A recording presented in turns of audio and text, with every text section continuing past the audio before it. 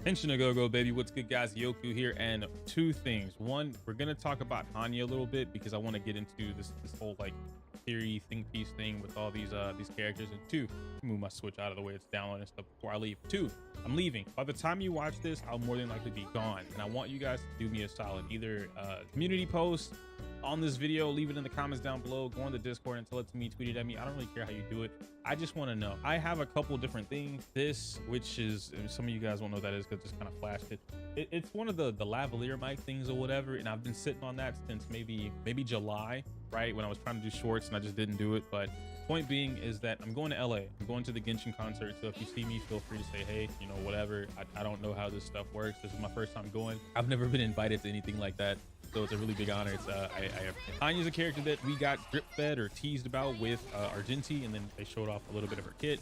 And Hanya is basically a 4-star Bronya. I don't mean that in a way that Bronya is like, oh yeah, Bronya, combat redeployment, and then Hanya, combat redeployment. Like, no, Hanya does not have a combat redeployment. However, what I mean by that, and I'll have the whole like my first experience with Hanya, you guys are gonna see that in just a minute or so, and you'll see everything that I have about Hanya, or like my thought process as I play her, because it was very unexpected to me. I did not expect to actually be able to play Hanya in this new event for Honkai Star Rail, let alone read her kit. They didn't do this, and any other character prior to this, we didn't get their kit. Don Hung was the last one that I remember. They literally would not let you open the menu. We couldn't even press D, we couldn't press escape, we could not open the menu, no skills, no nothing. It didn't show anything. I couldn't even look at the light cone. So to be able to see that with Hanya of all characters, I think that was really cool. One of the things that I do like about Hanya is the fact that she seems to be, and I say this later on in the video when you see it, she's basically a combination of Harmony and Nihility. I don't know why I didn't put that together like to do it, but I love that combination so much because she debuffs the enemy and then she buffs the team in her own way. It's really with her ultimate. It didn't seem like her ultimate took a lot to build up either. Like it wasn't like a 140 cost ultimate. So I think that's pretty good. Probably somewhere around 110. I don't specifically remember what the number was. I'm sure you guys will pay attention to see it throughout the video, but I don't remember what the number was specifically. I just know that it didn't take me a lot. Maybe like 3 skills or so. She's definitely another Yukong, I will say that. And hope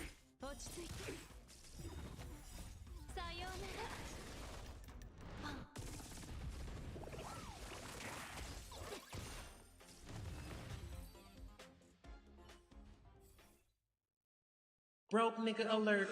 Broke nigga alert. Is it talking about me? Broke nigga I alert. think so, my nigga. Broke nigga.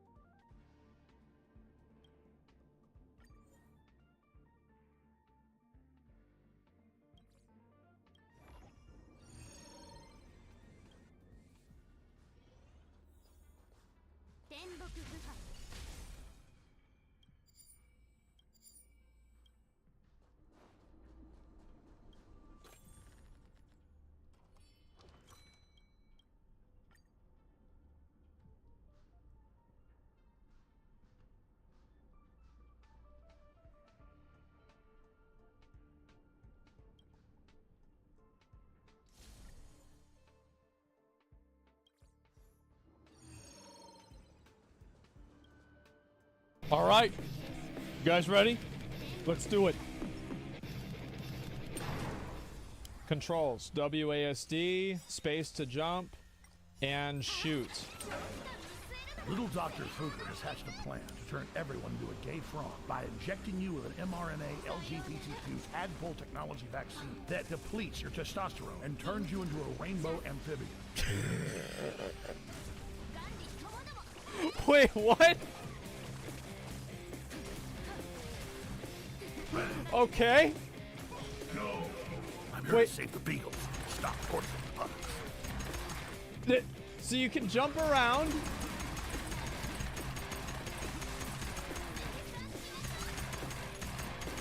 Okay.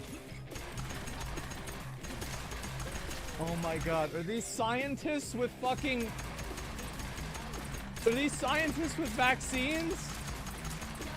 Oh my fucking god. What is this? Paul McCartney died 50 years ago.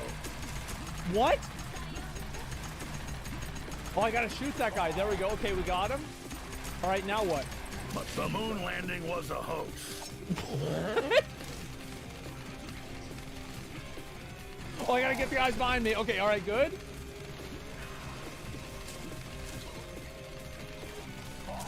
Oh, God. Bro, he almost got me. Wait, is that... The moon landing was a hoax. Is that what I think it was?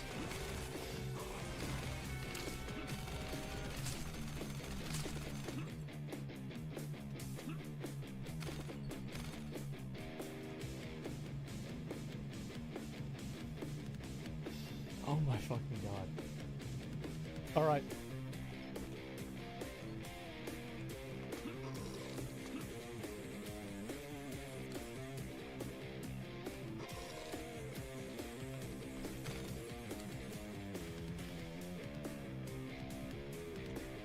I can't believe this. Well, I got a lot of points for that one. Wait. Oh shit. Oh, I lost my other big gun. I don't think it even matters. Okay, they're all dead. There we go. Good. Say hello to my little friend.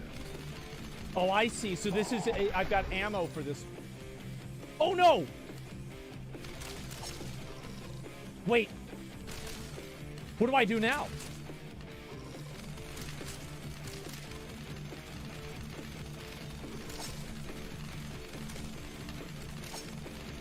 Oh, I have to break it down. Got it. Nice. Nice. Okay, we're good. Machine gun. Wait, what's this? Virgin billionaire? I'm going to lower the world's population. This guy. Oh my god. I'm going to lower the world's population. Oh my god. Stupid bitch. I'll eat your Wait, head. oh shit, I died. Oh, I get I'm it. going to lower the world's population. And he shoots money at you. Oh, I destroyed him. I beat him. I thought you did computers, libtard.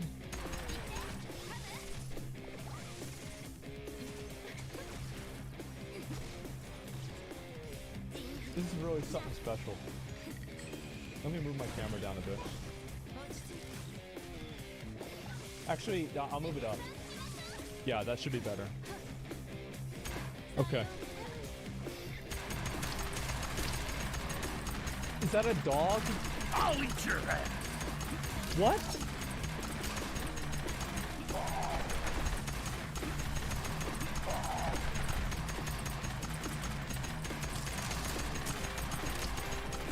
Oh my god. Oh, I got him. Machine gun. Nice. Okay, he's dead.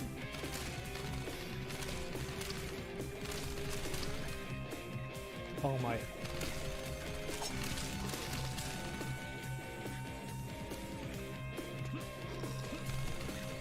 Wait, I don't know. How do I get him?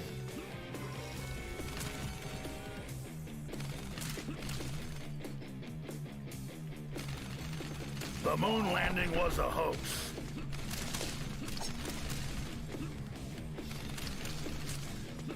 Dude, I'm actually beating it.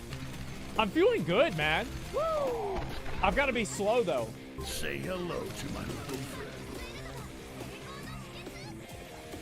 Oh, jeez. Okay. Okay, got him. Good. They're Oh, turning shit. the friggin' frogs gay.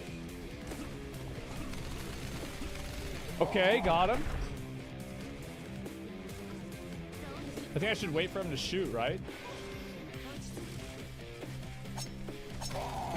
Wait. Wait, he can use a knife? What? Say hello to my little friend.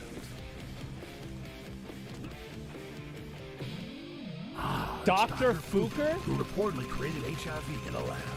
That made HIV in a lab. Put on your mask, peasant. Wait, oh shit! I get it. I get it.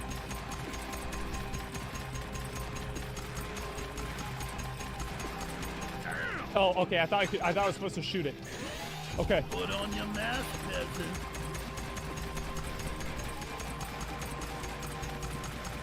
Was the game lagging?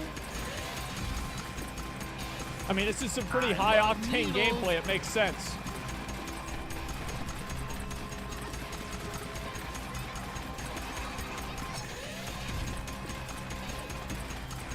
Uh-oh. Uh-oh, he's moving up.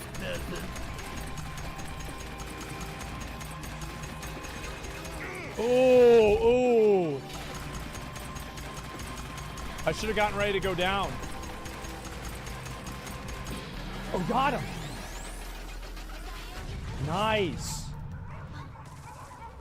Wait, there's It's Fauci, of course. Of course. Of fucking course. Complete. Naturally. Wait, I beat it.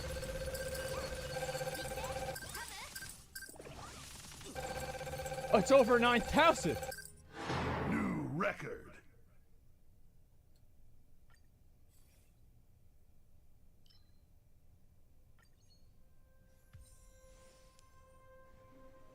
Crazy. The big tech crybaby Oh my tyrants have banned us all, locked us in our virtual cages. They're not human, and they're wiping us off the face of the earth with a smile on their satanic faces. But I can stop it. I am prepared to Oh my- single-handedly defeat Big Tech Lizard Nerd and free the patriotic Americans from the mass censorship.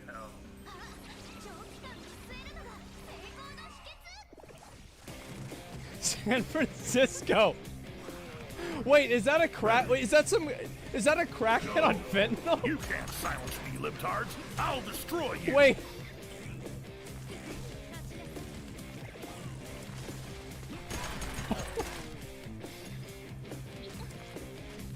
Oh my god. Okay. Oh. Didn't realize I couldn't shoot through that. Global warming is a hoax. What? Okay, I'll give it a minute.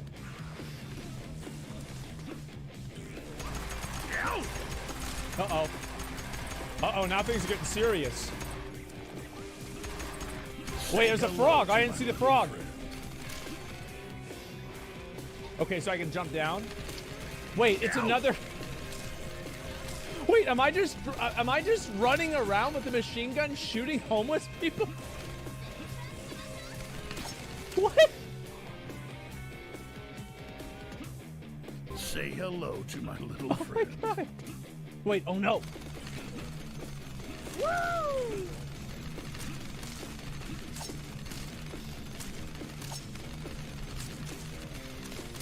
Okay. Oh man, that was rough. Oh, it's a generator. Oh shit. The moon landing was a hoax. If I step in this, do I die? No, it just slows me. Okay. Wait, oh my...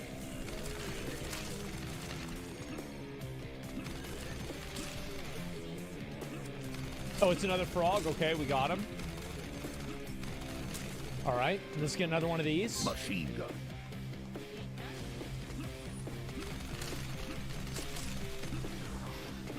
Man, hopefully the Game Awards will be able to add this in before it comes out, you know? Woo! You know, because they've got until December 7th. Okay. There we go. All right. Shoot them. There we go. Wow, these globalists are taking over, man. The Joe Sin... No. No.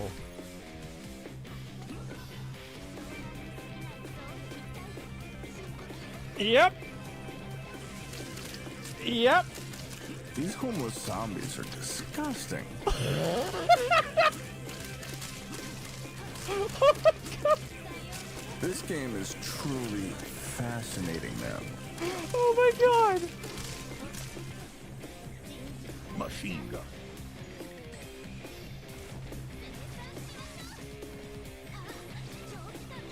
All right.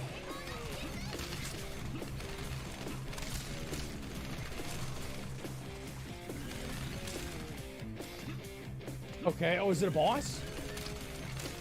Wait, that's a lot of frogs. I'll eat your ass. Uh-oh. Oh, God. Oh, no, more frogs.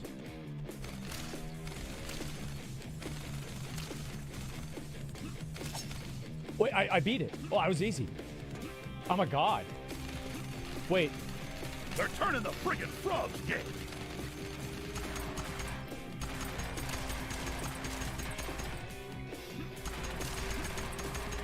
Machine gun. Okay. Oh, shit. Global warming is a hoax. Jesus, there's a lot of them. Bro, they'll really mob you down.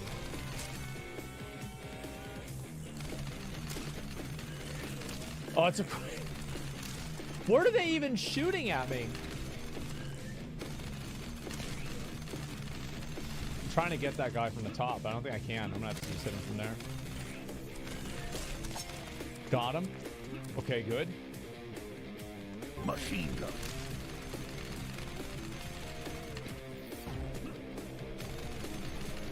There we go. There we go. No big deal. I think that they didn't expect me to be able to do this. Okay, I beat it. That was pretty easy. I mean, to be fair, that wasn't even a boss, right? They're turning the friggin' frogs gay. Okay. Okay. Good. I feel like I'm actually doing really well. Oh, fuck. This is a boss. Paul McCartney died 50 years ago.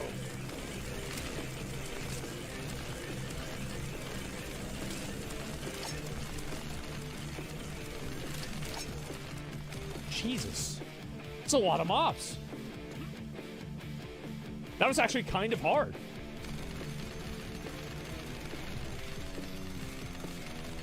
Am I really just blowing up a fucking... Oh, Kill 'em all. oh my god.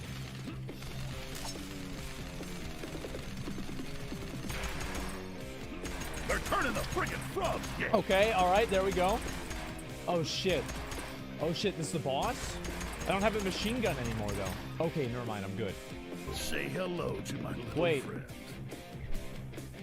Wait, are those the January 6th protest? It says MAGA 2024.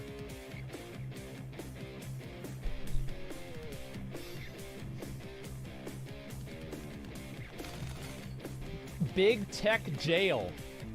Wait, so can I let him out? Let's free the Patriots and defeat Oh my the God. Tech. Okay. God. Oh my god. Try again. I didn't realize that's what was gonna happen. Your goggles. Okay. There we go. Alright, I got it. I figured it out. You will join the Matrix. Okay, let's move out of this. This is hard, okay, guys? No, no, no, no, no, no. Goggles. Shit! I didn't realize he's gonna come there with the hand, man. Okay, there we go. God. Run. Okay. I'm gonna run away. Oh, no, no, no, I'm good. I'm good. I'll kill him. I'm gonna kill him. I'm gonna beat him. Beat him. Nice!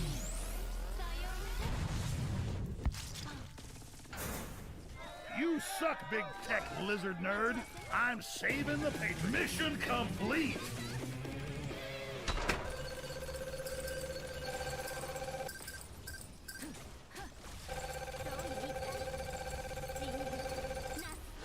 New record.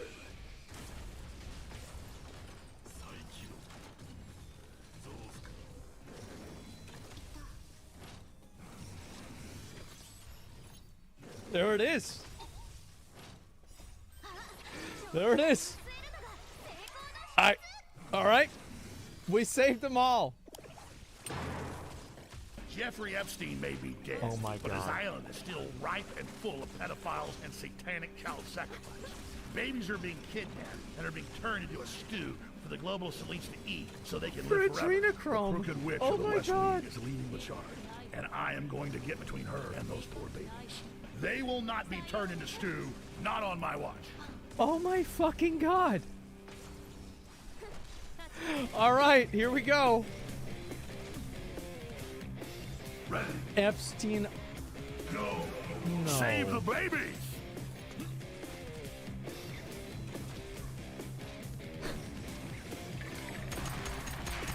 Oh, there. Wait, it's actually zombies. There's skeletons. Okay, that's dead. Oh shit. Oh, they throw Say shit at hello you. to my little friend. Now what? Global warming is a hoax. I'm glad they added that in there. In case, you didn't know that. Wait, what the fuck? They're turning the friggin' frogs gay. Jesus. Okay, all right, we're fine. We're fine. To be fair, they almost got my ass, though. Say hello to my little friend. Oh, it's the bats from COVID. Of course, how could I possibly... What the fuck? That was easy. Okay, we got him. Giant skeleton. Naturally. Oh, shit.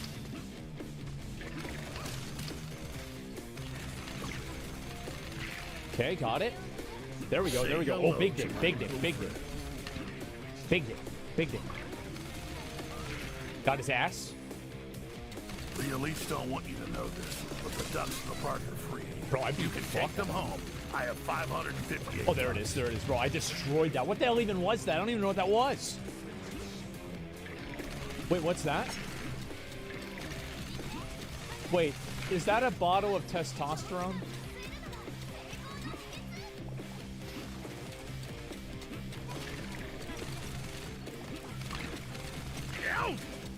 Ouch! I'm pretty sure it's super male vitality.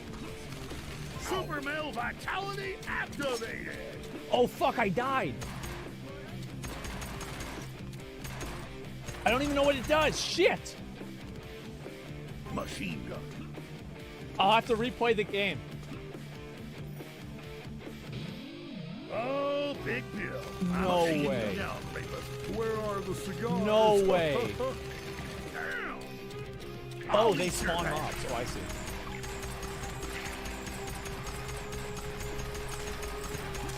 I did not have sexual relations with that saxophone. Yeah. Wait, oh, I got another one.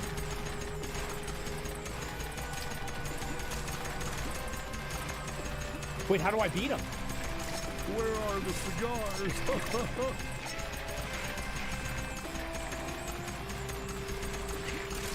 Dude, Get wrecked. dude, this one's actually hard. Where are the cigars? Oh, I got it.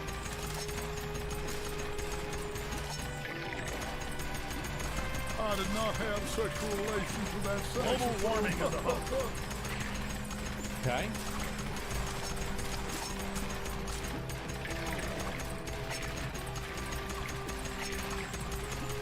Dude, I'm fucking... Dude, I'm getting farmed by Bill fucking Clinton. Are you kidding me?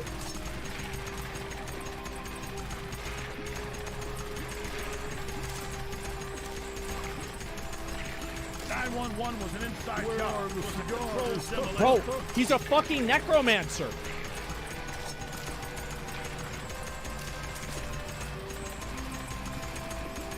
Jesus Christ. He's destroying me. Where are the cigars? Oh, I got it. Wait, I beat him. Epstein, wimp.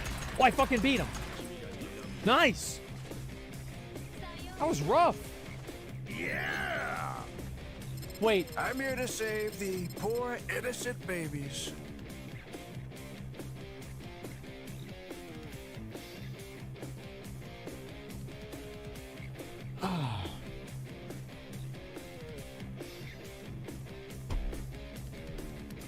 Let's go. Say hello to my little friend. Uh-oh, wait, Alex is it... Jones, you are a tremendous warrior.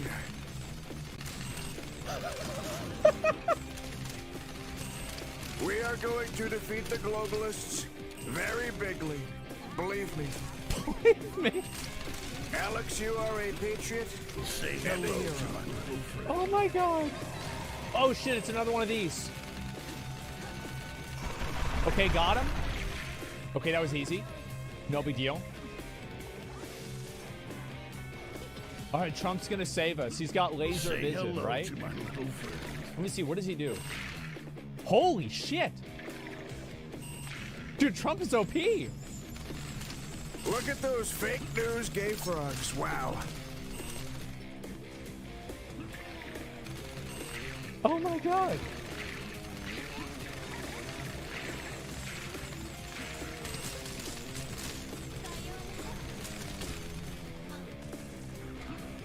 Say hello to my Okay, what's this?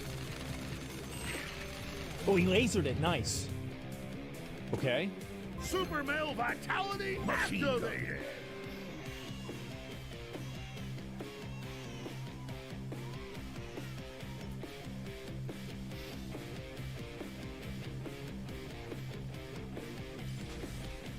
No way. No way. It's not about to be. It's not about. The crooked witch belongs in hell. All right, let's go.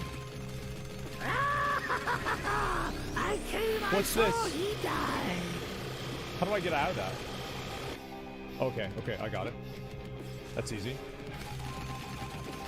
I came, I saw, he died. McCartney died 50 years ago. Okay. Okay, running out. Easy. I came, I saw, he died. Jesus Christ. Okay. I came, I saw, he died. There we go.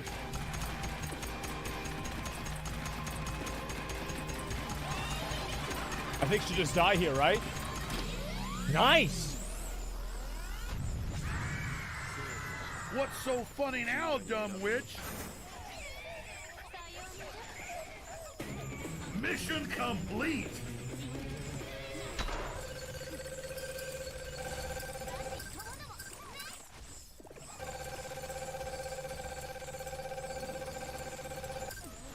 New record.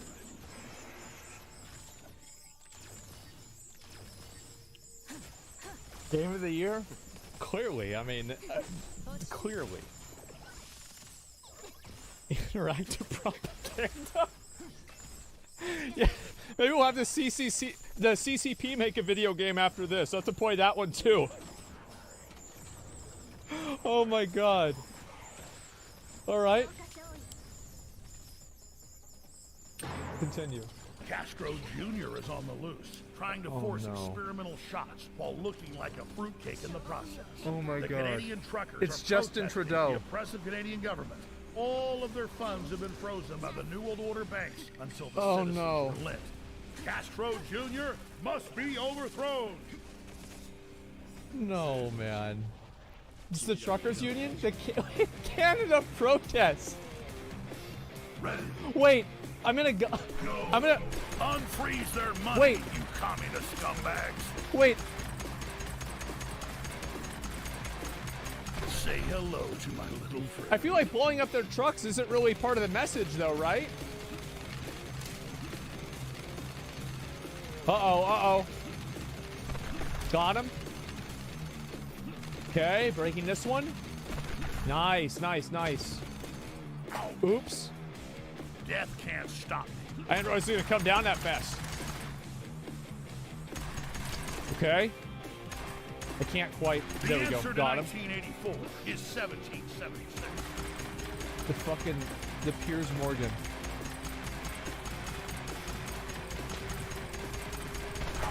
Oops. Wait. These gay fucks are really grossing me out. What is going on? No way.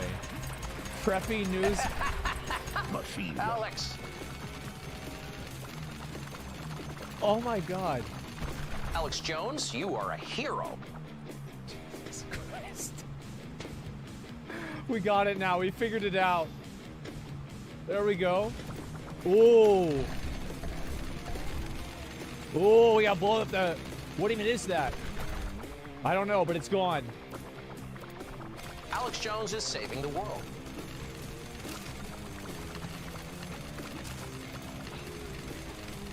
Oh my god.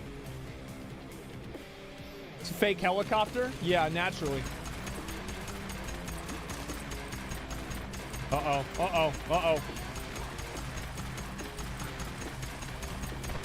Got him, nice.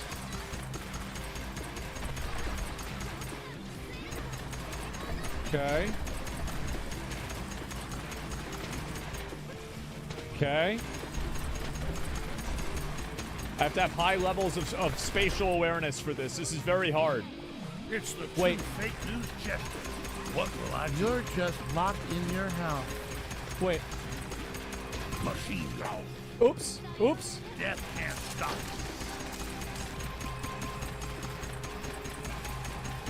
No Oh, I got one him. is talking about your rights. The fake news network. Oh, I see it now. It's FNN. Oh, nice. Okay. Now what? Oh, now I'm on the road. Oh shit. Okay. It's Flamethrower. what? Yeah.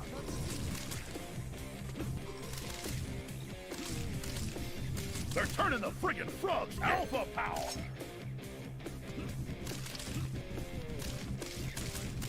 What? The rats? Oh. Got him. Okay, good. I almost got there. But I didn't. Okay, good. Oh no!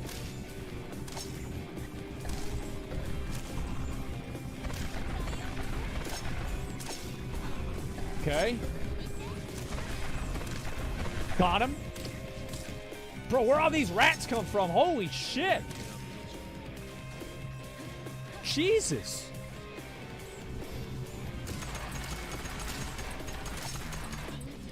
There's so many fucking rats. Do I have to destroy this? Yeah. Okay. That says, it says fake news.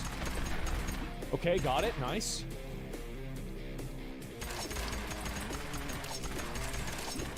Okay. Flamethrower. They're turning the friggin' frogs gay. All right, there we go. Good. They're all dead. Global warming is a hoax. There we go. Okay. Kill these guys. Oh, shit. Okay, destroying that one. Come on. Nope. Gotta get both of them. AoE farming. There we go. Oh, around it. Nice. But I feel like I'm actually doing really well. Alpha. I don't know. Why are there rats? Easy? Yeah, for sure. Shit. Okay, we'll destroy this one first.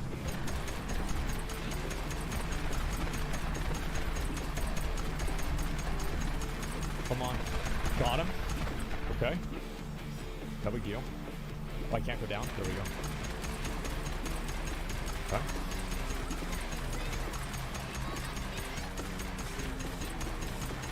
Okay. Oh, I can just run through this. Okay, it's fine. Ooh, ooh, I got hit. Can't stop. Okay, got him. I need an air dash. Wait, flamethrower, okay. Flamethrower. All right, we got it. Good. Now what? This is gonna look like it's gonna be a boss. You're going down, Castro Jr. Oh my fucking We're god. freezing your money for your safety. I'm just using a flamethrower? Alright, this is no big deal. I should be able to kill him pretty fast with this then, right? Well, I can blow up the rockets. Okay, that makes it easier. Okay. No one is taking your rights. Okay. Oh shit, this is gonna be intense. I gotta be careful. Oops. I forgot they fell down. Okay. We're freezing your money for your safety. Seizure? No, I don't think so. Yeah, I feel like it should be fine. Yeah, it's not that flashy. Wait, what's this?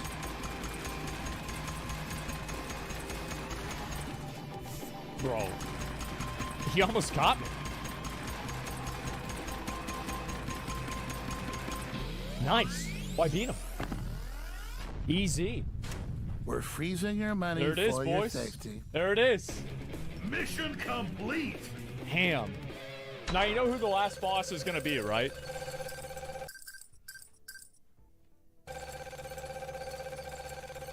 It's gonna be George Soros.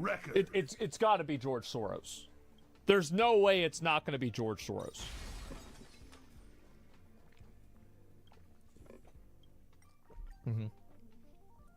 Okay, here we go. This is it, folks. The New World Order headquarters, where every slimy, dirty, traitorous, no-good, lying scumbag Hitlers do their planning. Oh my God. Davos, Switzerland. They're scheduled to drop a gay frog nuke that will Swab, turn the yeah. entire world Frog into swab. soft, mushy, pink amphibians, and their rule will be eternal. They want us to eat the bugs. They want us to live in a pod. They want us to be gay. And I say no! Never will I bow to Satan. This is a war on our souls, a war on God. There it is. All right. Ready. Go. Hello, globalists. Oh shit. Oh wait. Wow. There's a lot of shit here. Okay. All right.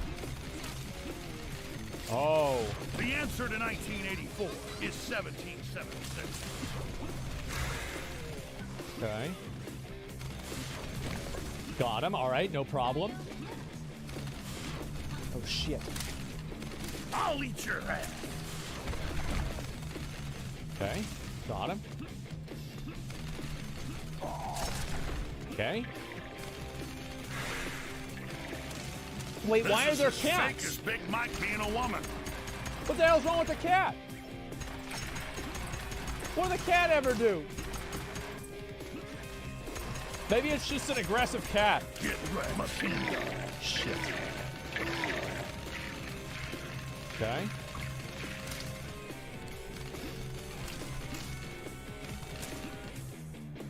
Alrighty.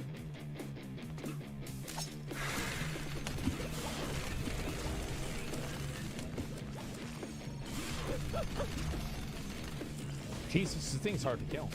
There we go. Okay, we got it. Nice. Okay.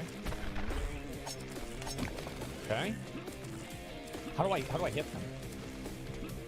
To shoot up. Okay. Okay, got it. Hello to my little friend. Shit! I didn't see that one.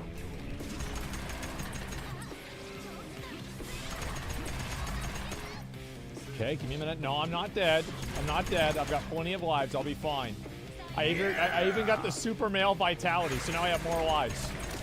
Wait, what the fuck? Global warming is a hoax. Stupid bitch. I'll eat your ass. Okay. Got him. Nice. I'm gonna be honest, that was kind of hard. This is as fake as Big Mike being a woman. Alpha power. There we go. Okay. Avoid that. No problem. 911 was an inside job. It was a controlled Okay. demolition. Good. Machine gun. No big deal. Superman. Oh, wow. Bro, I'm stacked. I knew it. I fucking knew it. See? What'd I tell you guys? I was right. Yep. I knew. You will build an open society. Damn, that was easy. Bro, I thought he was gonna be way harder. Let's go. Yeah! Okay.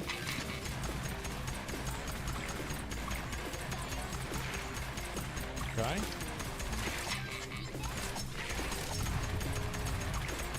Okay. Got him. Jesus, this shit's... There's a lot of stuff here. Okay. Got him. Ow! Got him. Nice. Yeah!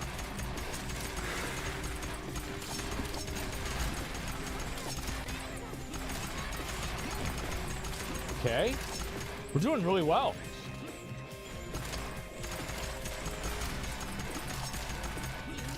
Okay, we're getting to the lava area.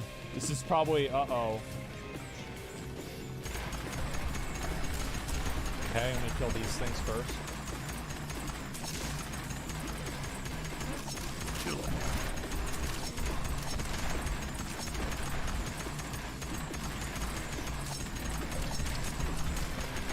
Okay, got him. Jesus, there's a lot of stuff on the fucking screen. Holy shit. These fucking bats. Okay, there we go. Trying to give me COVID, obviously. I can't hit him. Okay, we're good.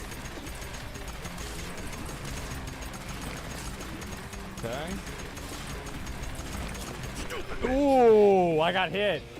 I thought I could jump over it. I fucked up. The elites don't want you to know this, but the ducks in the park are free. You can take them home. I have 558 ducks. What? The ducks in the park are free? They don't want you to... I guess not.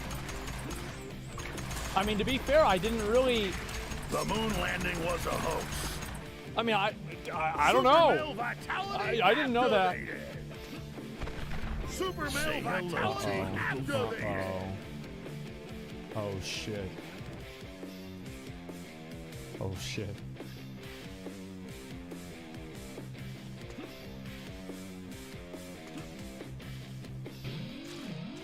Giant puppet octopus? Wait, what?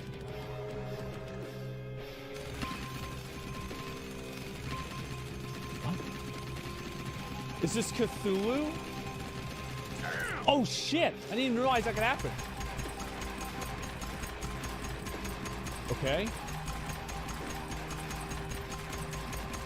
It's the Illuminati, yes, apparently. Wait, of course, yeah, it's the Illuminati. Naturally. Okay, I get it now.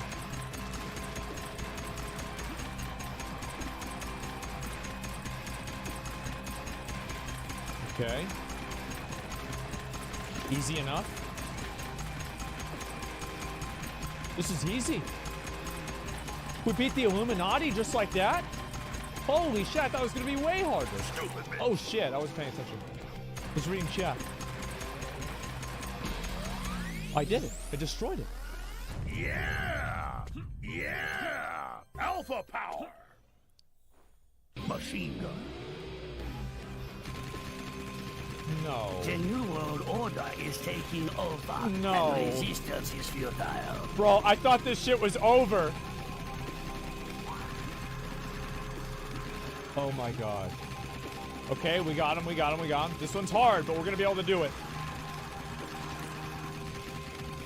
You will live It's in okay, the it's eye. okay. We got it.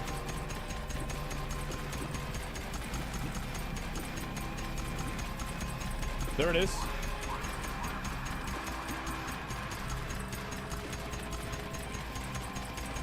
You will be happy. There we go, there we go. Big damage. Nice. Oops.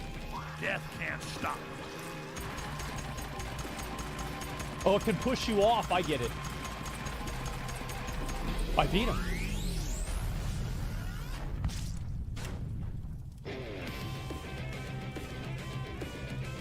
The Now New what? World Order is no more. What? What? Mission complete.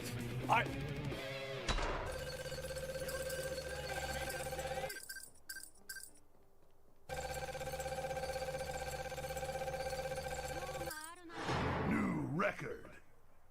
I saved us all. I did. I did that for you. The funny thing is that it actually kind of is a bit better than I had expected. I expected it to be way worse, to be honest with you. I did.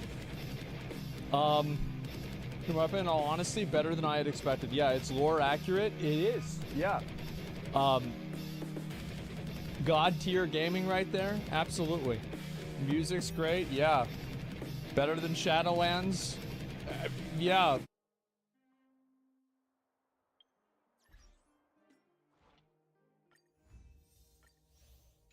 If you're new to the Compensator series, the rules are simple.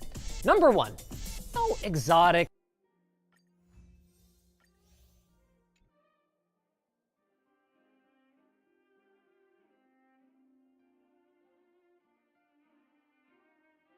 What's in this package is a microwaved iPhone 14 Pro. I got an email saying that basically he was drunk and instead of microwaving his food, he microwaved his iPhone 14 Pro. This was apparently in the microwave for around 30 seconds to a minute. Oh, you smell that? That's toxic. And I'm scared to see what it looks like. But let's get to it.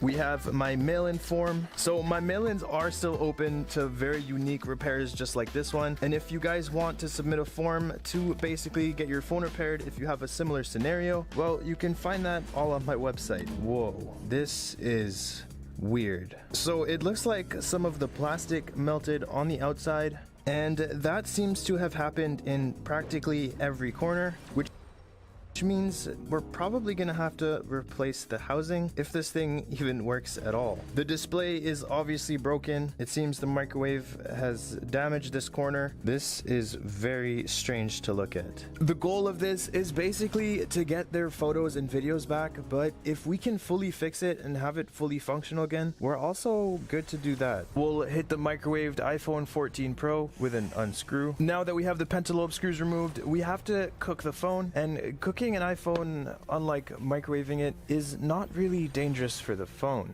Now we'll just use a good old suction cup, stick it to the display, and because there's a crack, it doesn't really want to stick. That or the microwave kind of fused both the screen and the frame together. This is the weirdest thing ever. I've never worked on a microwave phone before, so again, I have no idea what to expect here, but opening this up is actually very difficult. So when I open this up, I'm fully expecting all the plastic components to be melted, but it really depends on how long this phone was in the microwave for and how good of a microwave they used. If it was my microwave, probably be fine from the get-go. Now we can go ahead and open it up. Huh. I was shocked. For a microwaved phone, this doesn't look too bad at all. But what I saw next told a completely different story. Oh, shit. I see some stuff beside the Taptic engine. So on first glance, it didn't look like anything was that messed up, but then I looked a little bit closer and holy crap. The charging port is burnt, the Taptic engine is burnt, probably the speakers are pretty burnt too. Anything with plastic seems to have a little bit of burnt residue, but it's not really visible unless you look really closely. So the best we can hope for is that all the serialized parts that Apple annoyingly serializes are still working, and pretty much everything else we can replace. And most importantly, we need the motherboard to work. There is some plastic on those motherboard connectors, so if they've fried off, it's not a good look. We'll go ahead and unscrew this metal shield. Now we can remove the metal plate, and that is the board. So far, it still doesn't look too bad. We'll go ahead and disconnect the battery, disconnect the display, and disconnect the front proximity sensor.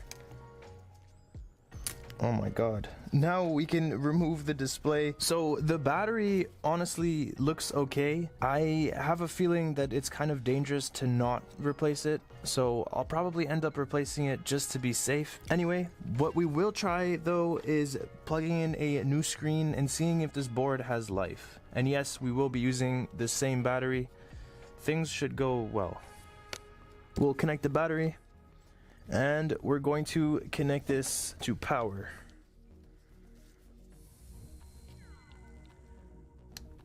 Plug it in. Let's see if this microwave phone has any... Oh, and we have the charging symbol. We still have to wait till this thing boots and check pretty much everything. Hopefully the important components still work, but I'm willing to replace literally everything in this phone. While we wait for this to boot, let's talk about Ugreen. Ugreen has blessed us with a lot of charging adapters, but this one is absolutely OP. This is Ugreen's and the phone is booted on. Thank God. So the board clearly works. We don't know to what extent, but at least we have that. We do have his password, so we can pretty much test every single function and component of the phone. And oh, of course, thanks Apple. Let's see what works on this and what doesn't. Apparently there's very sensitive data on this, and he needs all the photos and files for school, so it's imperative that all of that gets back to him in one piece. But I'm really hoping that we can just restore the phone completely. We'll start off with the camera and check that out. The back camera seems to be working normally. We'll check out the front camera. And that also seems to be working. Hello. Oh, something happened. So we let the phone charge for a little bit and it keeps boot looping, which is not a good sign so far. We really want to fix this and restore it and send it back fully functional. But if it's boot looping, that might not be possible. There is, however, one thing we can do to check and see what is causing the boot loop. And this is something that pretty much anyone can do or have access to. It's a program called iDevice Analyzer. We'll pull out our laptop. So the panic log analyzer said it was probably the NAND, crystal, or interposer. Not really sure what the last two are, but I don't think it's the NAND. I'm gonna just take a wild guess and say it's the charging port. There's a cool little way to find out exactly what's causing the boot loops, and it's really simple. You just kind of disconnect one flex cable at a time until the boot loop stops. So we'll go ahead and disconnect the charging port flex this time, and any associated flex cables. There we go. This really does smell burnt. All right, so I've tried just about everything you can try without removing the board, and this thing keeps rebooting. So what we're gonna do is take out the board and build up the phone a little bit until we can see what exactly is causing that boot loop. So we'll remove my makeshift parts. Now we'll go ahead and disconnect everything we can see and unscrew all the components in this iPhone 14 Pro. And that is our iPhone 14 Pro motherboard. The Canadian version doesn't have this antenna here, and it honestly makes for repairing this device a lot harder. Now that we have the board removed and the loudspeaker removed, take a look at that. That looks pretty messed up, and it might be responsible for the boot looping. Who knows? We're gonna install another housing. This one's actually Apple original. It was taken from another phone. It comes with most of the small parts that got burnt by the microwave. We'll install the board and literally everything else. Hopefully this stops the boot loop. I did do a quick test before reassembling the phone, and holy crap, I finally got this on for more than 3 minutes, meaning the boot loop is no longer. Thank God. All we have to do now is test out every other function of the phone. Testing everything was a breeze. The cameras were all working, Wi-Fi was working, flash, and pretty much everything else up until I wanted to test out the speakers. So I was going on YouTube to test the speakers, both the loudspeaker and the front speaker, and what? They're not even subscribed. I was gonna do the entire repair for free, and that was gonna be on the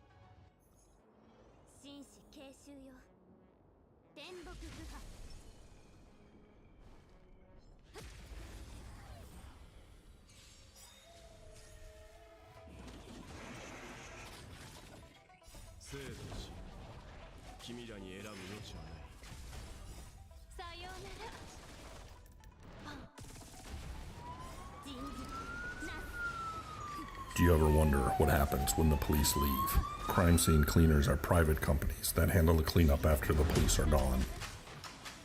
Spaulding Decon is one of the nation's largest cleanup companies, handling the aftermath of homicides, suicides, decompositions, hoarding, and much more.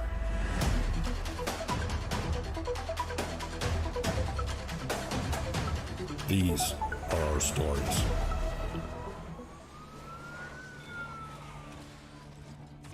Hey guys, we're in Riverview, Florida. Today doing a decomp. The body was sitting for about 2 weeks, and the bio itself was sitting for an additional 2 weeks. Woohoo, money! There's like blood and like the nastiness, and soaks into the wood. That skin? There's still skin and blood. You think this was on the body? Yeah, because there's skin And hair on it. You see that?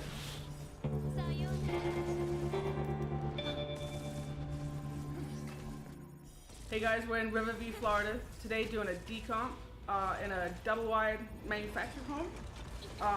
Actually one of the nicest manufactured homes that I've been in, actually.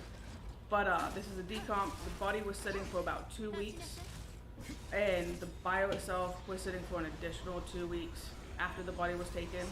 So the bio is pretty hard today. There was maggots, not so much off live maggots right now. Guy was middle-aged, like 50s, late 50s, early 60s, I believe. His parents found him. Not sure the cause of death, but we do know that he was just going through some struggles in life. Not much to know with this one. But today you've got me, Thad, and Griffin. Today is Griffin's first bio, so we'll see how she does. But yeah, let's get started. You just start up here and then just kind of whoop.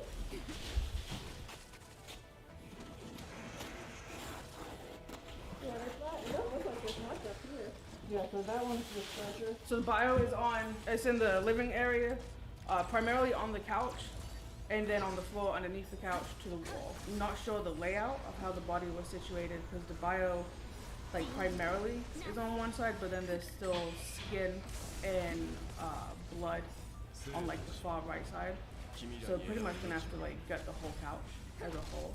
And then the floor went down like below the couch, under it, all the way to the baseboard. So we'll probably have to pump the baseboard as well.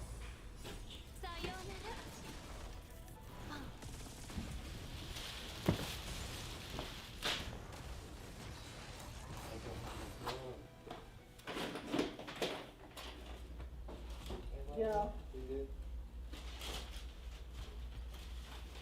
I think the purpose is coming out there. This cut into the cushion. Okay.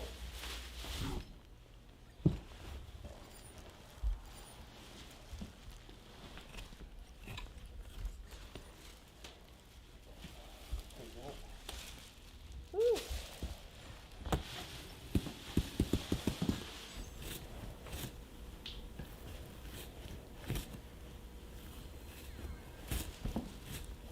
Oh, it's all collecting down here. Yeah, all the black scraps. Ooh, yeah, nice one.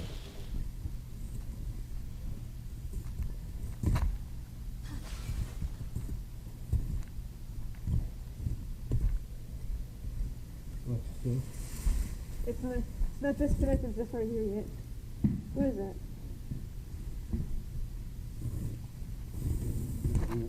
Watch your face.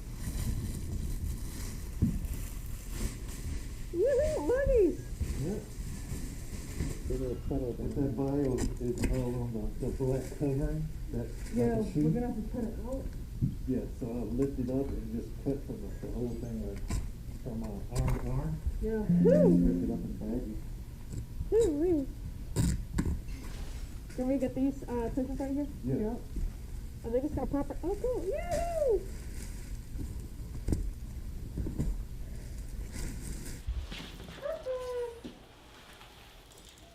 Watch from arm all the way to the other one.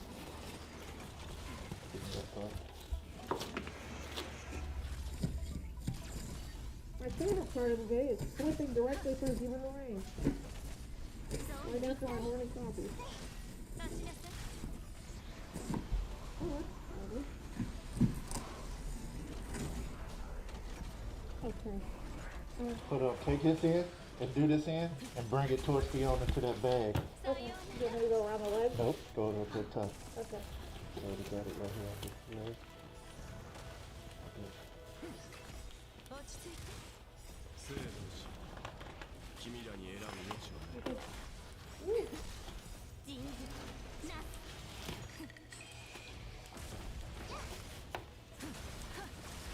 Yeah. Yeah.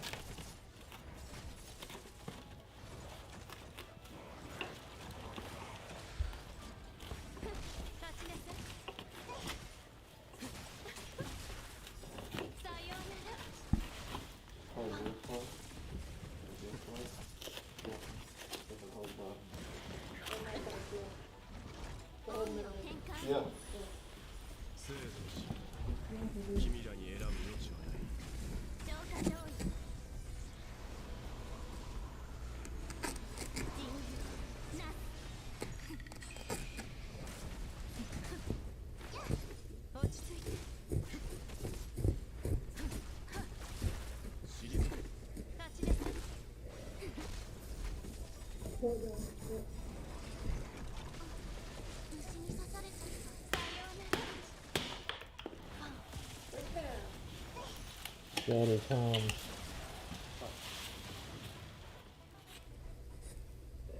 I know I'm supposed to get down here, but I just gotta get the piece of my leg. There's a little maggot party going on right here.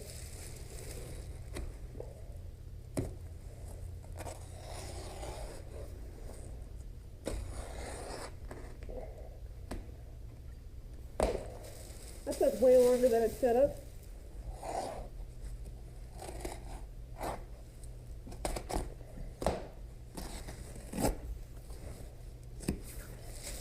Think this one will take you 2 days, like the sealant board? Are we gonna go through like 15 blades like last time?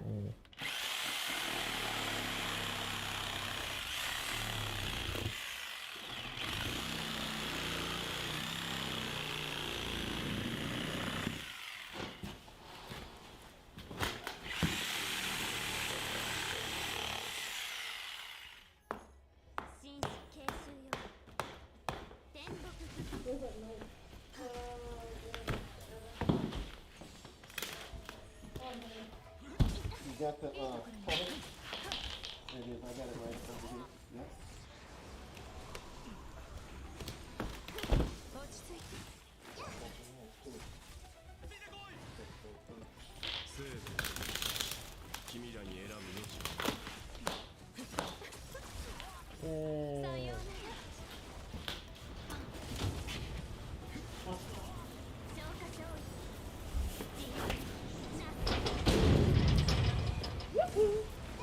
Hi, I'm Griffin. I've been working for Spalding for 1 month, and this is my first bio. It stinks. No, I'm kidding. No, but so far it's pretty interesting. A lot of smells, a lot of fluids, a lot of slipperies.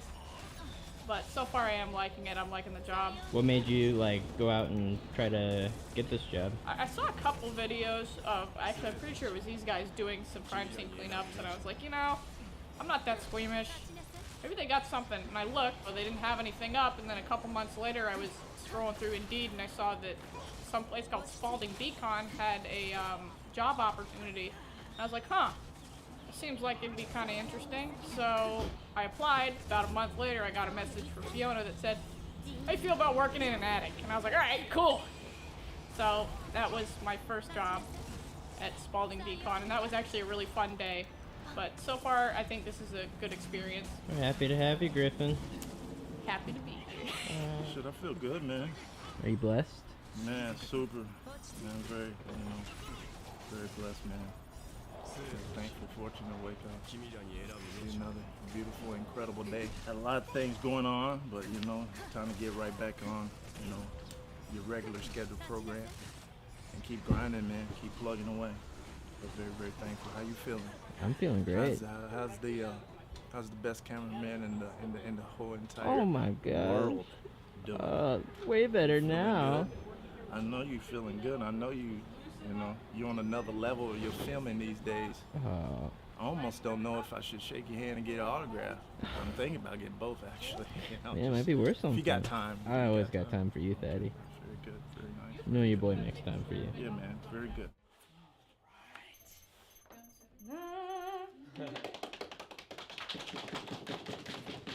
All right. Look at this, guys. Wow. That's cool.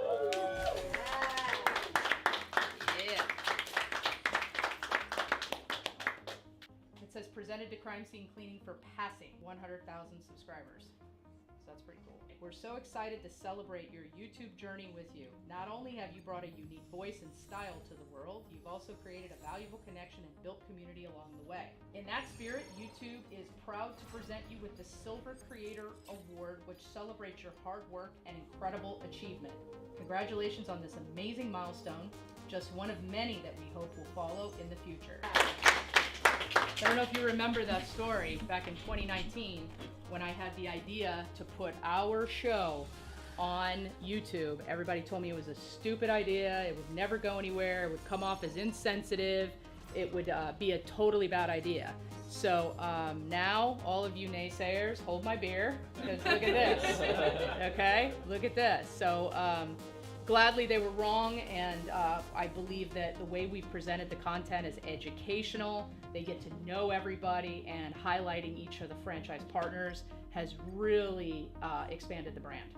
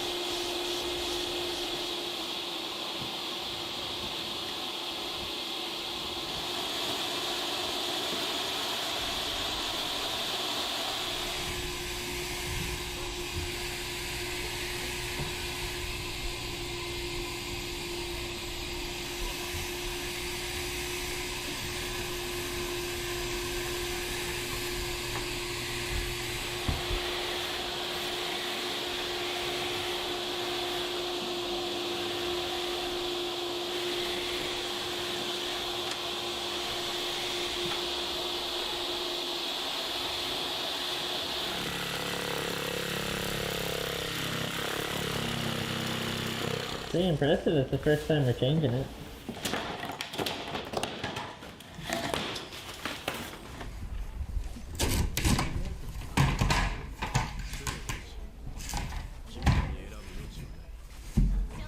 There's like blood and like the nastiness. And let's clean up top when we clean the top off, but what happens is it goes through the floor, there, under here. It can go even lower sometimes if it sits. It soaks into the wood. And that's why we need to get it out so we can fully decontaminate. Because if not, it'll still drop bugs and it'll still smell.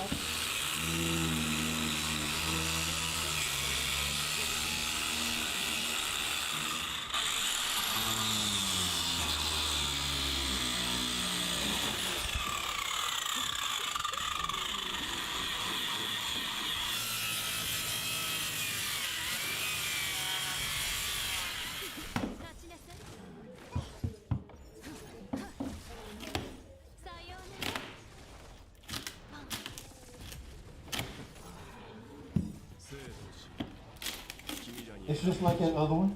They had the other one they had a phone like this. It just had springs. No, but the but spring might be up under the phone right there. is that wood going in that window? This is. This is. So this piece, does it go through?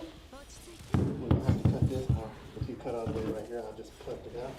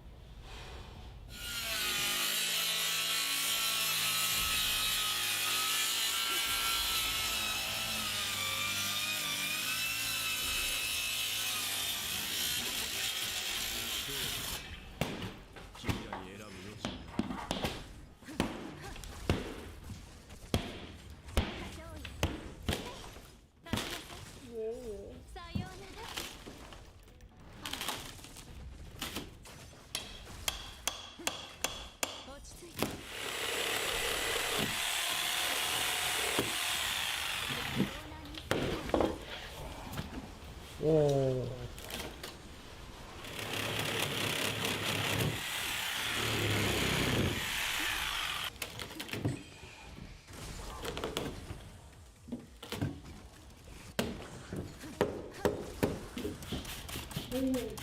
Oh yeah, we're good.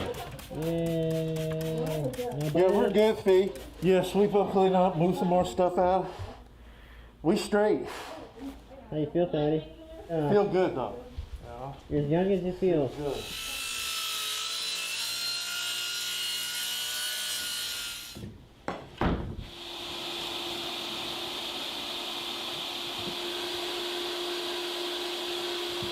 You can stop on it. I got this one.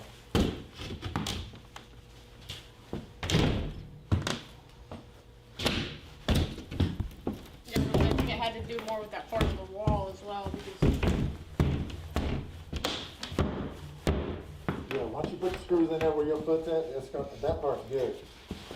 We had to just cut I this. still got room on my side. How much? Like an inch.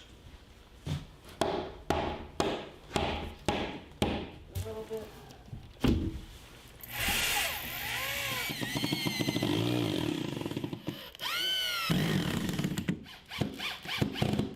Biopot's completely done. You grab a bag. So you think this was on the This body? Yeah, because there's skin and hair on it. You see that? Alright guys, so we're wrapping up day one. We got all the bio done. As you can see, took the flooring out, replaced the flooring as well for safety precautions. So all that's done. Tomorrow we do a little bit of content removal and we put the ozone for 48 hours to get rid of the remaining odor that lingers sometime afterwards. So it is like 100 degrees outside. It's super hot, but we got the job done. Alright, see you next time. See you next time. Thanks for watching, guys. Don't forget to like, share, subscribe, and ring that bell to be notified of the next episode. For more information, visit any of our locations.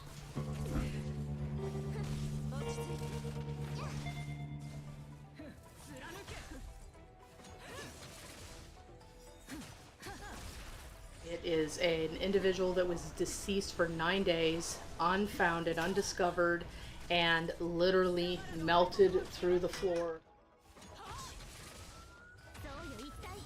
Do you ever wonder what happens when the police leave? Crime scene cleaners are private companies that handle the cleanup after the police are gone. Spalding Decon is one of the nation's largest cleanup companies handling the aftermath of homicides, suicides, decompositions, hoarding, and much more.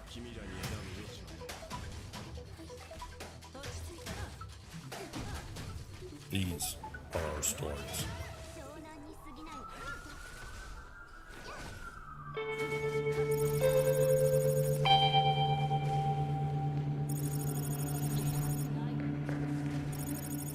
Hey guys, welcome to our newest decomp. We've got a large job upstairs here, and it is an individual that was deceased for 9 days, unfounded, undiscovered, and literally melted through the floor, coming through the gas pipe right here, leaking onto the garage floor below.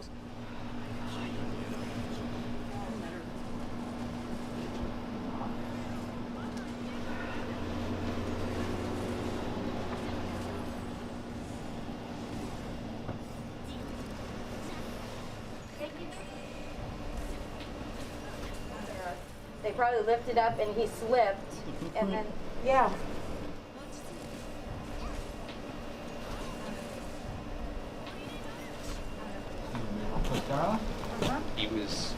He kept a medical journal with him, and about 10 days ago, his last comment was that he wasn't feeling well. From that point forward, by the looks of it, he collapsed, and when he collapsed, he ended up hitting his head on a metal piece over here. Homeowner also recognized that blood had followed the course of the gas line and has leaked downstairs into the garage area. Alright. Oh, no, I didn't. So the plan with the bio here is for starters, we're going to take the rug out. From there, we're going to start taking the carpet out. Next will be the walls. We have to take up, go up to 24 inches from the base. Make sure that all the walls are clean up to that point. From there, we're going to check the second layer underneath the carpet. There you go. Yeah, you did. Big old piece of flesh.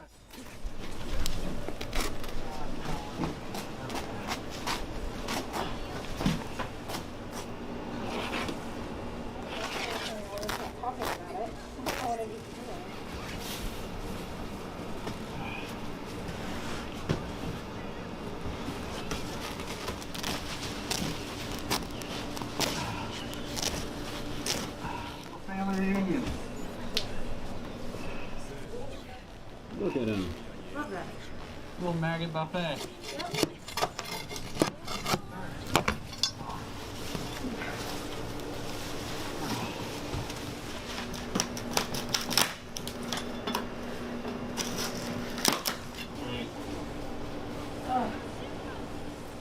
I need another bag real quick.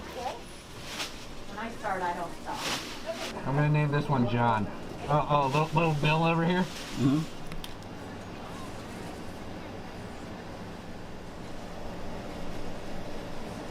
So, as you can see all through here, right about where the paint stops being blue, we have bio that comes all the way down this beam right here. And it all came from the gas line right here, which leads all the way upstairs. Oh yeah, that was me. I'll admit what's wrong. Okay, will you read your...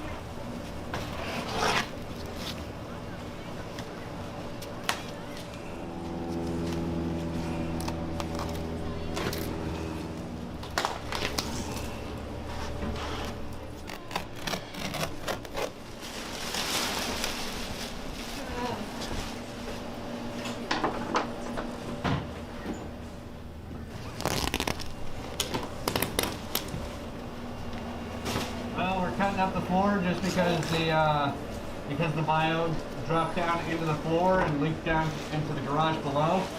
We have to get all this flooring up just to clear out any bio that's actually here.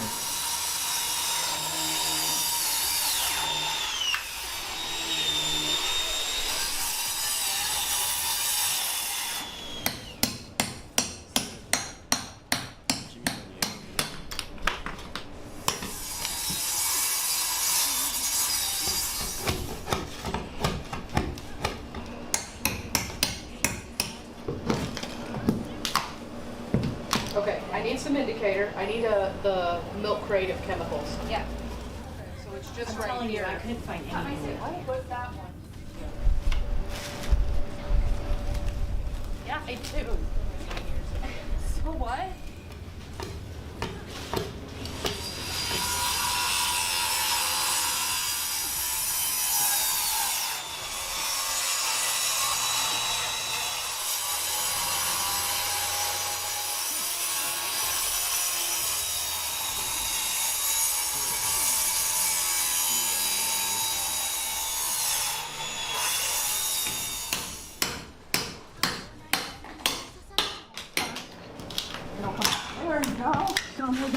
We're at the decomposition here in the Tampa Bay area, and we're taking up the floor. This is great news because we thought that there was one piece of subfloor that was going to go all the way down to the first floor, but there's actually two. So because this is 3/4 inch thick, we might be saved and not have to take that level down too. So this is good news for us. So Kyle's doing a great job by pulling it. We've already turned off the gas line, so there's no worries there. Okay, so I'm gonna spray and see if anything went through that layer of subfloor. I'm almost positive that it did not, because when I lifted up the subfloor, I looked at the bottom, as you can see here, and there's nothing.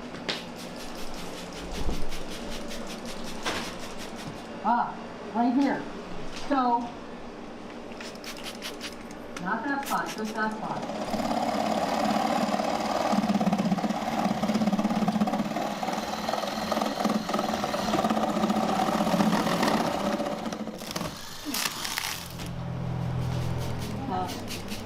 I knew he went through. The black stuff.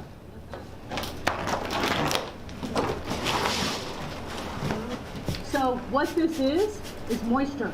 That's all it is.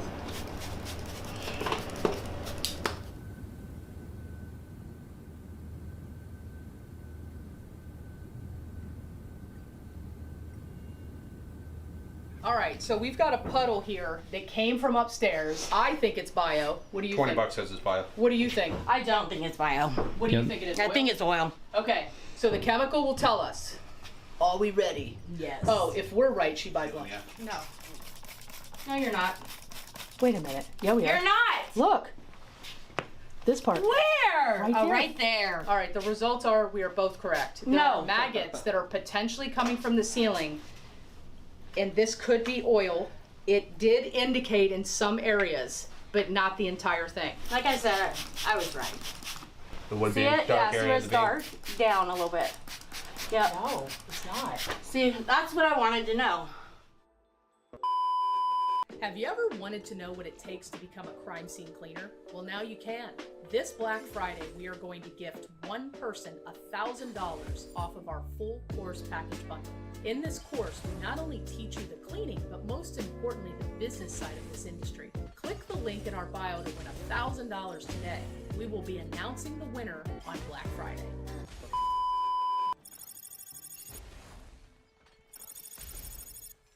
Right now, after we've cleaned all the bio, we decided to wipe down all the walls to make sure there's no, larvae from flies or maggots or anything like that. And we are gonna tape up the area to let it dry from the chemicals that we just put it on, which would be cleaned it with Simple Green, and we also cleaned it with Shockwave.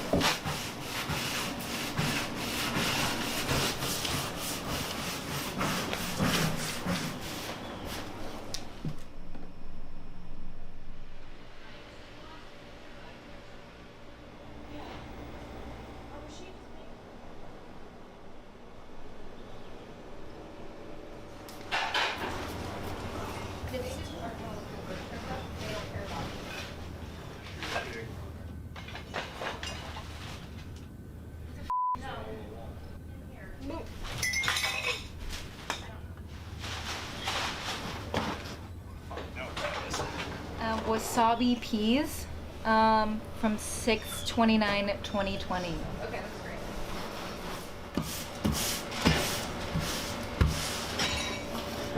Beats me.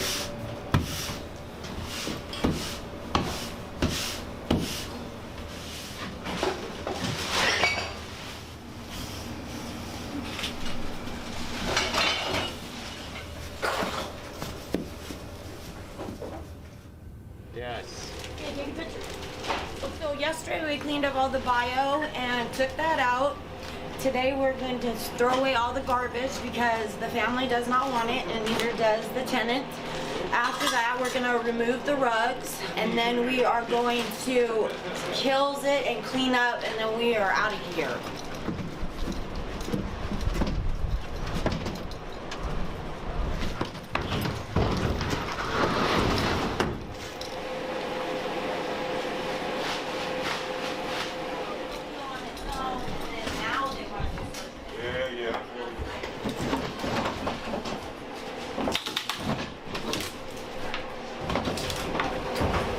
change it to there, guy.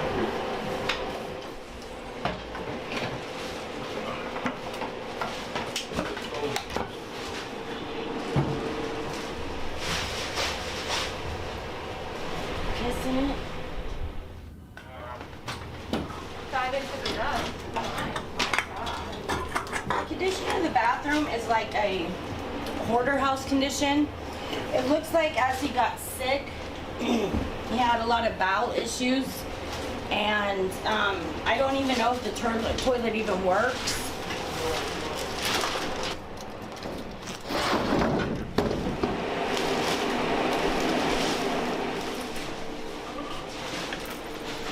Nope, that's not it.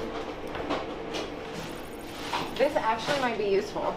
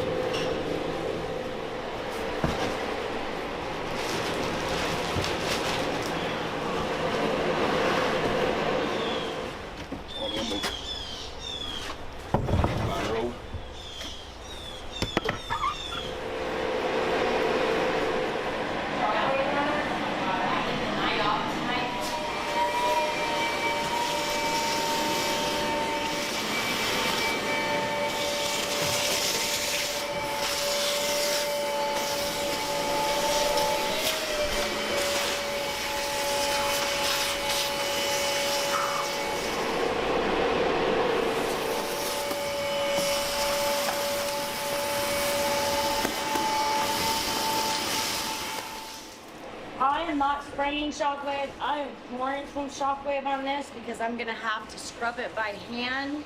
Usually we use a scraper, but it doesn't seem like it's coming up, so I'm gonna go ahead and take this wire brush over here, and I'm gonna scrub it by hand and see if I can get it up that way. So we're going to be cutting into the ceiling here, just because we did have some bio indicate when we were working earlier. So we are going to cut into the ceiling.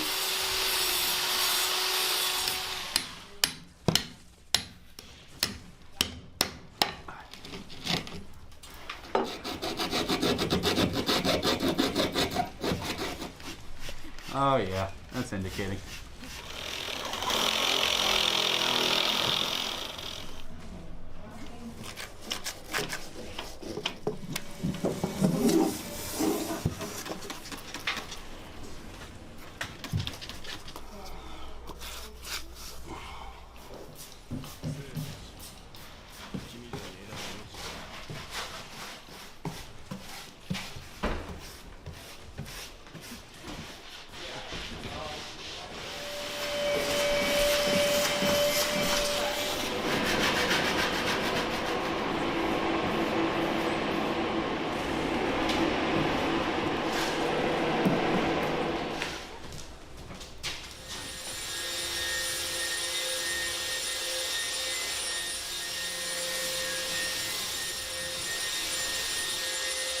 Hey guys, we are at the end of this really big decomposition job.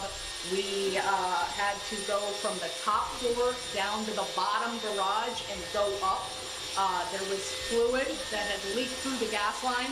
So we're finally finished now. You know, we're relieved, but also nobody should die like that. So that's really super sad, but there's absolutely no odor now. We've taken care of everything. So super pleased with the job. On to the next.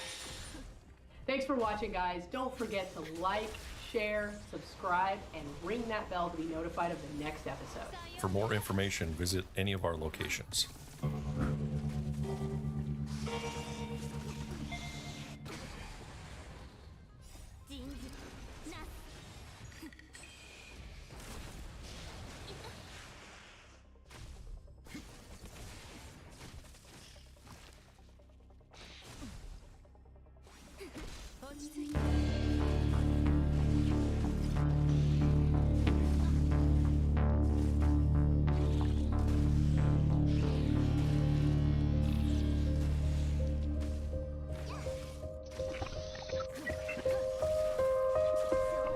Hey guys, Laura here. We are in St. Petersburg, Florida on a dump.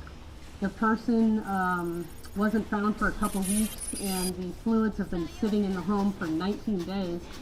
So it's a big job because it's ceramic tile and it's in a bathroom in a very confined space. So there's 3 of us here today and we're going to be doing a lot of demo, but I think we can finish it today.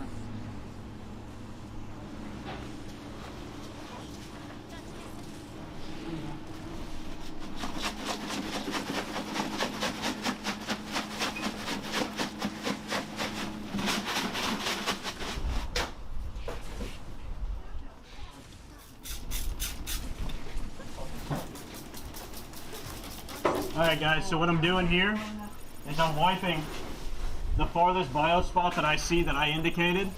As it's coming through, what I don't want is when I'm working my way up and we're moving around this general area, I don't want to spread it on my feet, I don't want to spread it on my body and spread it other places and making more work for us and other things like that. So what I'm going to do is I'm going to wipe and I'm going to clear up to the biggest spot that I can see. That way we have an area of movement here.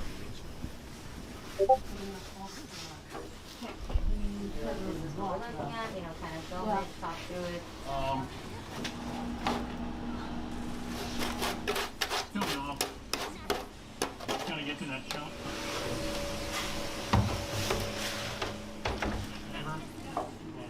You always have to clean your way from the outside in, so that's why we're starting here to try to get around to the bathroom.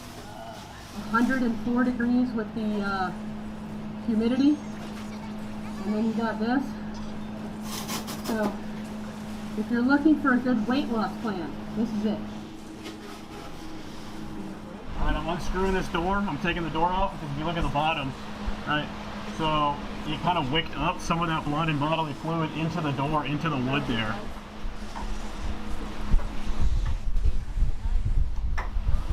So what we got here on the door is obviously you can see where some of his body was leaning against the door during the decomposition process. So some of the skin was stuck to the door. It looked like the wood and the paint and the enamel was peeling from the door, but it's actually a piece of the skin. As the body decomposes, the fat starts to separate, the bile starts separating, all that thing happens, right? So you can see here where there was a piece of fabric or cloth here where it's soaked up into the rug and it trapped it under there. So as I peel this rug up, you can see it's very wet. What that is fat, liquefied fat basically.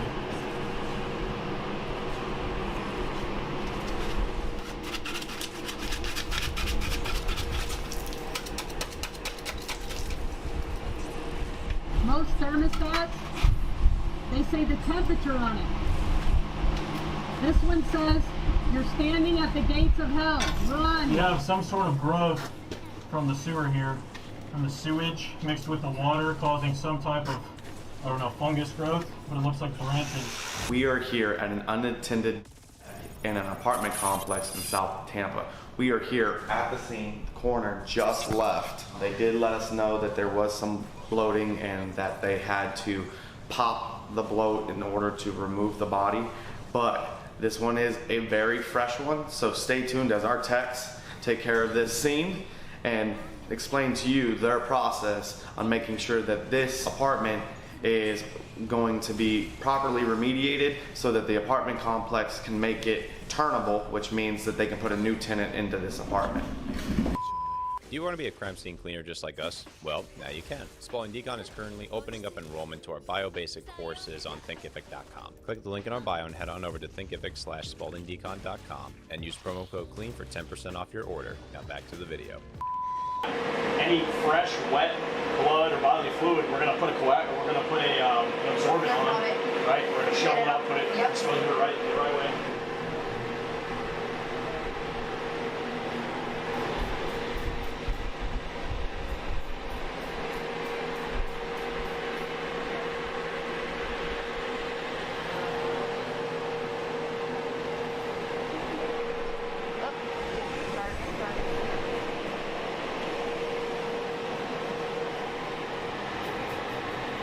Alright, so right now we're putting an absorbent down on the floor because we have some fresh, wet bodily fluid. So when we use the tile chipper and we start pulling this tile up, we don't want to spread it all over the house, right? So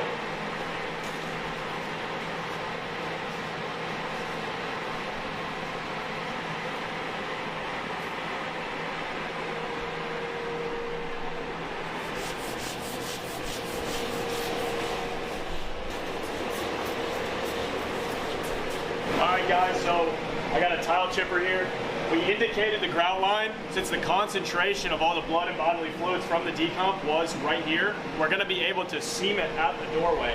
So if you saw the before shots, right, when the coroner's office took the body out, they dragged it along the hallway, right, so they spread a little bit of that fluid. However, that blood and bodily fluid that came from them popping the body and dragging it was not sitting in a big pile for very long. So that grout we can surface treat and it didn't get through. However, this grout in here, as you can see, it's been sitting and concentrating on there, so we already know we're going to have to pull the grout. So as we're going, we're going to indicate each tile as we go and pull the tile in all the affected area. Oh yeah. It's nice and fresh. 9 out of 10, dentist. Alright, so we have a sock that has a bunch of little baby Maggies on it. Don't forget to go to spaldingdecon.com and we have Maggie the Maggot plushies for sale, so you can get one of these little guys for yourself. Just saying. Everyone, Ed and Chris are here, Spalding Decon, Southwest Florida. We are back early May. It's already hot out here. We're down here in Naples today for an unattended death.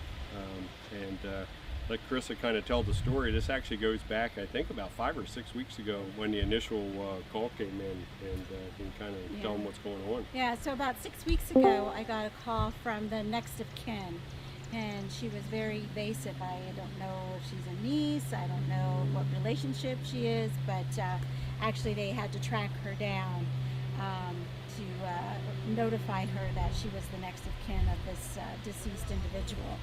So she's out of state, you know, works a full-time job, you know, had to hire a lawyer to help her in assisting finding out any information, but because she's only next of kin but not on any of the paperwork, nobody would tell her anything. So, you know, this lawyer that she hired has been trying to assist her in getting the information, and she's been very leery of, you know, us going into the house without knowing for certain if there was homeowners insurance or, you know, what type of assets that, you know, he had that were going to be able to assist her in the cleanup of the bio job here that we're performing. So there was a concern there. So I guess, you know, he started all the paperwork. She's making a little bit of progress, so she felt comfortable enough to finally let us in to do the bio, enough where the lawyer then can come in behind us and look through the paperwork. There's a tremendous amount of paperwork on all the surfaces in the house. It's not necessarily a hoarded house, maybe more cluttered, but a lot of paperwork. So a lot of things to look through, you know, and with the body and the bio, you know, being there for so long, the odor is a little overwhelming. I'm kind of concerned about, you know, how this individual might do in that house, because with the heat and stuff, it's going to be a difficult task for him. So we've kind of just tried to keep our eyes open for any papers that might be of help, you know, anything to keep him from maybe having to go back in there, because it's that's a tough one. Yeah, so when we arrived here, so this was a welfare check. The neighbors had stopped by, kind of gave us a little bit of information. So maybe a couple of weeks went by, they realized, he wasn't sitting out like he normally did. I guess he sat out front and, had his cigarettes and maybe a couple drinks and things like that. So it didn't see him for a while. The yard's getting out of control, and so they called for a welfare check. And so we came down. Looked like the door was pretty well locked up. So it looks like they had a hard time busting that open. But so they busted open the front door, and so we ended up. That's a shame in these types of situations, because the next kin's out of state. There's no one really here to watch the property and what's going on, and quite frankly, it was screwed shut. So anyway, we made entry only to find, as Carissa explained, kind of a cluttered house, but not out of control. And then to turn the corner in the hallway and see one of the most spread out, I would say, bio sites that we've run across here in Southwest Florida. So the crew's in there now, starting on the project, but it was just like any of these situations, a sad situation. And we made the observation too that we seem to have found that on the unattended deaths, a lot of times the person is somewhere in between their bed and the bathroom, and that's the same thing here. It was actually in the hallway, right at the entrance to the master bedroom, in the hallway, and looked like he was on his way to the bathroom or coming back from or whatever. Went down in the hallway, and obviously that's where everything ended. So we are here to drain and clean that bathtub that y'all have been seeing the pictures of. My technician with me here today, Moose, is cleaning our masks so that we can suit up properly for this job. There you go. Oh, that's the one. Oh, I can't find it. There's something wrong for it. It's not over here. Gotta be in there somewhere. Found it. Okay, now just keep your hand right there. A minute. By the way, those of you that are concerned about what we're doing, draining the tub is safe because of the chemicals that we use. So there you go. You don't have to worry about us getting that tub clean. We got the call Sunday about this, and the person who died had been in the tub for 5 days when she was found this weekend, and we're just now cleaning this on Wednesday, so yes. This bathtub has been like this for about a week.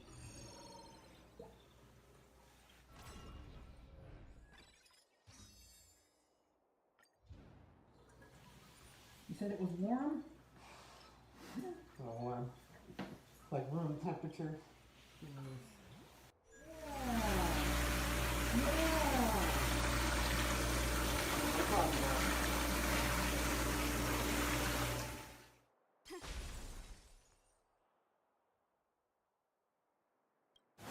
When the police were here, they asked management if the guy, what his race was.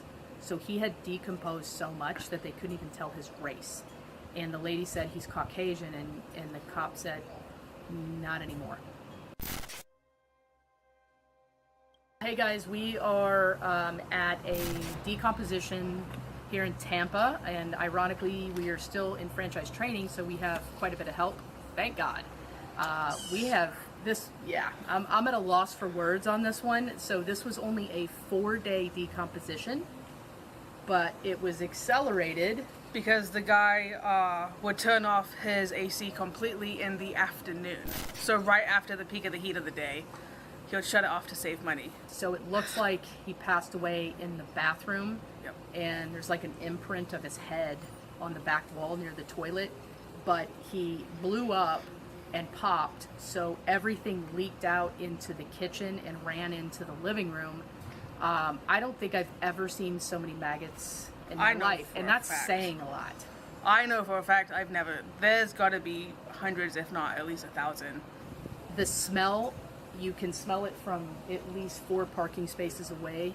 This is behind us here, and we're in kind of a single-story apartment community, so he does share a wall with neighbors, and the smell is so bad you would think it would make us skinny, but it doesn't. No. I really am hungry right now. I want a sandwich. I am legit hungry. I'm legit and hungry parched. too. We've got a ton of demo to do, right?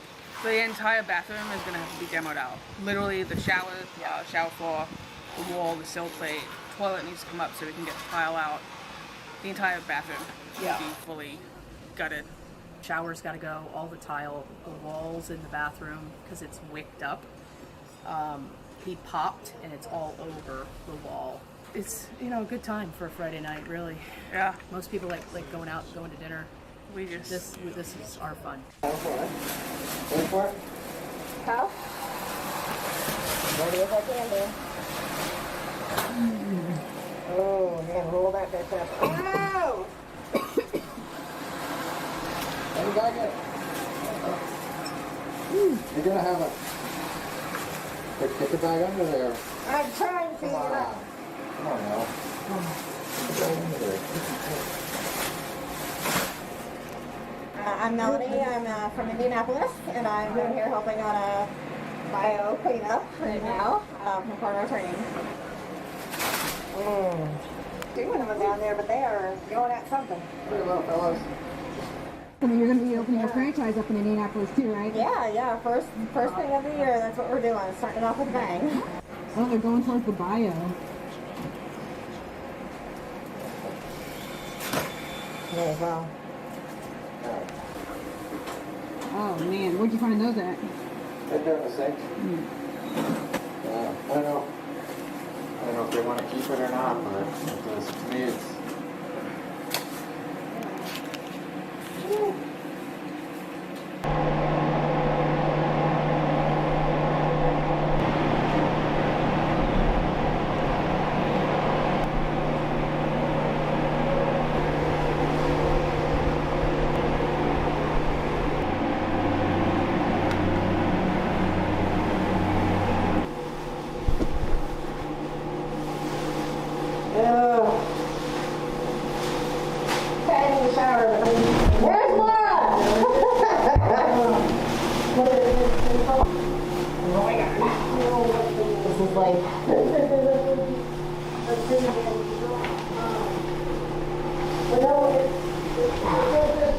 How do you feel right now?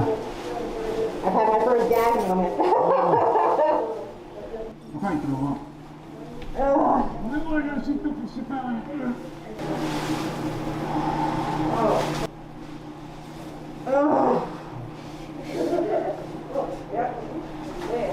Oh, yeah, wow. Give me a lot. I need a lot. Just because it's so little time, you want to see that it's going to be good. I'm not even disgusting. Oh, that is not even half of it. Oh, gross. Oh. Let it focus. Because she's stepping it?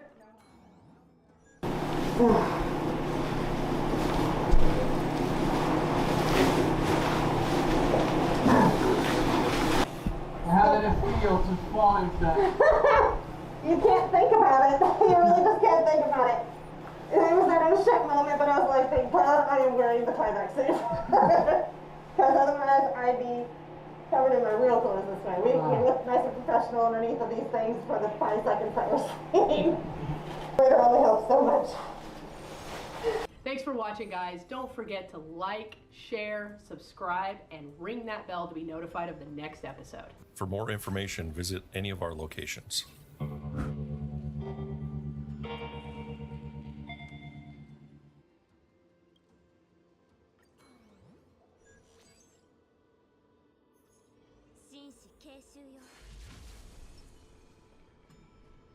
The floor is littered with cat litter just about everywhere, upstairs and downstairs. We have a cat that I guess has died and been on all over. Do you ever wonder what happens when the police leave? Crime scene cleaners are private companies that handle the cleanup after the police are gone. Spalding Decon is one of the nation's largest cleanup companies handling the aftermath of homicides, suicides, decompositions, hoarding, and much more.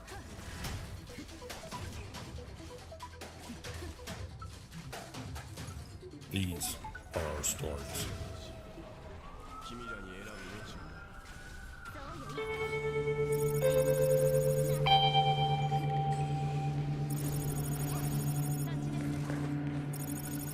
Good morning, I'm Robert, and today I'm with Spalding Decon, and today we're going to be taking care of a house that has a little bit of a cat problem. As you can see, we have the floor is littered with cat litter just about everywhere, upstairs and downstairs.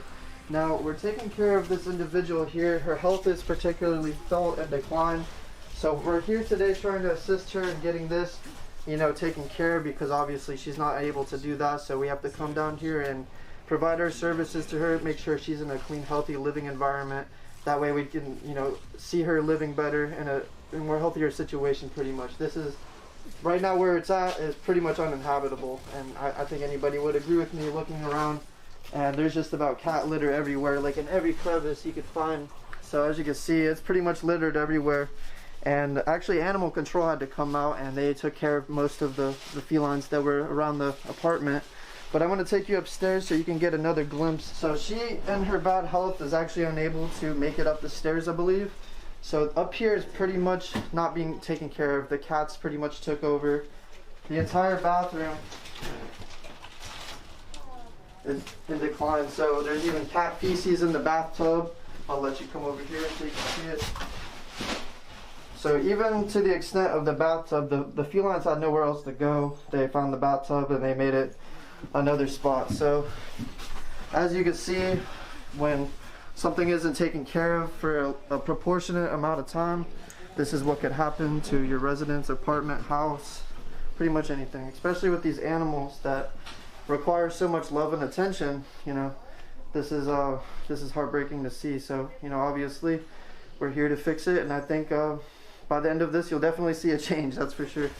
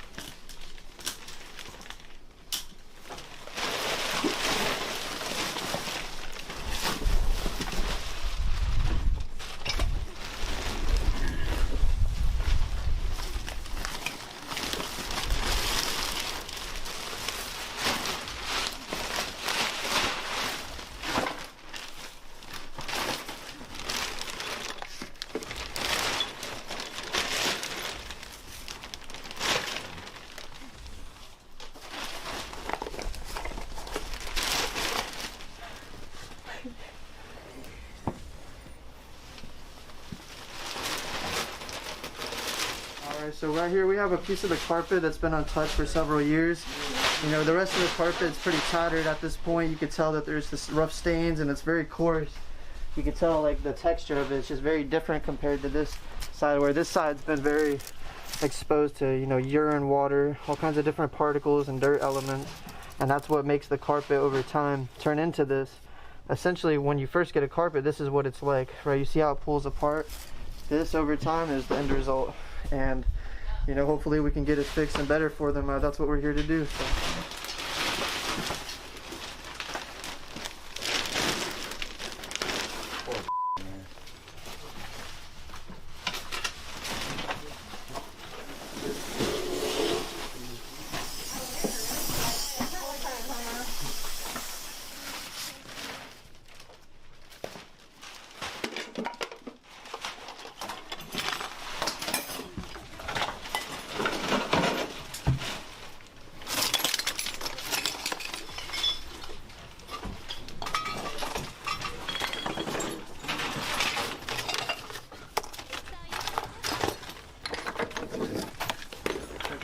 cats, they tore up the carpet, took it over. Alright, so today we're going to begin the process of removing this carpet, and basically that entails us getting everything off of the carpet first, all the clutter, all of the debris, anything that might be in the way, like this animal feces, for example. So this carpet here is tainted beyond repair, so you couldn't have it steam cleaned. The way it looks now is very just destroyed and distraught, so we're going to rip it out, and we're going to roll it up, and we're going to take it out. It looks like it's been here for maybe a year, months at least, you know, it's been here for a very long time, and we're here to take it out. So we're going to actually get this whole room cleaned up to the point where we can roll this carpet out, cut it out. Our job is going to be to take care of this and knock it out, get it out of here. Hopefully you'll see a better difference in the end, because it's definitely not going to be like this. Have you ever wanted to become a crime scene cleaner like me? Well, now you can. Spalding Decon has put together a variety of courses that can teach you everything you need to know about becoming a crime scene cleaner.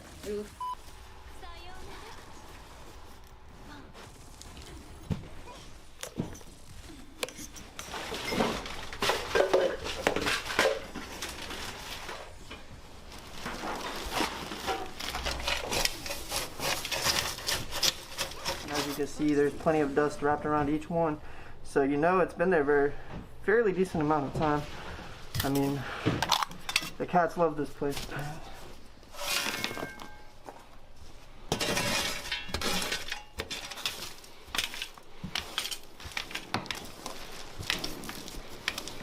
Something that cats love to do is cats love to crawl up under your bed. That's one of their favorite spots. If you have a household cat, that's always what they're going to do. They find it safe under a mattress.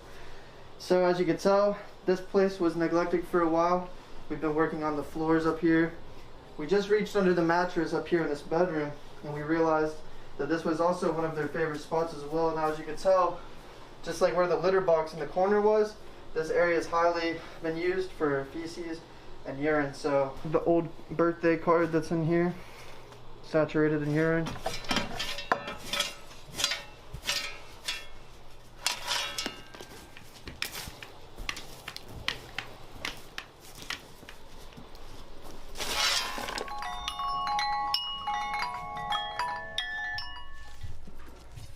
Oh, puppy. That's fair.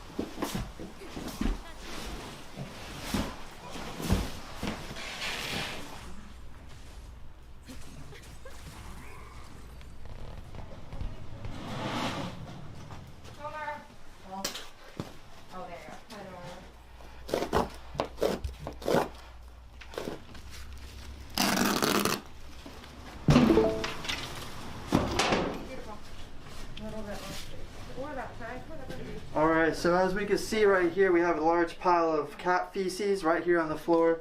So what we've just been doing all day is we've been going around here, ripping out the carpets, collecting any sort of trash material or hazardous, you know, just anything that could be contaminated with feces or urine in it, really. So this rug right here was probably one of the more serious rugs, I think, in the house, but besides the upstairs bedroom, there's a large pile up there.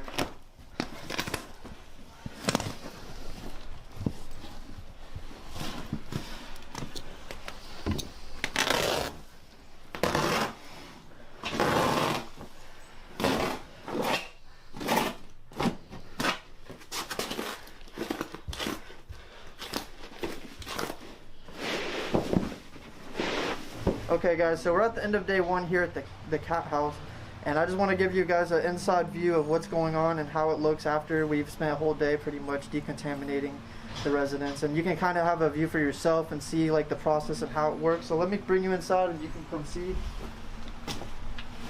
So right here in the main foyer, this is where like there was plenty of clothes, junk and trash right here on the floor. So the first thing we did when we got here was we organized and secured all of the loose garbage, anything that had cat urine on it, cat feces, anything like that, because you know that was the main priority, was getting that out of the house. It was a health hazard, right? That's what it looked like after we pulled everything off of the floor, because remember I said there was clothes on the floor and garbage and stuff like that. So what we do is we basically remove this layer of carpet and down to the foam pad here. Once we remove that, get it all cleaned up.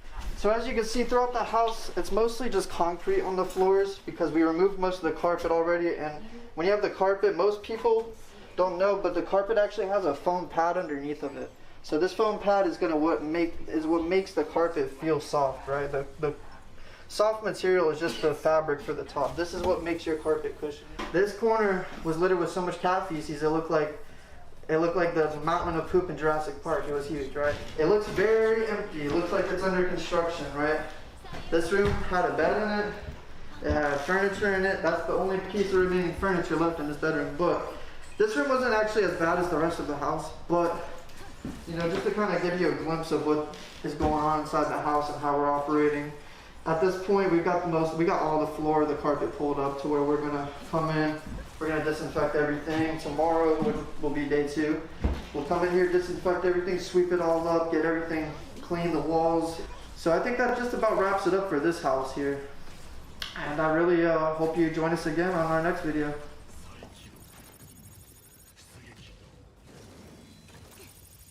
So good morning. So we are here at a hoarder house of cats. The lady had probably 20-30 cats in her house locked up with her. So it is a major job for these technicians today. They are going to have to remove everything from the house and also clean it out. Baseboards, tack strips, carpet, you name it, furniture, anything that you can, because you will not be able to get that cat smell out if you do not remove it. So they are here today to do that. As you can see, they're halfway filled a dump trailer already. And from there, we'll see how it goes by the end of the day.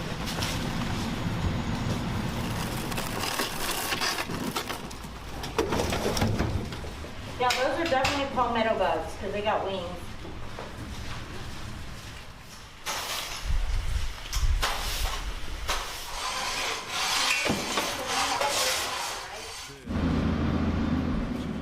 A cat that I guess has died and been on all over, flattened. But look, he's still got his whiskers and some teeth. Look at those. Look, he's still got fur. He didn't die too long ago. Yeah, so I was cleaning out a garage at this lady's house, and well, we found 2 cats that she said that was missing. Obviously they didn't make it.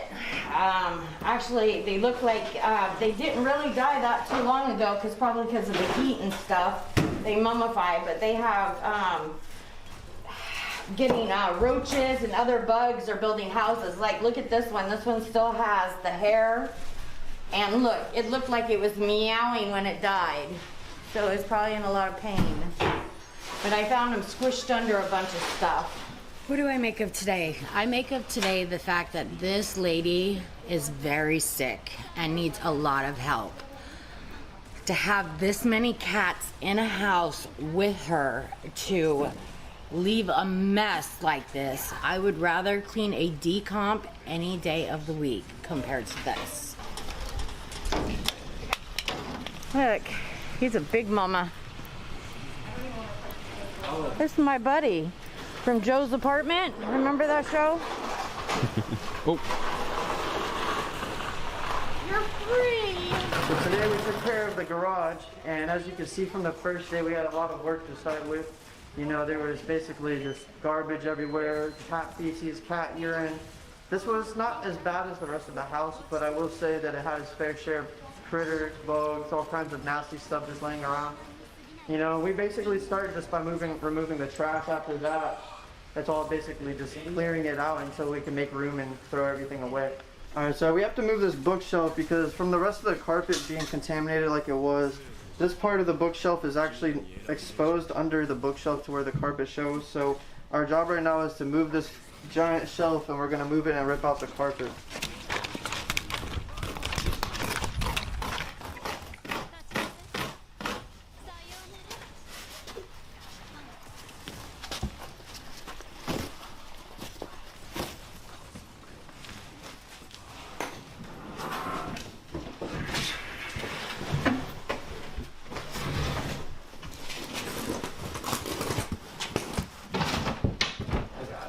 Oh. Let's move one of the cabinets.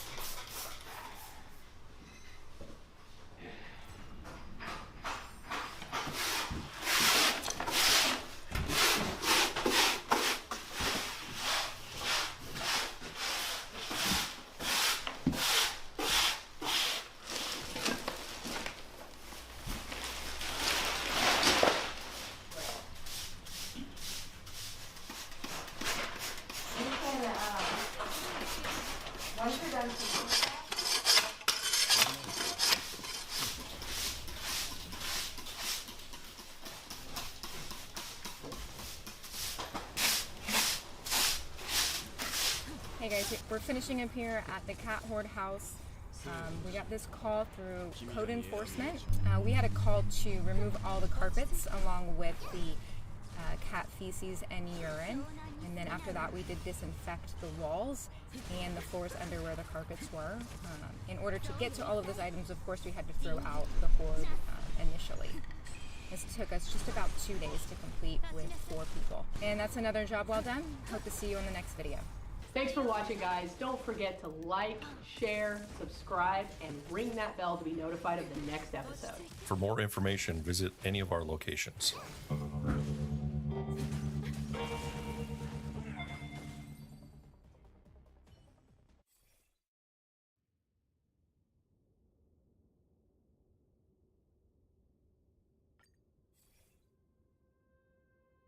It's just that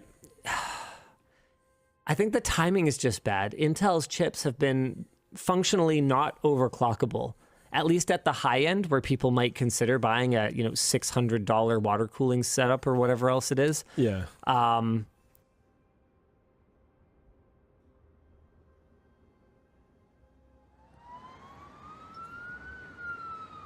Do you ever wonder what happens when the police leave? Crime scene cleaners are private companies that handle the cleanup after the police are gone. Spalding Decon is one of the nation's largest cleanup companies handling the aftermath of homicides, suicides, decompositions, hoarding, and much more.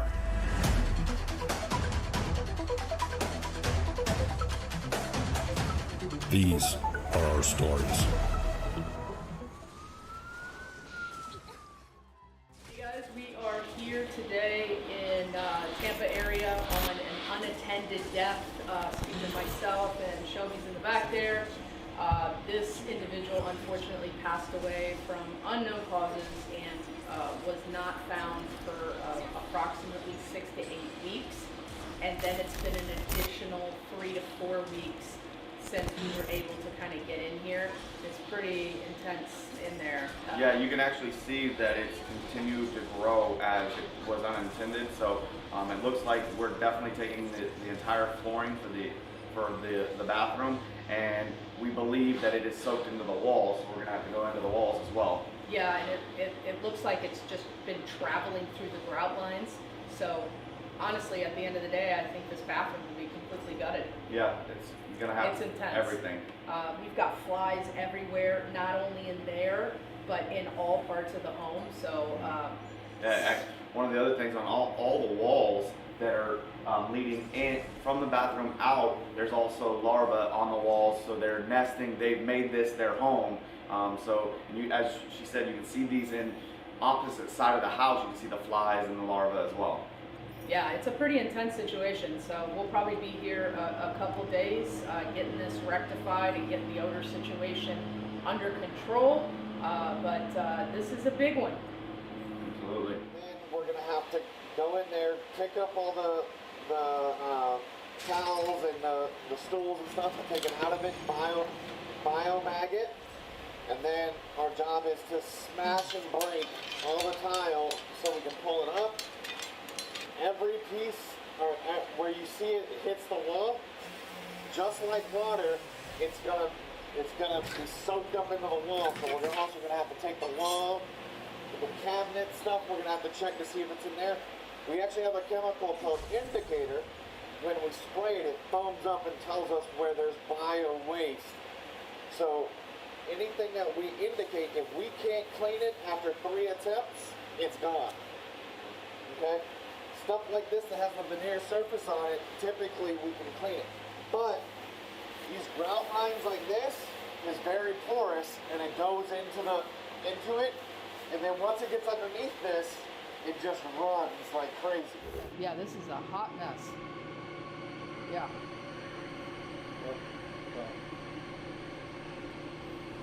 It'll be fun. Yeah, I mean, definitely the walls in the closet Yeah. are gonna go. These walls here, the bifold door. I would just honestly take the tile up at the threshold and keep going all the way in.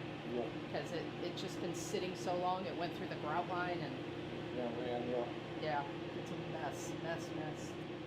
When we walked in here, we knew that the main spot where the unattended body was found was in the master bathroom. But our concern was, as the first responders come and find the body, they track blood and other bio throughout the house. So what we have to do is indicate outside the main area to make sure that we are cleaning and decontaminating those areas as well. And so what we do is, this doorway here is the main entrance that we're using in and out of the house. So we're using that to make sure that from this point on that we're not continuously cross-contaminating the rest of the house. So we clean to our master bathroom. And then once we get into our master bathroom, we indicate outside the realm of noticeable biomatter and blood. And then what we're going to do is, as we're treating it with our chemical, what we call Part A, and what that is going to do is rehydrate the biomatter. And once it rehydrates the biomatter, we start to wipe and clean it up because we know we're gonna have to pull up the tile. But we don't want to be slinging that biomatter around as we're pulling up that tile. So we have to do a surface clean first before we go and start looking at the subfloor and removing the tile and then getting into the walls as well.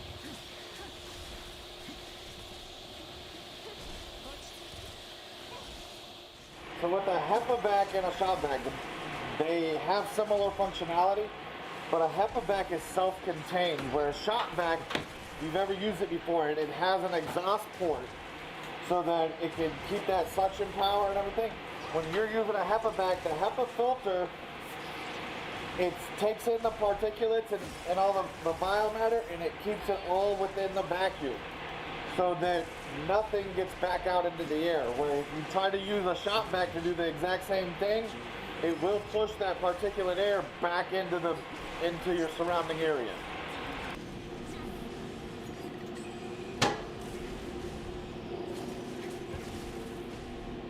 Just throw a turd in there.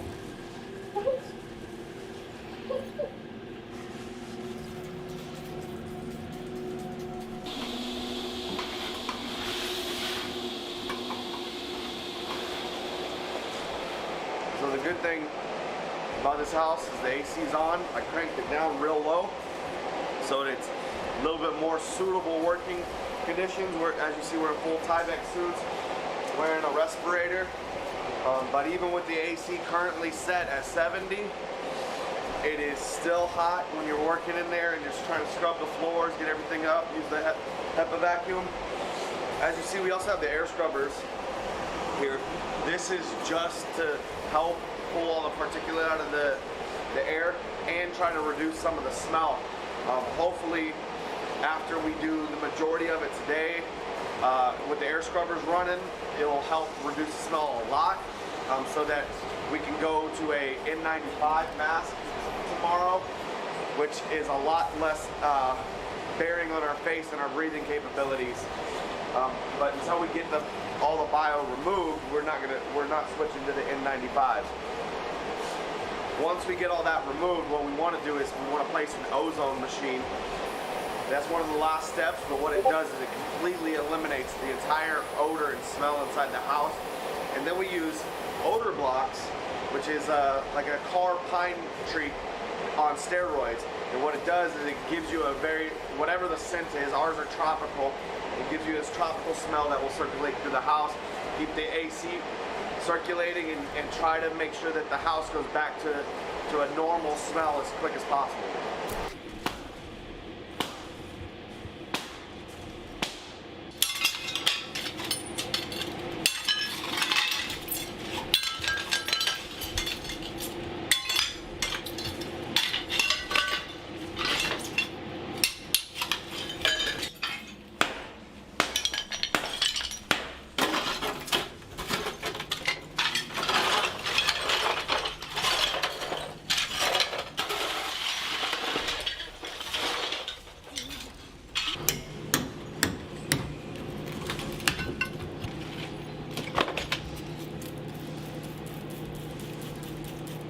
What we're doing right now is we're about to wrap up day one. As you can see, we pulled up a lot of the tile, and that's what's in this bin here. We started to cut into the drywall because the biomatter started to seep up the wall. We're also seeing that because it was an unattended death and it sat here for even after the body was discovered. So we went unattended for about 2.5 weeks. Actually 3.5 weeks, I think, and then it sat here for an additional 6 to 8 weeks before the family decided how they could move forward. So the walls were sucked up all the biomatter, kind of like a sponge. So cleaning all that stuff up right now. What we have to look at next is into the wash basin here, or the sinks. We're gonna have to cut the kick plate off, see if it went beyond the kick plate at all. We're gonna continue to clean the drywall. It looks like we're gonna have to go into the drywall that's attached to the closet. Hopefully it didn't go too far into the closet and make us expand the job into the closet any further than it already has. Right now, the only thing that we've had to do in the closet was pick up the flies that are nesting. We are seeing once we pull the drywall and the baseboards off, we are seeing nests and nests of flies and maggots and their little shell carcasses from where they transform from a maggot to a fly. Still got a whole day ahead of us. We're probably gonna have to break into the shower as well. So stay tuned. Welcome back for day 2. So, you want to introduce us to day 2? How's day 2 going? So far, it's off to a rough start because we can't get the toilet up. Oh, really? Yeah, the screws are basically completely rusted. There's no grooves on them to get anything to stick. It keeps spinning if you do turn it. But we're trying. We got the water shut off already. Once we get that up, we'll basically be getting the rest of the tile over here up. Thankfully, nothing went through the grout line. So there might be like a spot here or two, like around the edges of the walls and stuff. Other than that, nothing went through, which is a miracle because that never happens. But I'm gonna try to get the rest of it done today.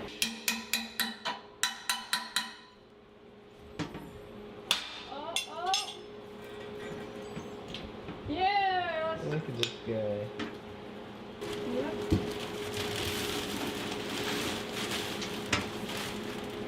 Yep. Yep. Yep, I got it.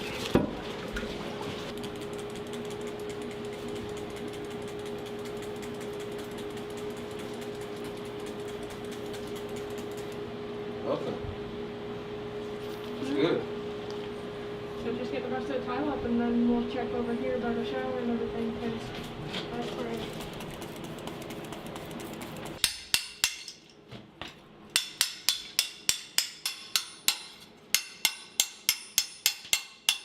There we go. There's that one.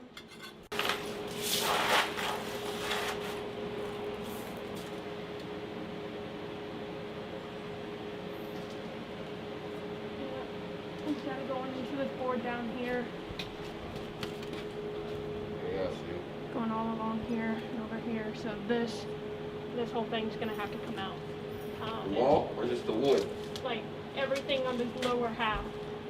Because the back part's good, but it's going under this board and everything, and I'm sure that soaked it up. I mean, this isn't a support area, so we should just be able to cut that whole square off on the bottom, right? Okay. For what, the wood? The wood, the other side of the drywall. The drywall, yes. The wood, no. You gotta scrub that. And, Yeah. because I mean, if it's going under, Sure. that's my concern. Because this one should be okay. I'll just scrub around, get what I can off there, All right. and then if anything, we'll just paint some hills there. No problem. On the front. Thankfully, it looks like it's just coming out. I can scrub that, but it doesn't look. I'm so nervous because I don't want to have to take out a supporting part.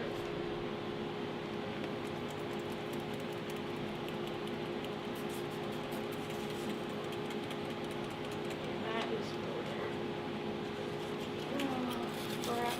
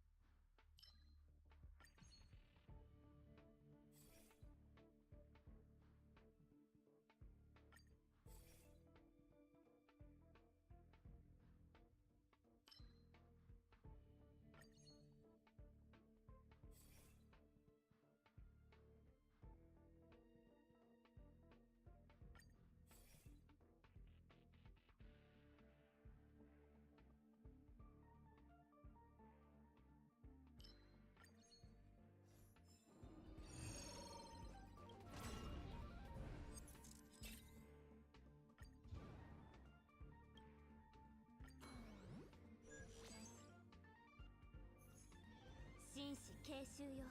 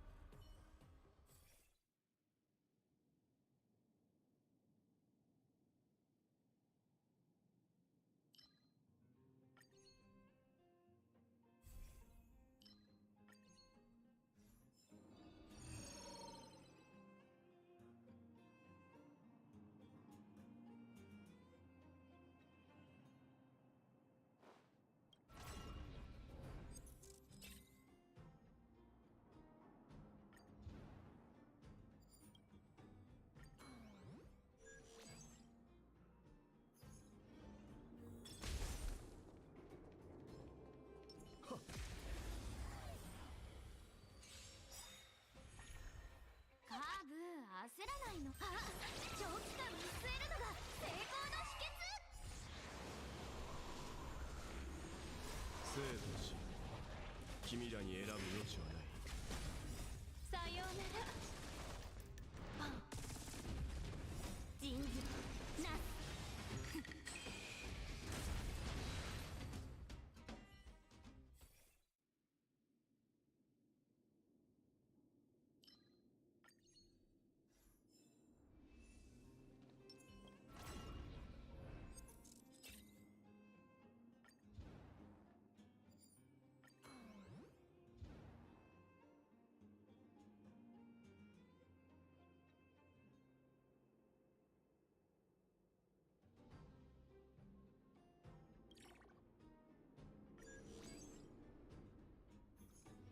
紳士継襲よ。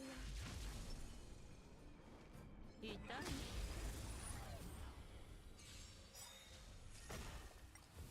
あ、長期間見据えるのが成功の秘訣。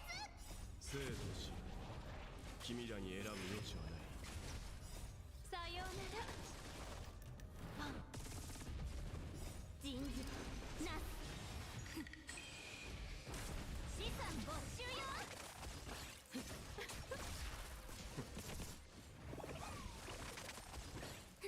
立ちなさい。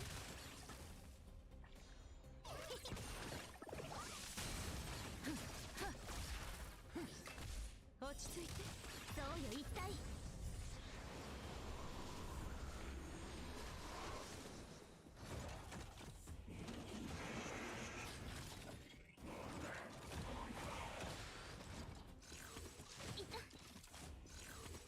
湘南に過ぎないわ。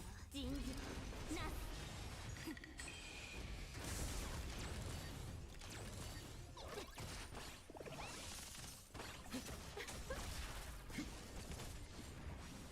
立ちなさい。さようならパン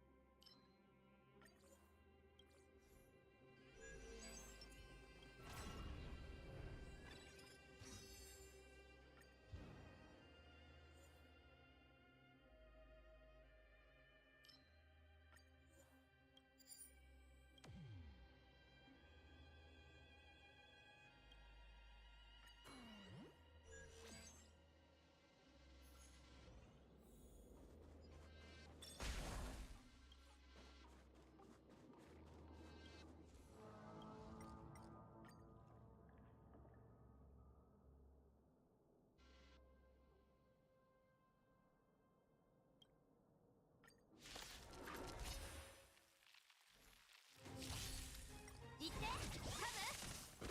あ、長期間見据えるのが成功の秘訣。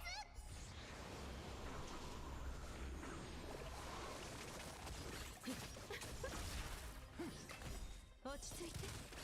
生と死、君らに選ぶ余地はない。消化勝利。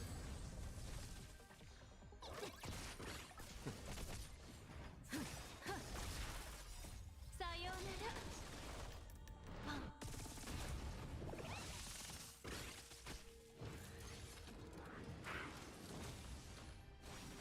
立ちなさい。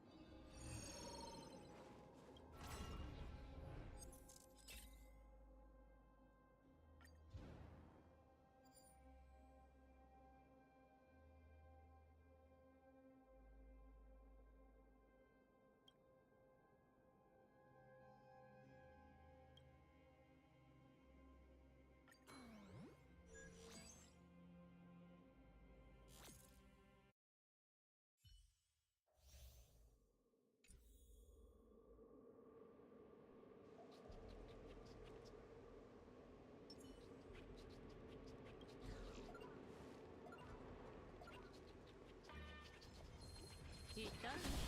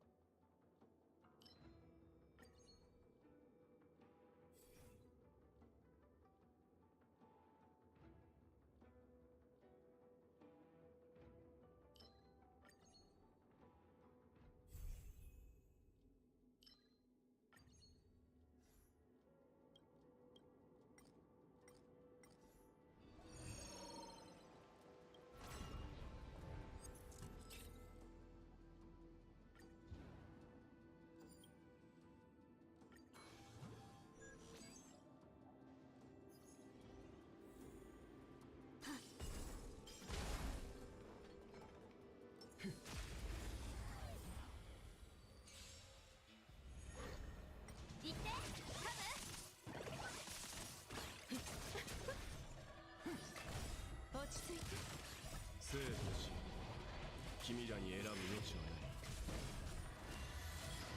消化勝利。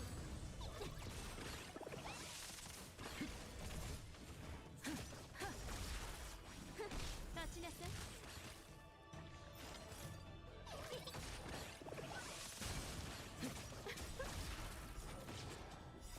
さようなら。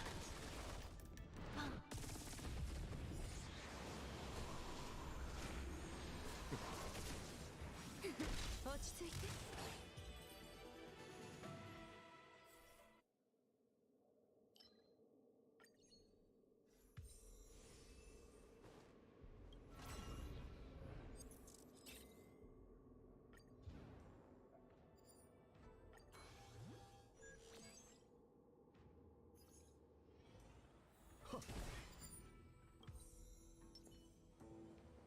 木不破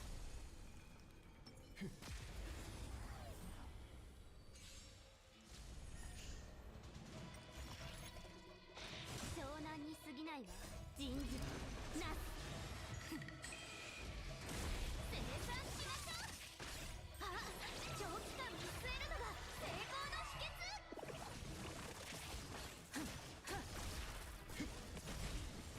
生と死君らに選ぶ余地はない。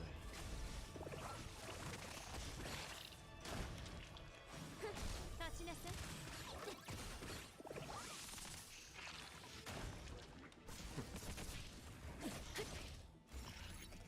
そうよ一体。落ち着いて。さようなら。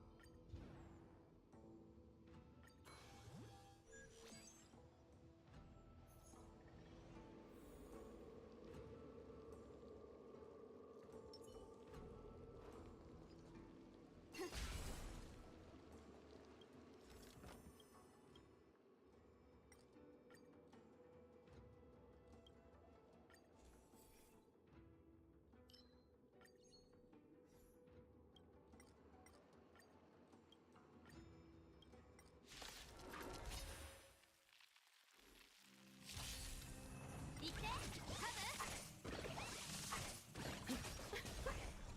退け。ブ。立ちなさい。浄化勝利人事なす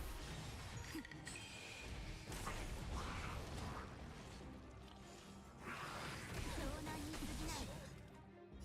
あ、長期間見据えるのが成功の秘訣。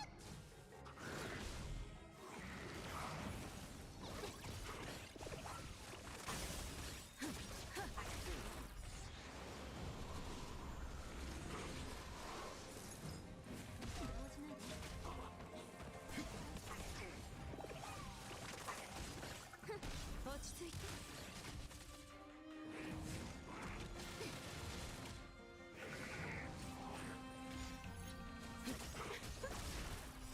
さようなら。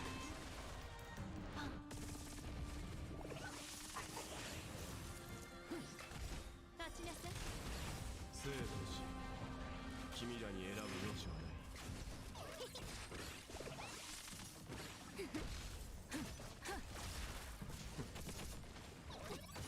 落ち着いて。あ、長期間見据えるのが成功の秘訣。そうよ一体人事なす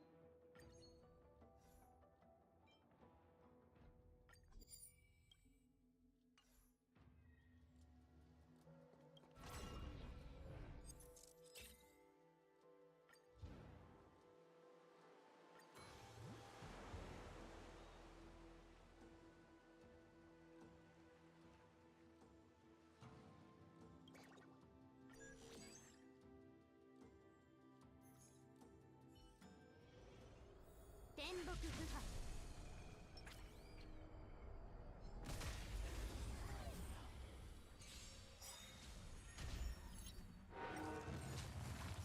あ、長期間見据えるのが成功の秘訣。生と死、君らに選ぶ余地はない。さようなら。パン。人事なす。元利ともどもね。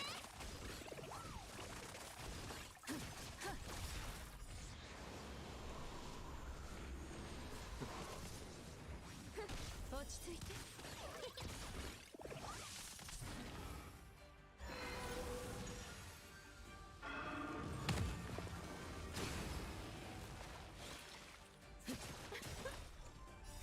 さようなら。パン。立ちなさい。そうよ一体。人事なす。湘南に過ぎないわ。あ、長期間見据えるのが成功の秘訣。痛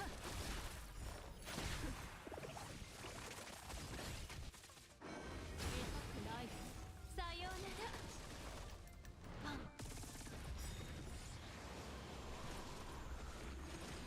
生と死、君らに選ぶ余地はない。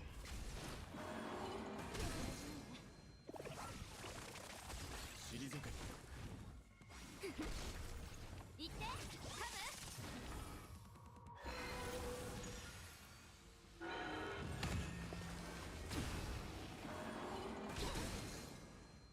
人事なす。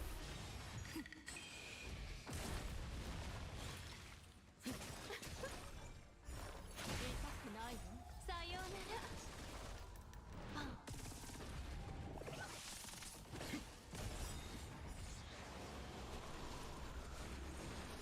生と死、君らに選ぶ余地はない。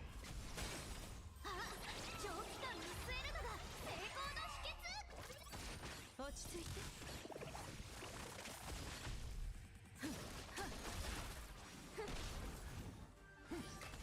立ちなさい。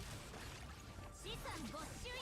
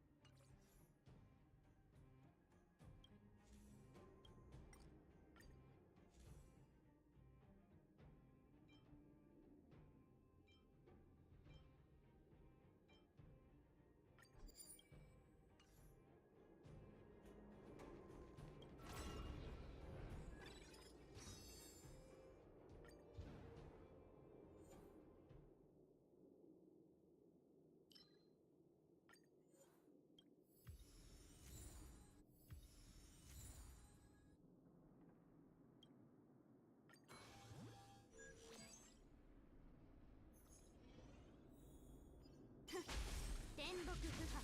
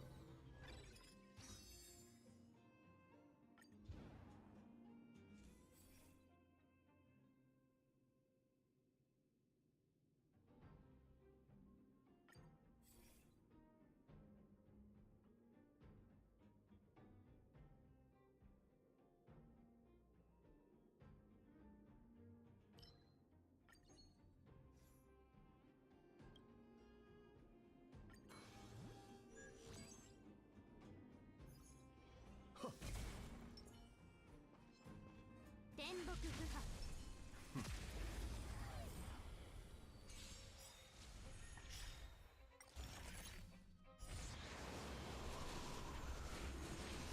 さようならパンあ長期間見据えるのが成功の秘訣痛くないわ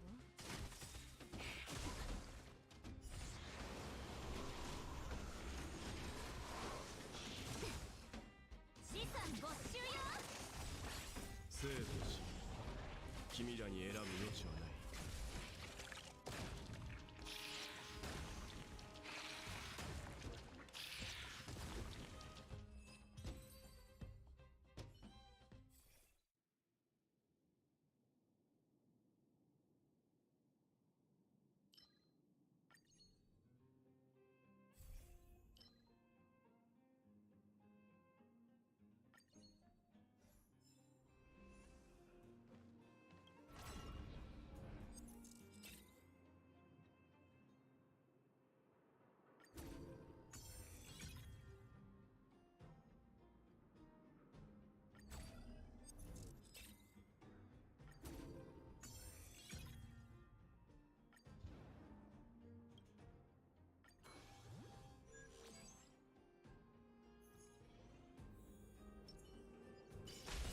天木不破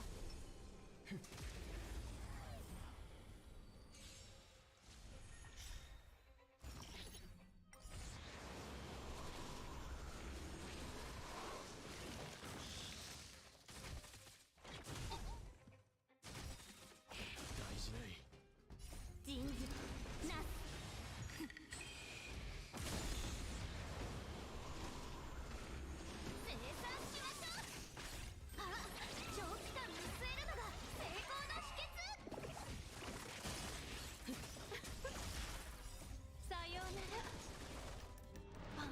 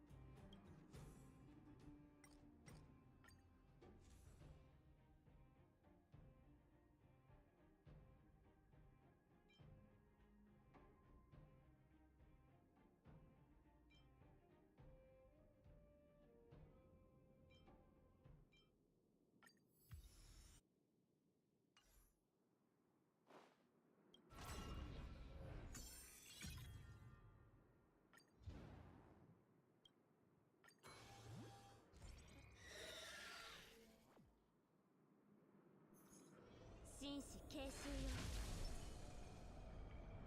とどまれ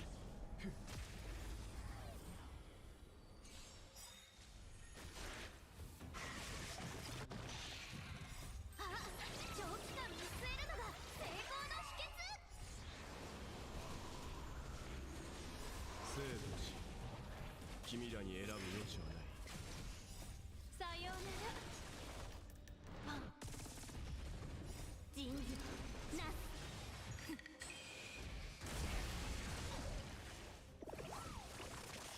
資産没収よ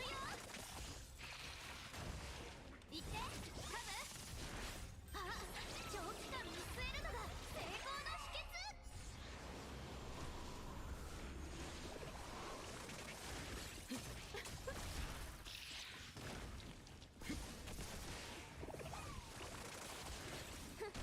ち着いて。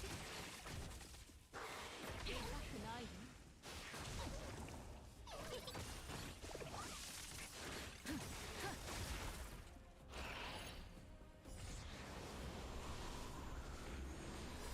さようなら。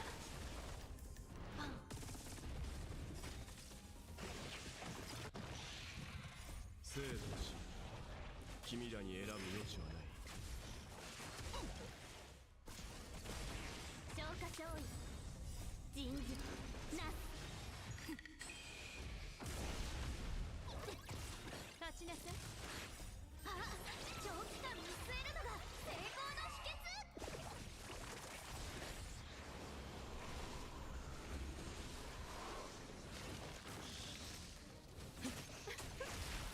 退け。落ち着いて。湘南に過ぎないわ。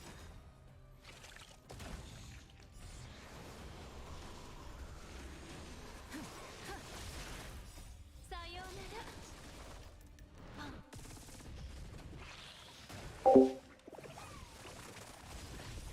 生産しましょう。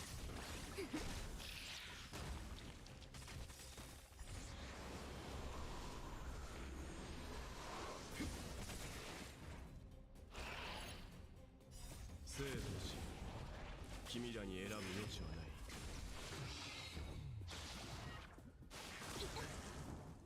人事なす。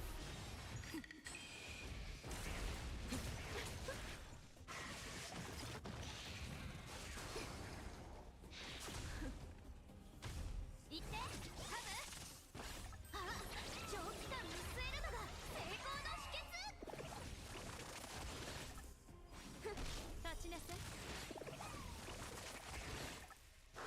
痛くない？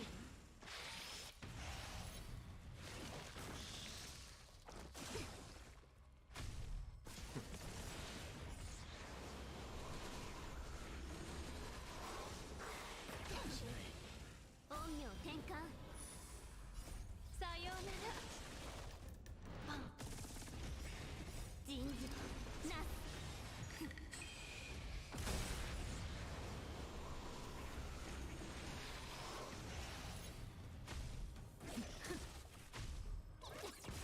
落ち着いて。生と死、君らに選ぶ余地はない。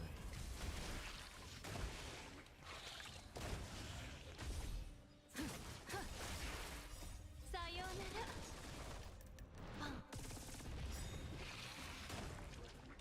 あ、長期間見据えるのが成功の秘訣。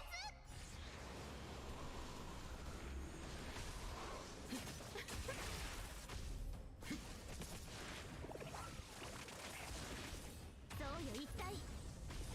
資産没収よ。生産しましょう。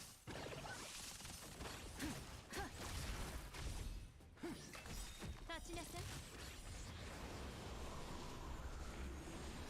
生と死、君らに選ぶ余地はない。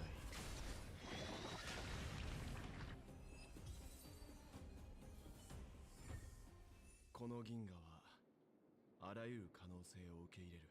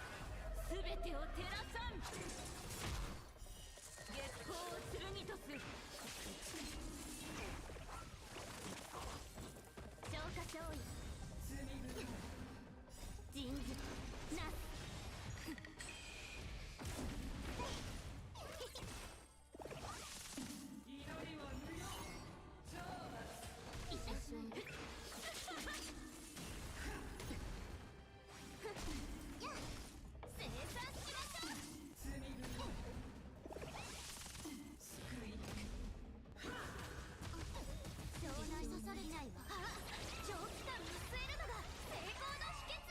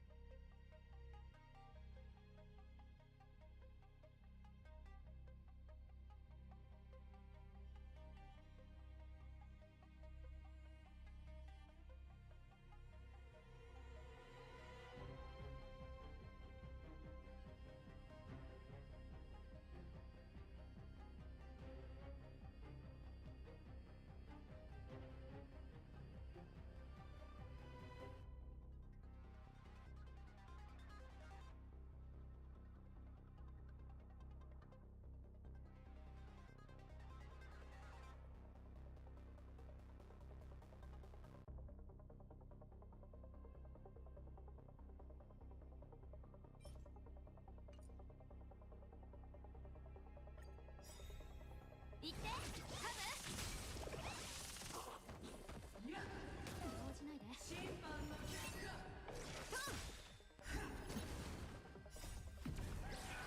すべてを照らさん。月光を剣とす。そうよ一体。あ、長期間見据えるのが成功の秘訣。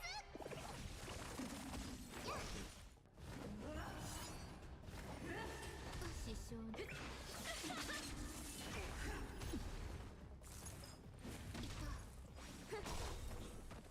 人事なす。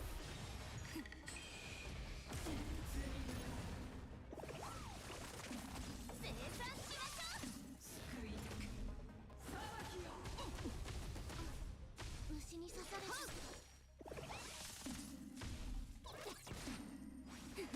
補給だよ。月光を剣とす。すべてを照らさん。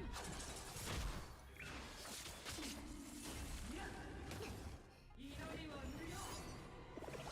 失ってしまう。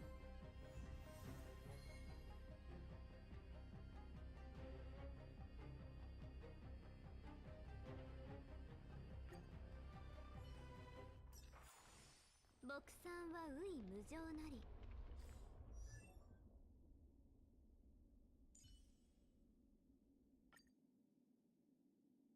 前途は錦のごとく宝物に満ちていますね。ここまで来たら全力を尽くしましょう。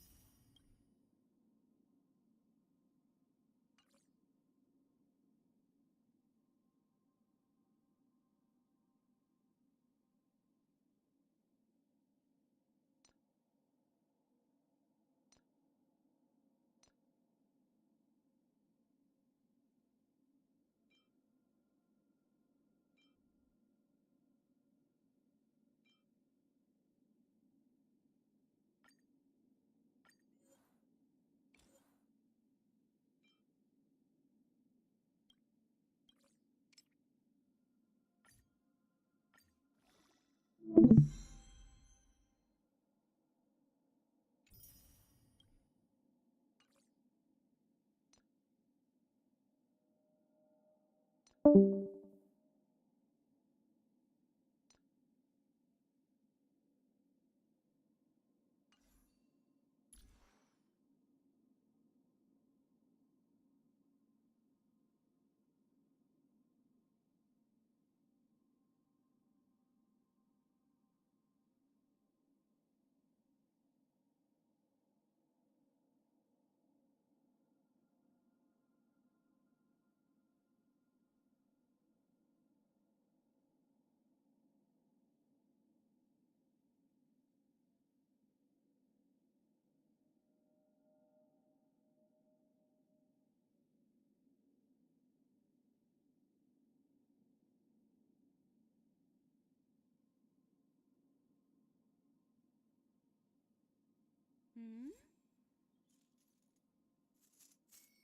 あら？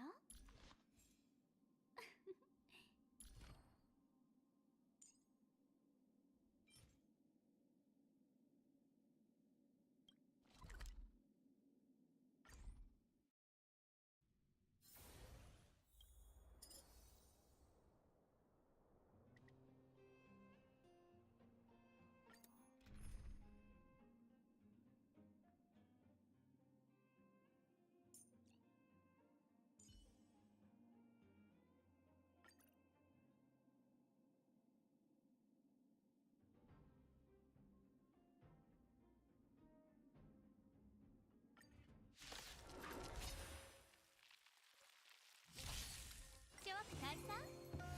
生産しましょう。あ、長期間見据えるのが成功の秘訣。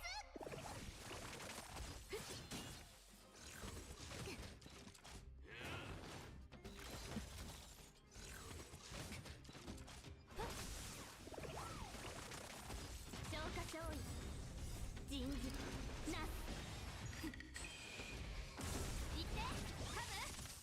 ほう。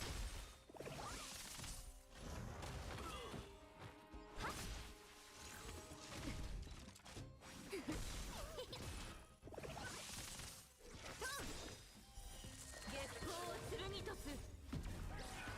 すべてを照らさん。ショーク解散？一心同期。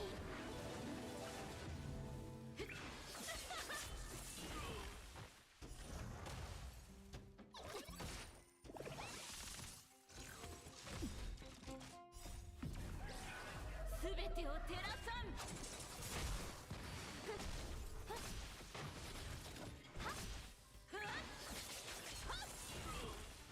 生産しましょう。あ、長期間見据えるのが成功の秘訣。お、そうよ一体。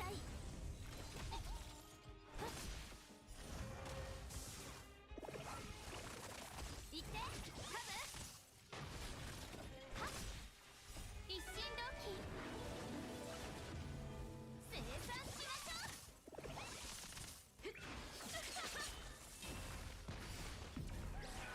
すべてを照らさん。ショーク解散？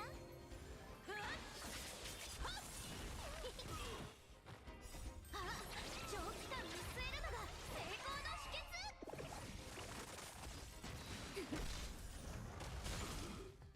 人事なす。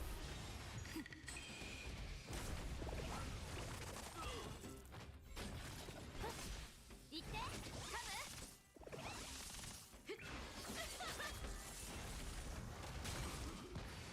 いった。はっ、生産しましょう。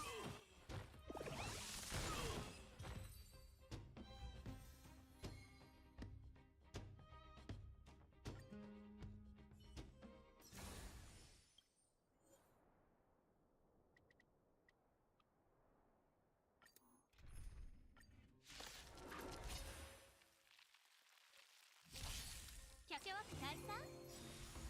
一心同期。すべてを照らさん。行ってカム。あ、長期間見据えるのが成功の秘訣。ほう。月光を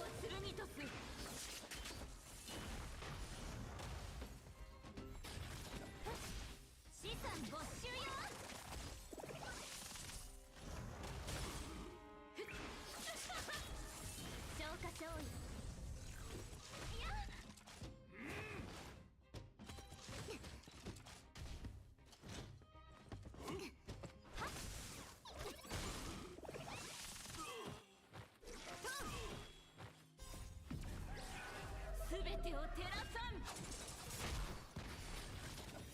月光を剣とす。超期待さん。あ、長期間見据えるのが成功の秘訣。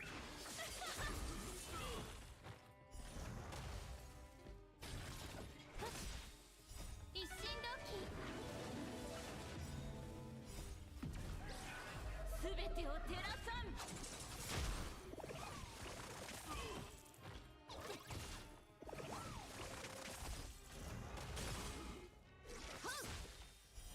月光を剣とす。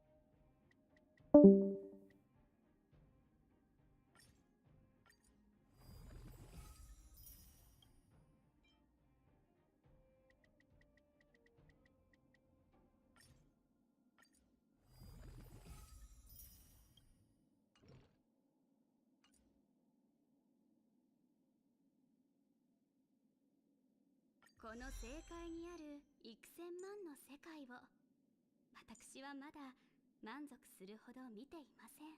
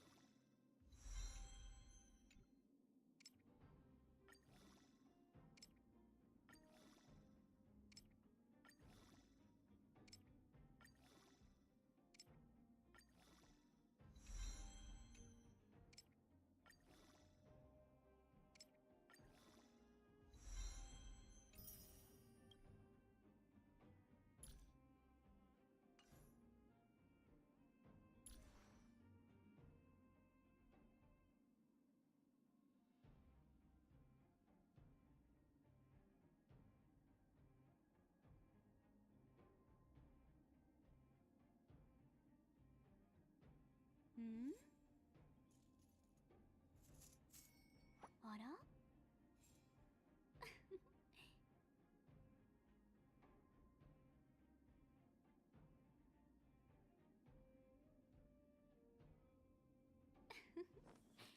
和をもって尊しとなすですよ。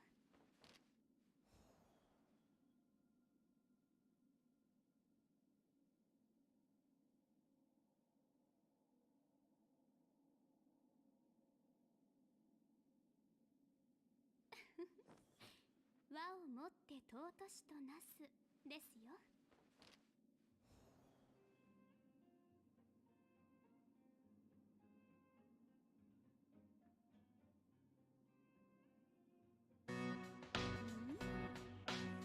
A boy ate only potato chips and French fries for 10 years. This is what happened to his eyes. DA is a 17-year-old boy presenting to the emergency room with a progressive deterioration in hearing, sight, and vitality. He tells the admitting nurse that his field of vision had been slowly going dark over the last several months, and a ringing in his ears had been washing out his hearing for some time. You see, DA was an average teenager. He didn't take any medicines or have any past history of disease. At his age, he didn't have any records of recurring behavior. A few years earlier, a 14-year-old DA came in for his regular checkup. He reported good health, but some chronic tiredness, and told the doctor that he preferred eating only French fries, potato chips, and white bread because he enjoyed their texture. A blood test at this visit noted that DA had macrocytic anemia, an meaning without, and emia meaning presence of blood. His blood cells were larger than normal, and he didn't have a lot of them floating around in his body. Less blood cells means less oxygen getting to the brain, which could explain his chronic tiredness. This was accompanied by a marked vitamin B12 deficiency, unifying all his problems. Low vitamin B12 causes anemia. Potato chips, French fries, and white bread are completely devoid of vitamin B12. The body doesn't make B12 on its own, but that's okay because basic foods like eggs, beef, yogurt, and fortified cereals have it, so it's almost impossible to miss. But his levels are low, so DA was given vitamin injections to boost his levels. The doctor gave him dietary advice to add more variety in his foods, and 14-year-old DA was sent home with no problems. Several months after that first visit, DA was examined by a different doctor. He complained that there were spots hanging out in front of his eyes. An MRI of his brain found no abnormalities, and a slit lamp exam returned normal. Nothing seemed to be the problem, and there were no signs of immediate life-threatening injury, so come back if you have more problems, they told him. Over the next several months, DA noticed something wrong when his field of vision started going dark. Maybe looking at screens for too long, he thought. One day, he turned his headphones to the maximum volume, and he could barely hear anything. Probably watched too many of those loud meme videos, he thought. Skin deep, DA appeared to be healthy, but a neuro-ophthalmology examination finds bilateral central visual field defects, confirming blind spots in his field of view. Nerve fiber loss was detected in both eyes, but his motor and cognitive functions were normal. All of this pointing to some potential neurodegeneration localized to his optic nerves. There was definitely something happening to him. As the days go by, DA is acutely aware of his deteriorating sight in both of his eyes. Normal vision is typically 20/20, meaning that you can see something that's 20 feet away, but DA's vision is 20/200, meaning that for an object that's 200 feet away, he needs to be 20 feet from it to see it. That's the E on the chart, and by definition, 2200 is legally blind in the United States. A slit lamp examination finds no abnormalities in optic nerve appearance. No visible damage can be seen. Typically, an injury to the brain may cause visual field defects, but a second MRI confirmed no lesions present. These need to be ruled out immediately because they could signal an immediate life-threatening emergency. A test was administered for Leber hereditary optic neuropathy. Neuro referring to the nerves, opathy meaning a disorder, and optic referring to the eye. A disorder of the nerves of the eyes. This genetic disease is characterized by painless vision loss in both eyes that disproportionately affects young males. It's not common, but it's almost a perfect fit. However, his test returned negative. Analysis of DA's blood reveals the same macrocytic anemia found at his original checkup from 3 years ago, but this time, something's wrong. Malnutrition is well documented to cause optic neuropathy, but subsequent testing of his liver, thyroid, and vitamin B12 levels returned normal. DA's history of B12 injections from 3 years ago had lapsed, meaning that he hadn't received them for quite some time now. If it's possible that a lack of this vitamin could be causing DA's vision loss, but his B12 levels are normal and he still has that anemia from his initial visit, then what could be going on? Well, there's some biochemistry to be known here. Vitamin B12 is a coenzyme, meaning it's a chemical needed by an enzyme to function properly. An enzyme is a protein that makes a chemical reaction happen. If there's a problem with an enzyme in the body, no chemicals, or maybe the wrong chemicals, are made in the cells, which can cause disease. In humans, vitamin B12 coenzymes for two specific enzymes. In the mitochondria, powerhouse of the cell, B12 works on methylmalonyl coenzyme A mutase to feed into the cycle that produces ATP, which is what the cell uses for energy. In the cell nucleus, vitamin B12 works on the enzyme methionine synthase, which drives the process of synthesizing DNA, allowing cells to generate the necessary genetic material to function. Both of these processes either generate or consume a unique chemical. If normally homocysteine is consumed in the nucleus to help make DNA, then high levels of it would mean that it's not being consumed by the process involving vitamin B12, meaning that B12 is likely absent. If methylmalonic acid is produced in high amounts instead of the correct chemical to produce energy for the cell, then it means that vitamin B12 is probably absent. As the medical team orders homocysteine and serum methylmalonic acid levels in DA, the results come in at 3 times higher than the upper limit of normal for both, meaning that even if DA's B12 levels in the blood are normal, he is functionally deficient. But how? In America, Europe, and Australia, a common cause of B12 deficiency is malabsorption. Mal meaning bad, and absorption denoting the process whereby one mass is incorporated into another, meaning that it's not that people aren't consuming it, but that their body isn't allowing them to have it. B12 is almost everywhere, and clinical starvation is just not usual in the overwhelming majority of people in these countries. This problem of absorption is important because the vitamin doesn't just float around in your body, it has to be carefully escorted in the GI tract. You see, the stomach isn't just a bag that holds chewed food, it produces a protein known as intrinsic factor, which binds to B12, and this intrinsic factor vitamin B12 complex gets absorbed in the far end of the small intestines. The problem is, the body can sometimes send the immune system to wrongly attack the stomach, preventing intrinsic factor production so that B12 never gets absorbed. This autoimmune disease can become worse in a person and attack other parts of the body like the pancreas and cause type 1 diabetes, but DA has no evidence of autoimmune disease or genetic disease or underlying brain injury, meaning that the small detail of his diet actually consisting of only French fries and potato chips is the cause of this malnutrition. This isn't to say that he was lying and wasn't believable about his dietary intake, but without writing down and recording meticulously what someone eats every day, it's easy to miscalculate details about one's own food. This concentrated lack of variety in his diet and absence of a vital nutrient is the cause of his problems, which brings us back to the idea of a coenzyme.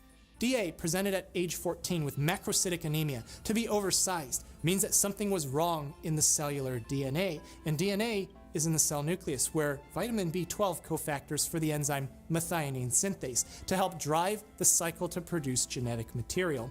Without B12, those materials aren't properly made. This impairs the maturation of the nucleus, limiting the rate of DNA repair and limiting the blood cell's ability to hold oxygen, but the cell's overall maturation isn't impaired, and this dyssynchrony means that less cells are created, and each one is larger than normal, which brings us directly to the definition of macrocytic anemia, without a presence of blood where each cell is larger than normal.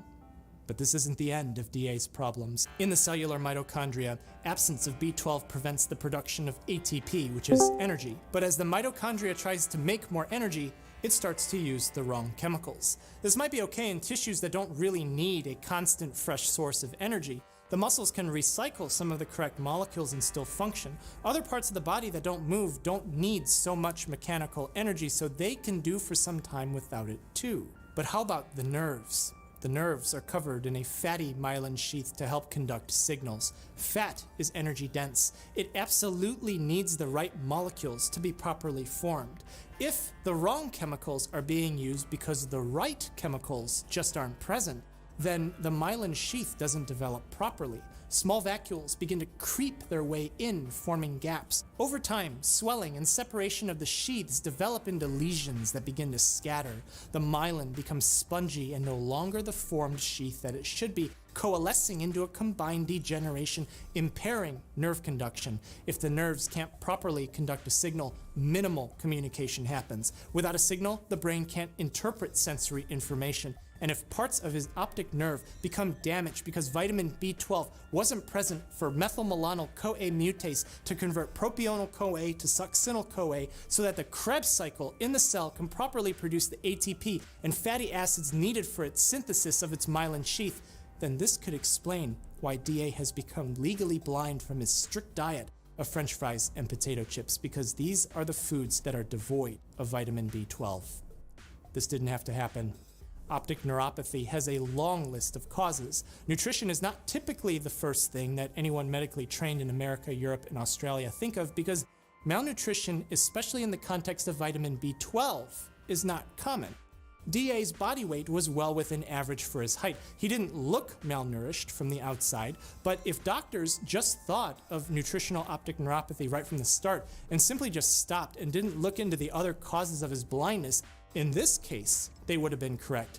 But what if it wasn't nutritional in origin? What if they missed a more common and life-threatening cause of his blindness and let that disease progress? You can't just stop at a nutritional cause in this case without ruling out the other possible etiologies. There's a lot of CYA in medicine, and this is a very clear example of it. Do you remember the name of the stomach protein, intrinsic factor?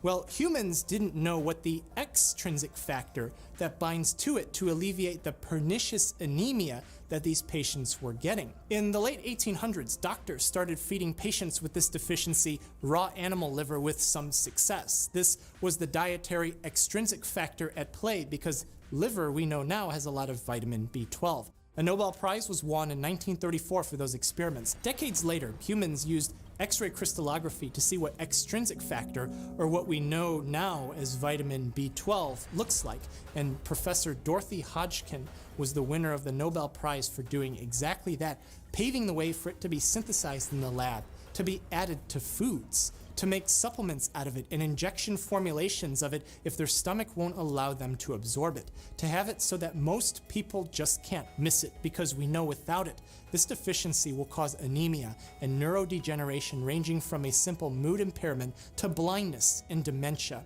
But some people will always slip through the cracks. The people most susceptible to B12 deficiency today are those who follow an abnormally strict vegetarian or vegan diet, who wrongly refuse supplementation, who don't eat cereals, which in the United States are almost all fortified with vitamin B12. For DA, vitamin B12 injections were restarted. He was counseled for his eating habits. Problems coming from B12 deficiency can be reversible if caught early. And while his rate of vision loss stabilized, DA's optic neuropathy and associated hearing loss was not reversed. Thank you so much for watching. Take care of yourself, and make sure you get your vitamins, although not 150 gummy vitamins for breakfast. And be well.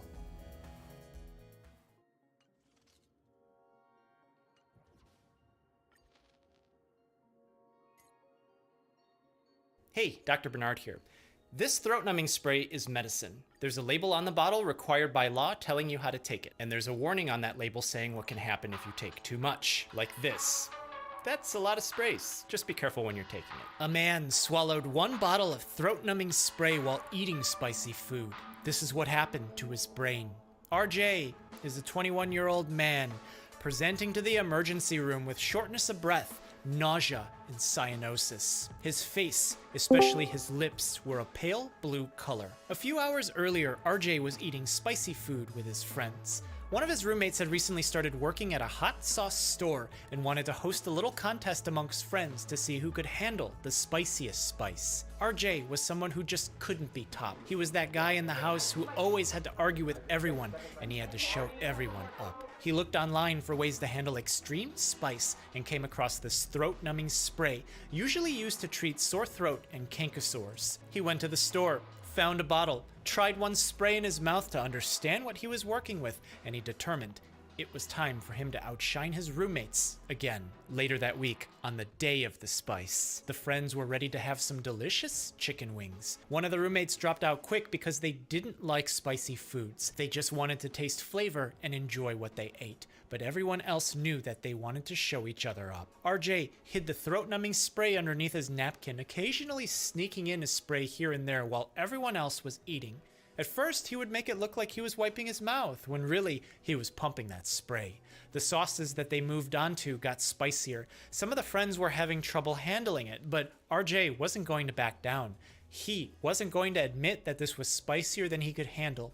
He felt like the sprays were starting to not do anything, and the bottle was kind of tall under the napkin, maybe looking kind of obvious. He started to suspect that the others were catching onto him as he unscrewed the bottle of throat-numbing spray so he could take a couple of swigs. But accidentally, he spilled the bottle into his mouth, and some of it started dripping down his chin.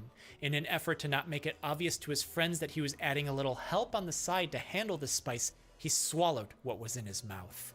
RJ felt like his tongue was too big for his mouth. He could bite down on it and feel nothing.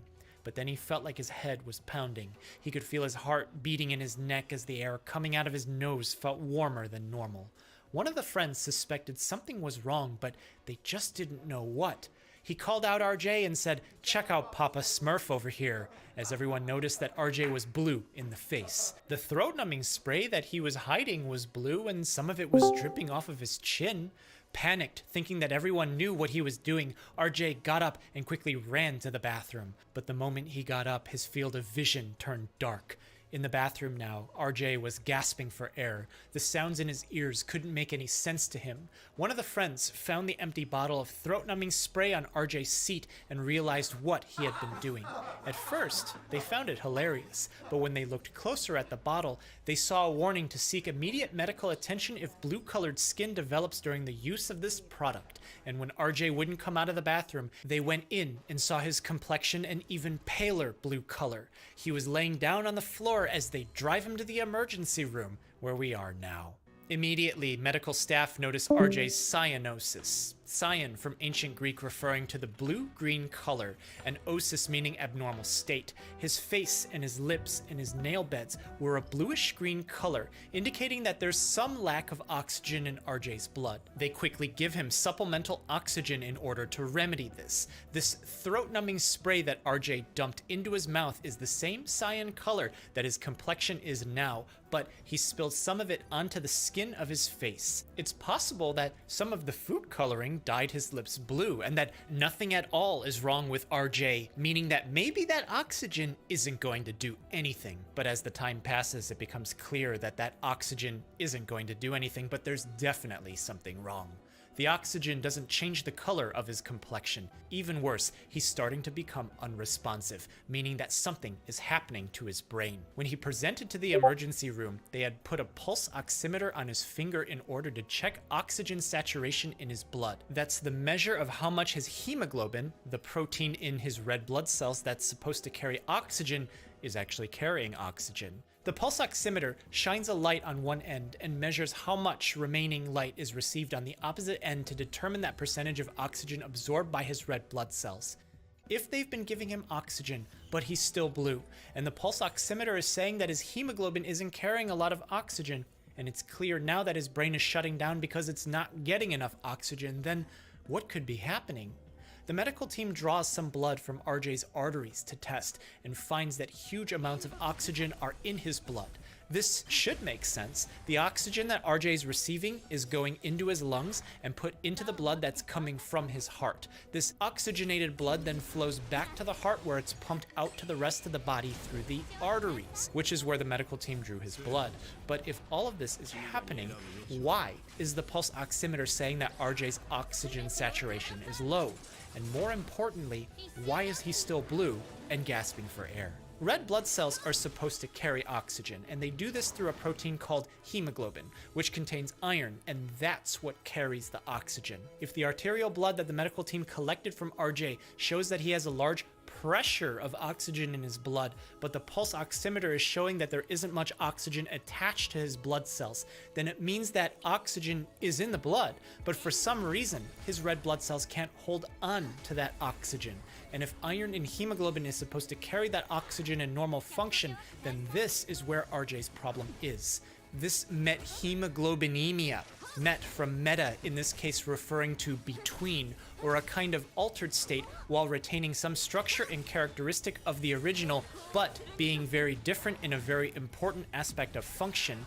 Hemoglobin being the protein that holds on to oxygen, and emia meaning presence in blood. An altered hemoglobin presence in blood, but why is this happening? The active ingredient in the spray that RJ used is benzocaine. The cane suffix in the name denotes a local anesthetic, meaning that it's a medicine that's supposed to numb the area to where it's applied. The nerves rely on sending electrical signals to the brain for the sensation of pain, but benzocaine generally dampens that electrical signal so that the pain sensation isn't sent. This happens at regular doses, which for this throat-numbing spray is 1 pump that's spit out after leaving it in the mouth for a minute.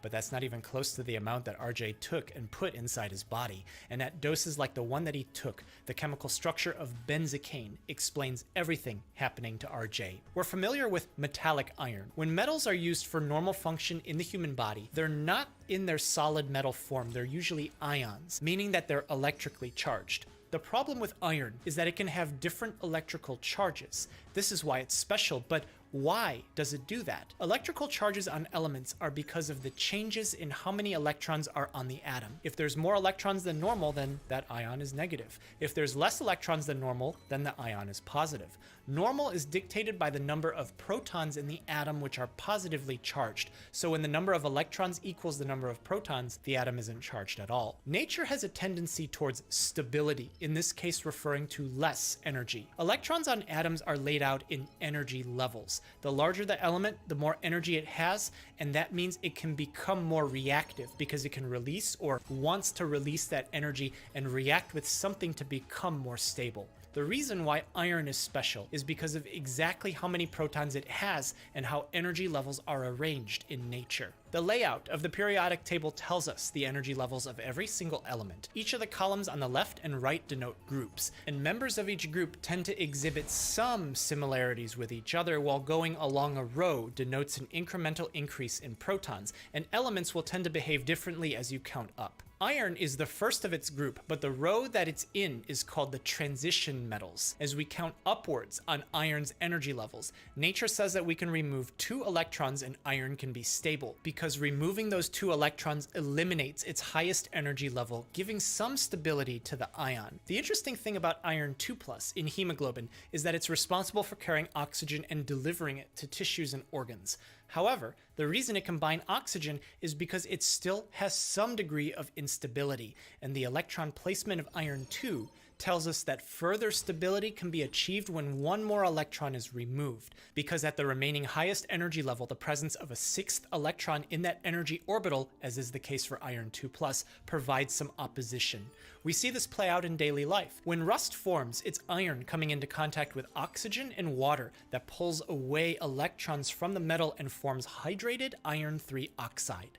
While iron 3+ is more stable in hemoglobin, its presence means that that hemoglobin can no longer carry oxygen.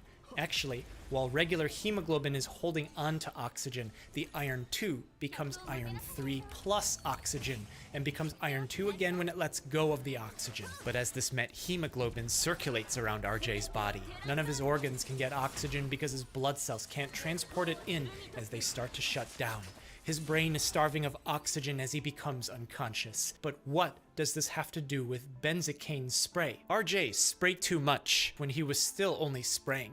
The oral mucosa is highly vascularized, meaning that lots of blood is flowing through. So he was getting benzocaine absorbing into his blood here, and he was swallowing the sprays. But then he accidentally dumped the bottle into his mouth and swallowed even more. The benzocaine spray then went into his stomach, absorbed from his small intestines into his liver, where it was metabolized or broken down, adding even more to the amount in his body. One goal of liver metabolism is to make the chemical more water soluble, meaning that it can dissolve in water so that it can concentrate in the urine and be eliminated from the body. This is called making the chemical more hydrophilic.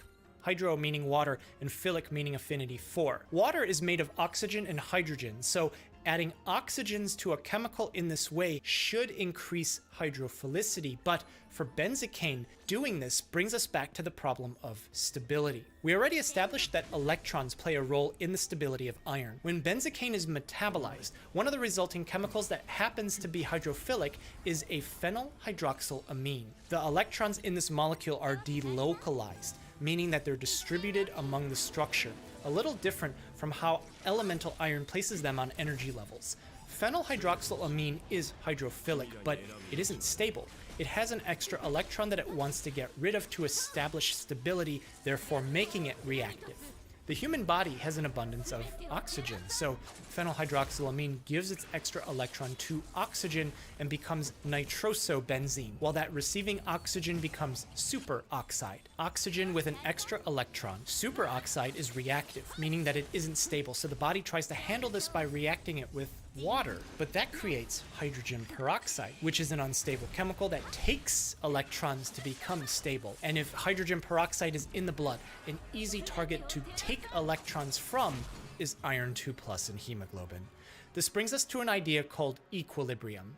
The nitrosobenzene from phenylhydroxylamine produced by the metabolism of benzocaine is also unstable. It pulls electrons from elsewhere in the body to become phenylhydroxylamine again. The two of these species exist together, endlessly cycling between one another, shuffling electrons around, creating massive amounts of superoxide and exerting heavy oxidant stress, reacting with iron 2+ in the blood, turning significant parts of RJ's hemoglobin into met hemoglobin, incapable of transporting any oxygen throughout the body despite the direct administration of oxygen into his lungs. This mechanism of oxidant attack in the blood happens with several different chemicals when they're put into the body, all of which result in met hemoglobinemia and can cause all the organs to shut down due to a lack of oxygen. In the hospital, the medical team already picked up on what was happening. They may not have known that benzocaine was the cause at first, but the clues to met hemoglobinemia were all there. RJ's blue face and lips and gasping for air, the low oxygen saturation on pulse oximetry when supplemental oxygen was being given, the high oxygen pressure during the blood test, and the chocolate appearance of the blood when it was drawn not being a bright red like normal. If RJ's problem is electrons being extracted from the iron in his blood, how is one supposed to replace those electrons? This brings us back to equilibrium. Met hemoglobin exists in normal function. It's just that our bodies can easily add the extra electron to iron 3+ to make it iron 2+. So there isn't normally a lot of met hemoglobin. But when an endless cycling of phenylhydroxylamine from a huge ingestion of benzocaine keeps creating stress, the body's mechanism to reduce iron 3 is quickly overwhelmed. However, there is another approach that the body can use. It just needs an intermediate to help carry the electrons around. And ironically, as RJ's skin and lips are blue, the antidote that will replace the electrons in the iron in his blood is a dye called methylene blue. The medical team noted RJ's met hemoglobinemia, but it was one of the friends who showed the staff the bottle of benzocaine throat-numbing spray that they thought he drank. The medication label has a clear warning on the back to not misuse it, and all of this prompted the medical team to start methylene blue when they gathered the information that they needed to know. And very quickly, an improvement was found in RJ's cyanosis, but more time was needed to observe him in the hospital, because while methylene blue was indicated in his case because of how severe his met hemoglobinemia was, it wasn't without risk, and RJ took enough benzocaine that just one dose of methylene blue probably isn't going to be enough. Misusing throat-numbing spray isn't new. It's not hard to find videos of people doing it. Not all throat-numbing sprays are made the same. Some have different active ingredients that aren't benzocaine and thus may not cause methemoglobinemia, although they could cause other problems when misused. Benzocaine is also found in some cough drops, and that has that same methemoglobinemia warning, which, if you look, the US FDA has issued warnings several times throughout the years about this. Also, because benzocaine is a topical anesthetic, there could be misuse in other sensitive parts of the body. There's no limit to what you can choose to imagine here.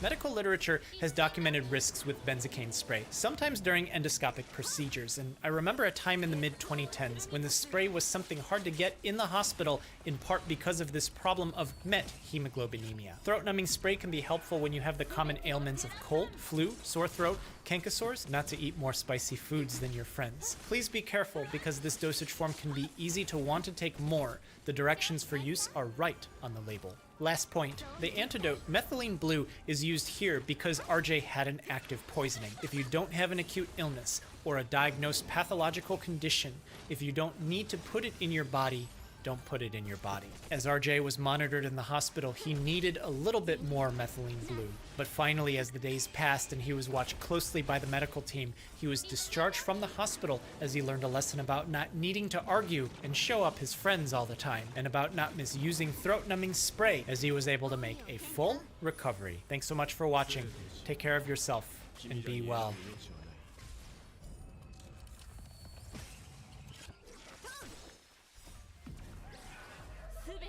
Hi, Dr. Bernard here.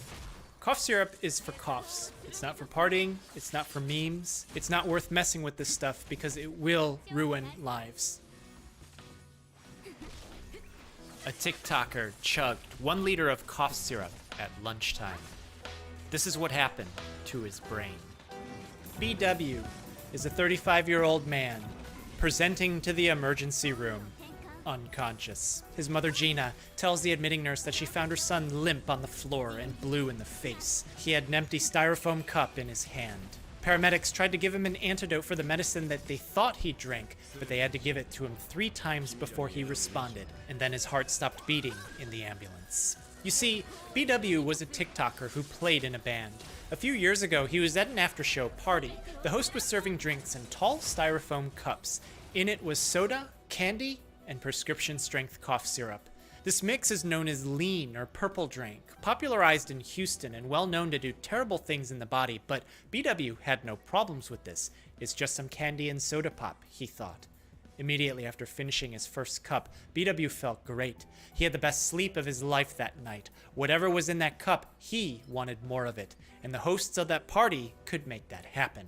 BW's friends used to make fun of him, calling him a lightweight, because he only needed to drink about 1/4 the amount of everyone else to have the same effect. About a year ago, BW started making TikTok videos. At first, he did this to promote his band, but then he'd start drinking his cough syrup in his videos.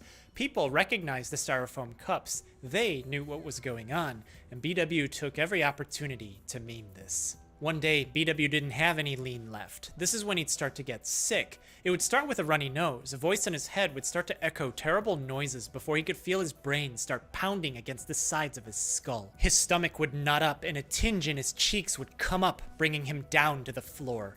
Bile would start to come up, and then the dark thoughts would start to settle in. But this is a funny TikTok meme, he thought. And even though his views were good, he'd eventually need more syrup just to feel normal again. 3 weeks ago, BW caught pneumonia. The doctor found him otherwise to be healthy. BW didn't say anything about his cough syrup habit, and usually, a lot of people misusing it look like regular people. The doctor gave him some antibiotics. BW tried to ask for some prescription cough syrup, but the doctor told him to get whatever was available over the counter. At home now, BW washed down his antibiotics with his lean. If this is cough syrup and antibiotics together, then I'm never gonna cough ever again, he thought. BW found that taking those antibiotics together with his drink made him extra relaxed. It was like he was drinking his syrup again for the first time. He wasn't really drinking any more than normal. Immediately after chugging a big cup of drink, BW felt good. He showed it all online. He could feel the rush as the minutes passed. He tried to stand up straight. He felt like he was upright, but he wasn't. He walked into the bathroom. Everything was clear again, but then he felt like he was floating himself in. His field of vision started darkening on the sides of his eyes. He sat on the toilet, unsure of where he was as he started nodding off. And as the minutes pass, BW stops breathing. His mom walks in on him. She finds him not responsive, not breathing, cold and blue in the face as she calls for 911, and he's brought to the emergency room where we are now. At examination, doctors knew this was a case of cough syrup. His mom told them that she found him on the floor with a styrofoam cup in his hand. She knew about his habit but didn't do much about it over the years. Exactly how much he drank she didn't know, but it didn't matter. His heart had stopped beating in the ambulance. His skin was discolored because he had stopped breathing for minutes. His pupils were like pin needles. All of this immediately telling doctors exactly what they need to know. The cough syrup in lean, or purple drink, is a mix of two different medicines, promethazine and codeine. Promethazine is an allergy medicine. It's in the same group as Benadryl. In large amounts, it blocks rest and digest signals from the nervous system, which is interesting because that interplays with codeine. You see, the thing about codeine is that by itself, it's inactive in humans, but when the liver breaks it down, it immediately becomes morphine. Morphine is a natural product. It's from the opium poppy.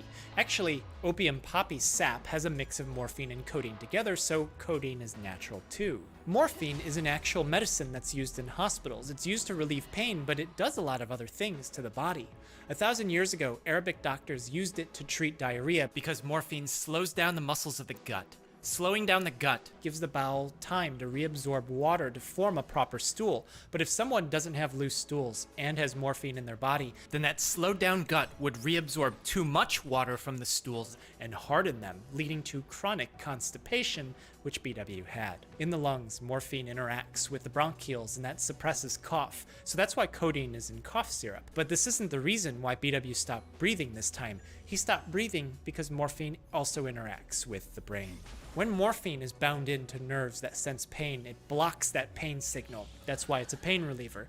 Actually, we haven't really found a better medication class for pain than opioids. But when enough morphine binds into other parts of the brain, it releases chemicals to deliver a rush of euphoria, which is why when it's paired with other things that prevent the breakdown of those feel-good chemicals, that euphoria is amplified. And morphine binds into the brainstem, which controls breathing. When oxygen is low in the blood, your brainstem will tell the body to try to breathe deeper and quicker to replace it. But BW's brainstem can't tell the body to do this anymore because the codeine in his cough syrup was turned into morphine by his body and has blocked his brain from telling his body to breathe. BW was transferred into the intensive care unit because when anyone's heart stops beating, there's always a chance that not enough oxygen has reached the brain for any period of time. The longer the time, the greater the chance of permanent damage. And in BW, there was permanent damage. A radiograph of his head shows that parts of BW's brain have died from a lack of oxygen.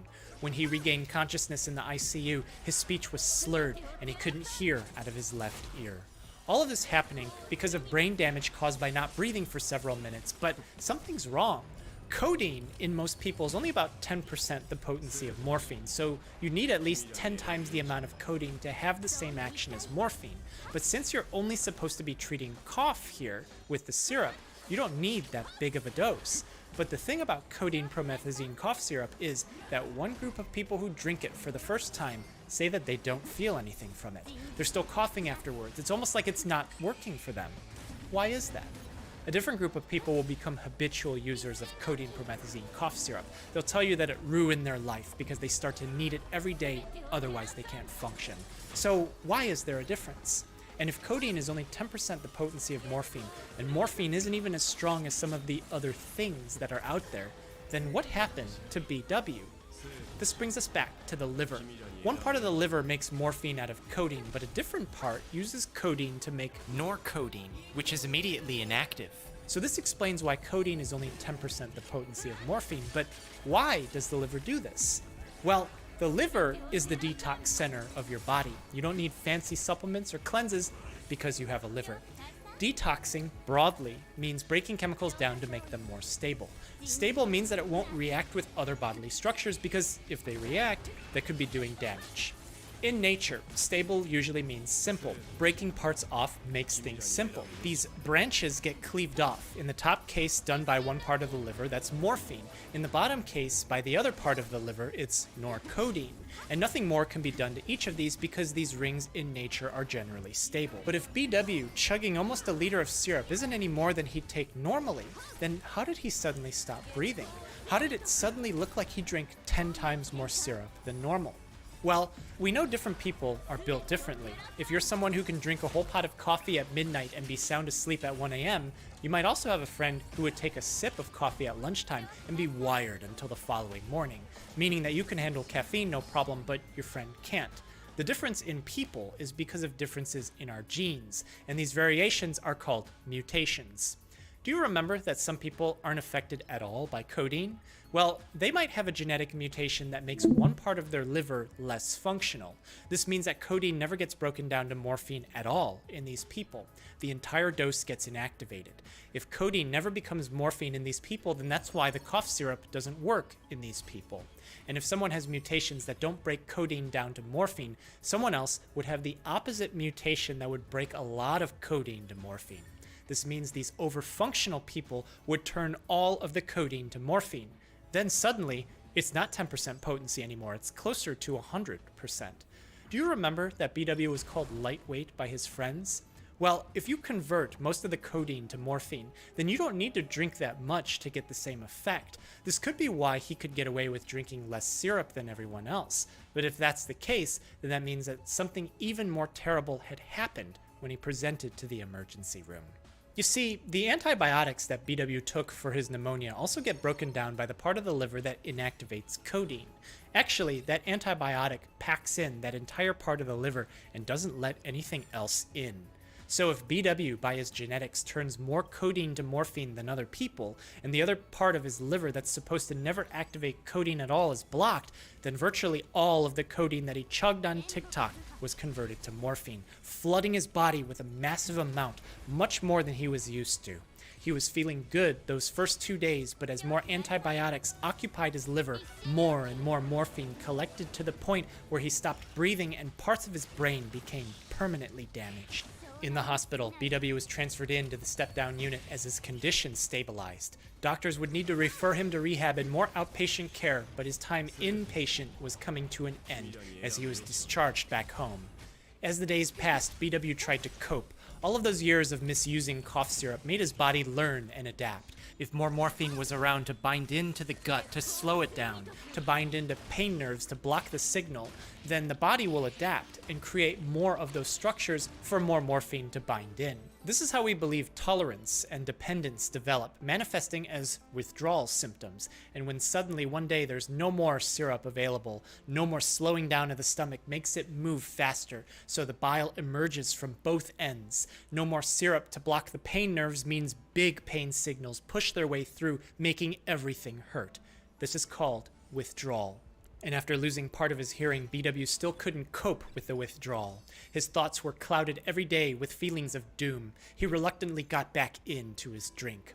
His speech was still slurred, even though his thoughts were still clear enough for him to ignore the rehab referral. He ignored any doctor's follow-ups because he was afraid of what they were going to do to him.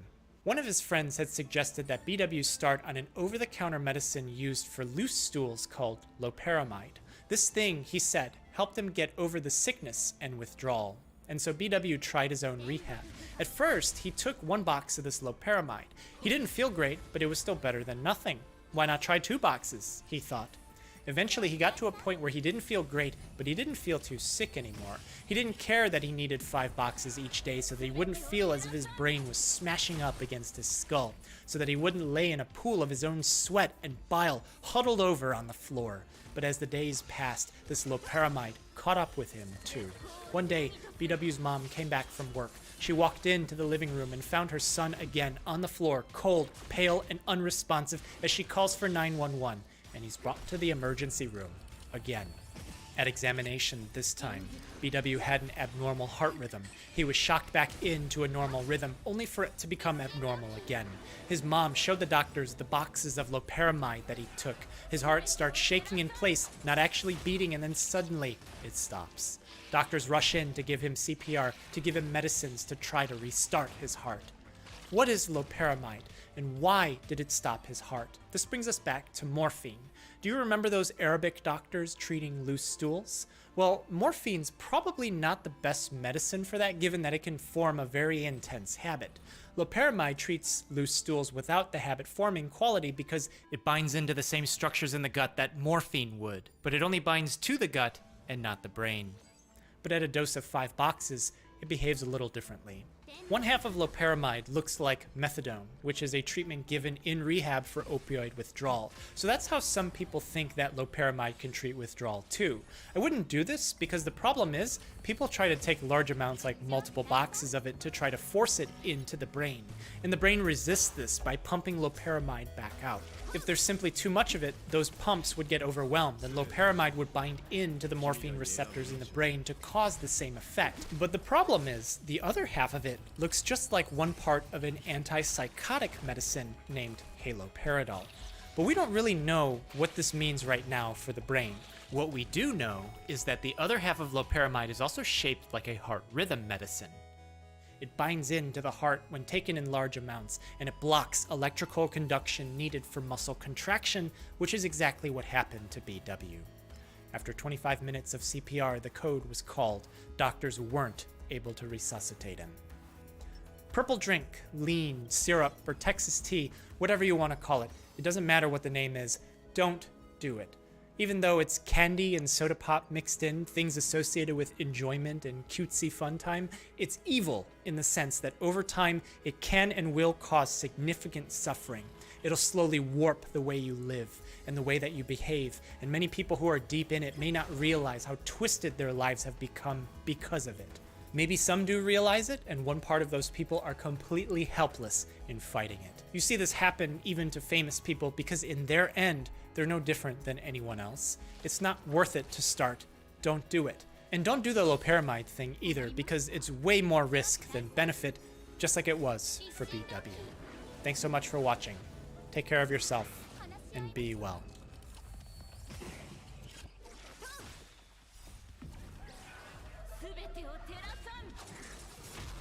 Hi, Dr. Bernard here.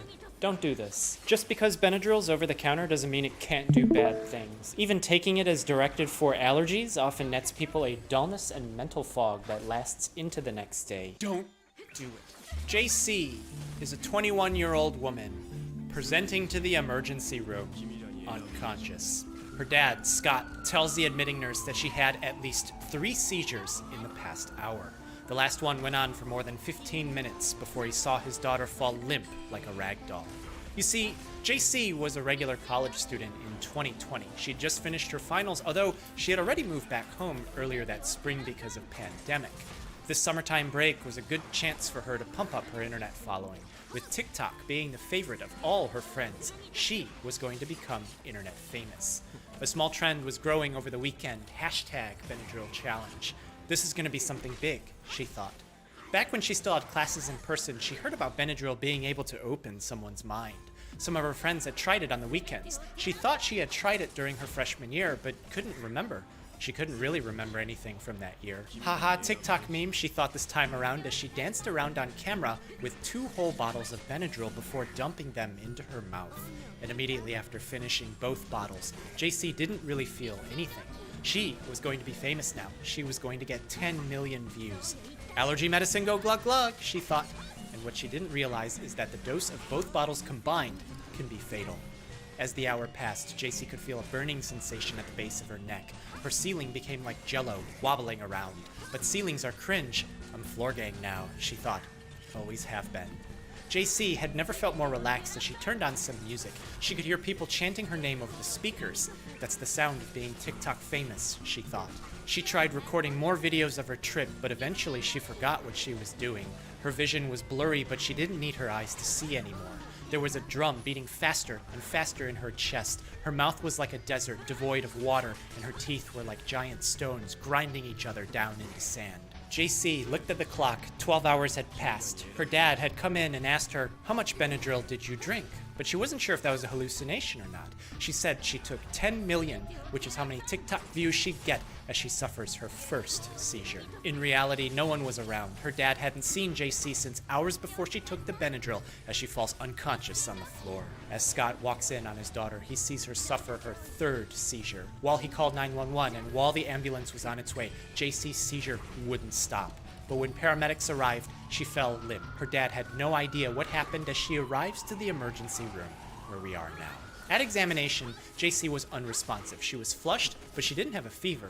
Her heart rate was 180 beats per minute, about 3 times more than normal, but her blood pressure was 70/40, about half of normal. No one there had any idea that JC had taken 2 whole bottles of Benadryl, but there's a few clues as to what could be happening. JC's skin was red, but she wasn't sweating. Her pupils were dilated and were minimally reactive to light. Her mouth was dry, just like all her mucous membranes. Her heart was beating fast.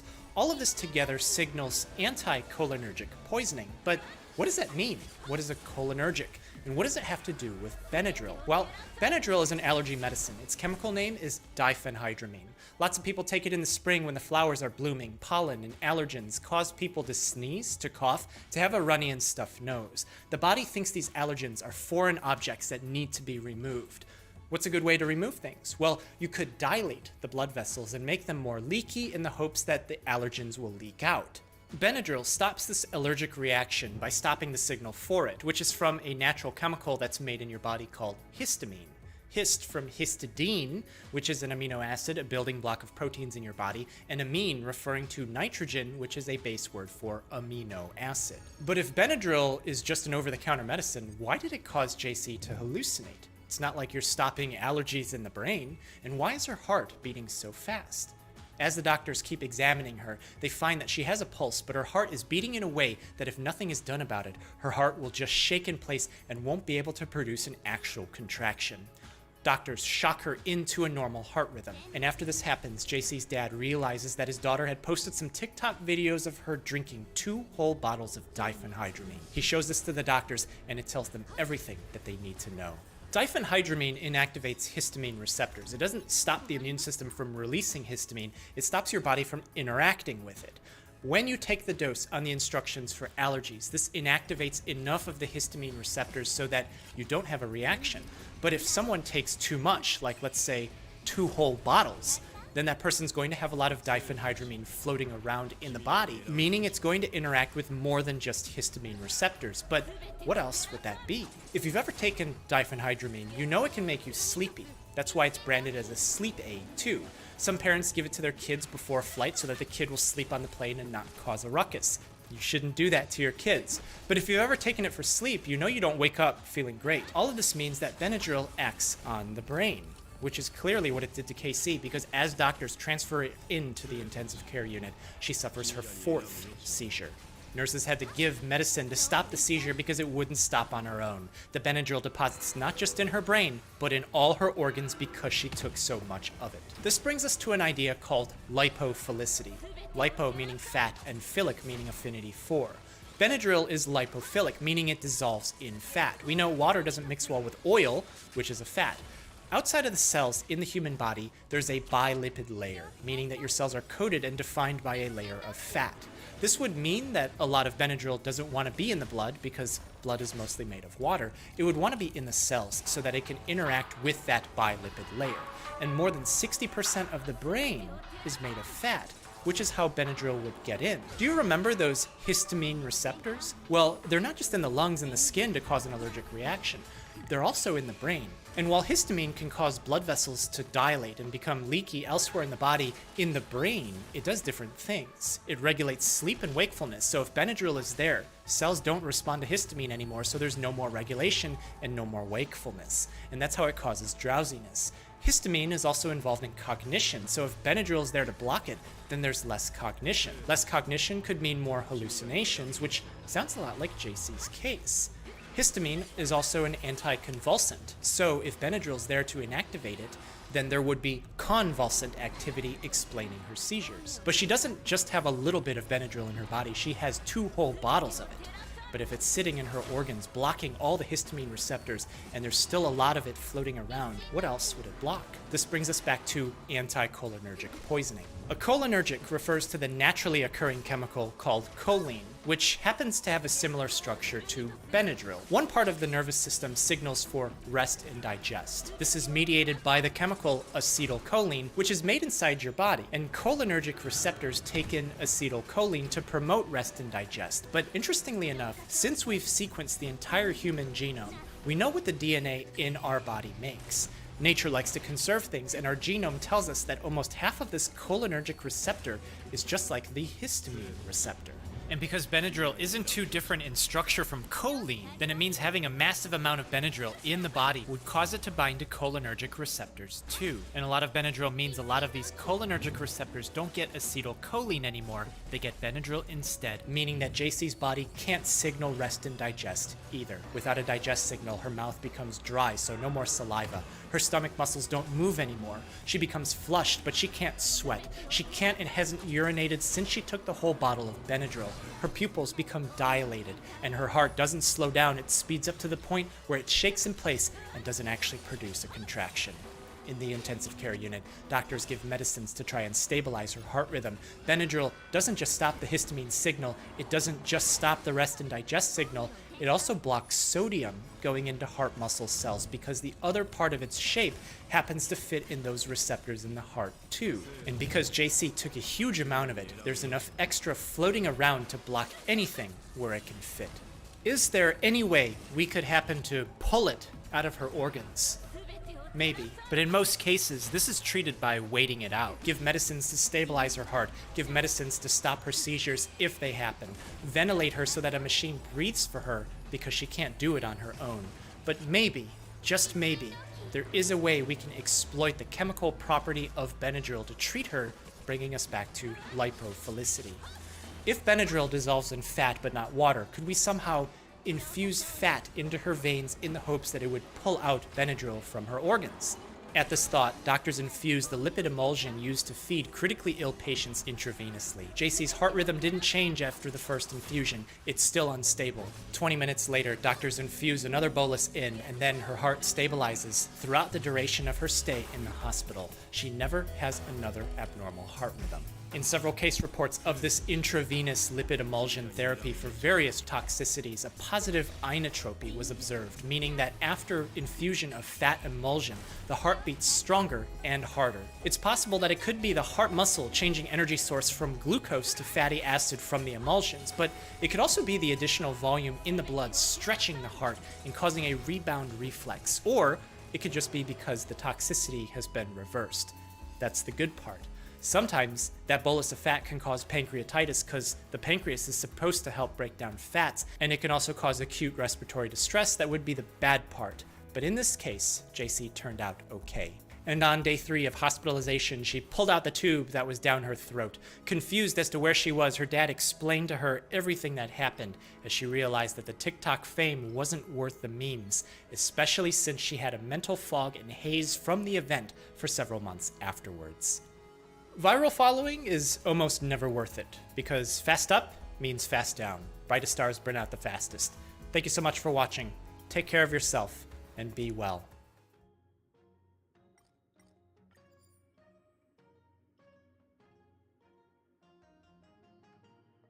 Hi everyone, Dr. Bernard here. Essential oils can be very powerful, just like this mother-son combo we'll find out. As always, references to subject matter with links to similar cases published in literature are in the description below. This is not an uncommon poisoning, as I will demonstrate in this video, which is published in 8K. I make a new video every month, so if you subscribe and turn on all notifications, we'll get some gas station nachos together. A boy accidentally drank his mom's essential oils. This is what happened to his brain. BB is a 3-year-old boy presenting to the emergency room with nausea, vomiting, and tachypnea. Tachy meaning fast and nia referring to breath. He was breathing quick and struggling. His mother Megan tells the admitting nurse that she found her son on the floor face down in a pool of his own stomach contents. She turned him over to see his face and she couldn't believe what she saw. 18 months ago, Megan started having trouble with her arms and her legs. Her hands would be swollen all up and down her fingers to the point where bending them would hurt. Megan thought that maybe she had developed arthritis. You know, body's different after having kids now, but this shouldn't be a problem. Years ago, when she had just finished college, Megan had gotten into essential oils, just as a fun thing to do with some of her friends. She wanted to live a more natural lifestyle, and she loved the smell of things like lavender and tangerine. In her mind, she connected the dots, the arthritis and the oils. She remembered that there's some oils that can be used topically for pain to calm and cool down what she assumed was inflammation happening in her body, attacking her joints and causing pain. She had some of this wintergreen oil left over from years past. It's the same stuff that they have in other pain relief creams that they sell over the counter. Why not mix it with some carrier oils and rub it on all the parts that hurt, she thought. And everything seemed to go great. Megan and her son were able to be happy and healthy because mom was pain-free. But a few months later, Megan's arthritis came back and it would wax and wane. The oils had child safety caps on the top, where one has to push down with more concentrated force than a child could know to exert. But because Megan's hands would hurt so bad, she elected to change the caps to ones without the safety. You could simply screw these ones on and off without the need to push down first. Megan knew the risk of doing this was that her son could potentially get into the oils now, but it's alright, she thought. Just make sure to put them out of reach so that he can't get to them, and there will be no problem, she thought. But there was a problem. One day, Megan was making her wintergreen ointment sitting down at a coffee table. She got a phone call from her boss. She stepped aside as she left all her oils out on the table. Some ointment was already made, and so she wasn't totally aware of how much oil was left in each bottle when she walked away. BB, not knowing any better, got a hold of the oils as he started drinking. When she got back, the bottles of her oil seemed toppled over. It was kind of messy. She didn't remember if she had knocked over some in the rush to pick up the call from her boss, so she didn't think too much of it. Over the next several hours, the oils settle and absorb into BB's body, and his mother has no idea what had happened. He starts to act lethargic, but his breathing becomes labored and fast. He doesn't act like how he normally does for that time of day as he empties his stomach onto the carpet. Megan finds him face down on the floor in a panic as she calls for 911, and he's brought to the emergency room where we are now. At examination, doctors noticed that BB had a fever and his breathing was fast and labored. When they listened to his lungs, they were clear. He didn't have a blocked airway, so his tachypnea probably isn't from some kind of congestion or fluid buildup in his lungs, at least not yet. Because he's 3 years old, he can't verbalize to anyone how he's feeling. No one knew that he drank anything, and he can't tell anyone that he did. And Megan hasn't connected in her mind yet that BB being this way is related to her essential oils being messy on that table. A blood test finds that BB has low bicarbonate presence in blood. But what does that mean? Bicarb is one part of baking soda, which is sodium bicarbonate. If you remember from middle or high school, there was a small science experiment where you mix vinegar with baking soda to get a chemical reaction because vinegar is an acid and baking soda is a base. So if BB has low bicarbonate, then it means that he has low base presence in blood. The body is a balanced system, so if base is low, then acid is the opposite of base, then it means that he has too much acid. This is called acidosis. Acid, formerly defined as the concentration of hydrogen ion, and osis referring to a disorder. An acid disorder bringing us to the essential oils of his mother that he accidentally drank. Some essential oils probably won't cause problems if you drink them, but some of them are extreme extracts of things that are fine to put on the skin, but the moment that they get ingested and absorbed into the body, they become poison. Megan used wintergreen oil as an arthritis remedy, and that's great. It does an awesome job at that because the active ingredient contained therein is methyl salicylate. The salicylate moiety you might recognize from the chemical name of aspirin, acetylsalicylic acid. In the body, they become the same salicylate, and this is one of the most common over-the-counter therapies. Even Pepto-Bismol is known as bismuth subsalicylate. You can even find salicylic acid in face wash. This makes sense with Megan's use. Aspirin is an anti-inflammatory medicine. It's how it relieves pain. You could apply it onto the skin where some of it gets absorbed, or you can take tablets of it by mouth. The problem is wintergreen oil is really concentrated. The bottle that BB drank has the equivalent of at least 66 big aspirin tablets. Just a third of this bottle alone can be fatal if taken by mouth in a child, and BB drank 3 times that fatal dose because he drank the entire bottle. Even though BB can't tell doctors what had happened, their findings from examining him give them some more clues. The interesting thing about the body is that it regulates acid-base balance quickly through breathing. We inhale oxygen, but we exhale carbon dioxide. And this brings us back to bicarbonate. The blood delivers oxygen all throughout the body, so what we breathe in goes from our lungs right into our blood. But blood is made of water, and if we're trying to put oxygen into it by inhaling, then it means at the same time, carbon dioxide is in the blood ready to get exchanged out through exhaling. The reason why this is important is because when carbon dioxide is dissolved in water, it exists as a balanced system with bicarbonate, an acid.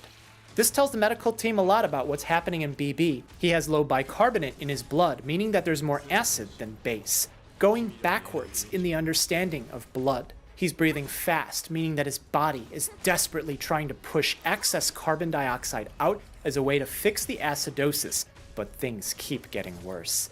BB falls unconscious in the hospital as he's admitted in. As doctors take another blood test, they find that he now has acidemia. It's not just low base presence in blood now, but there's an acid presence in blood, meaning that it's starting to spill all throughout his body. But where is this acid coming from? This brings us back to BB's fever. When energy is consumed, heat is created.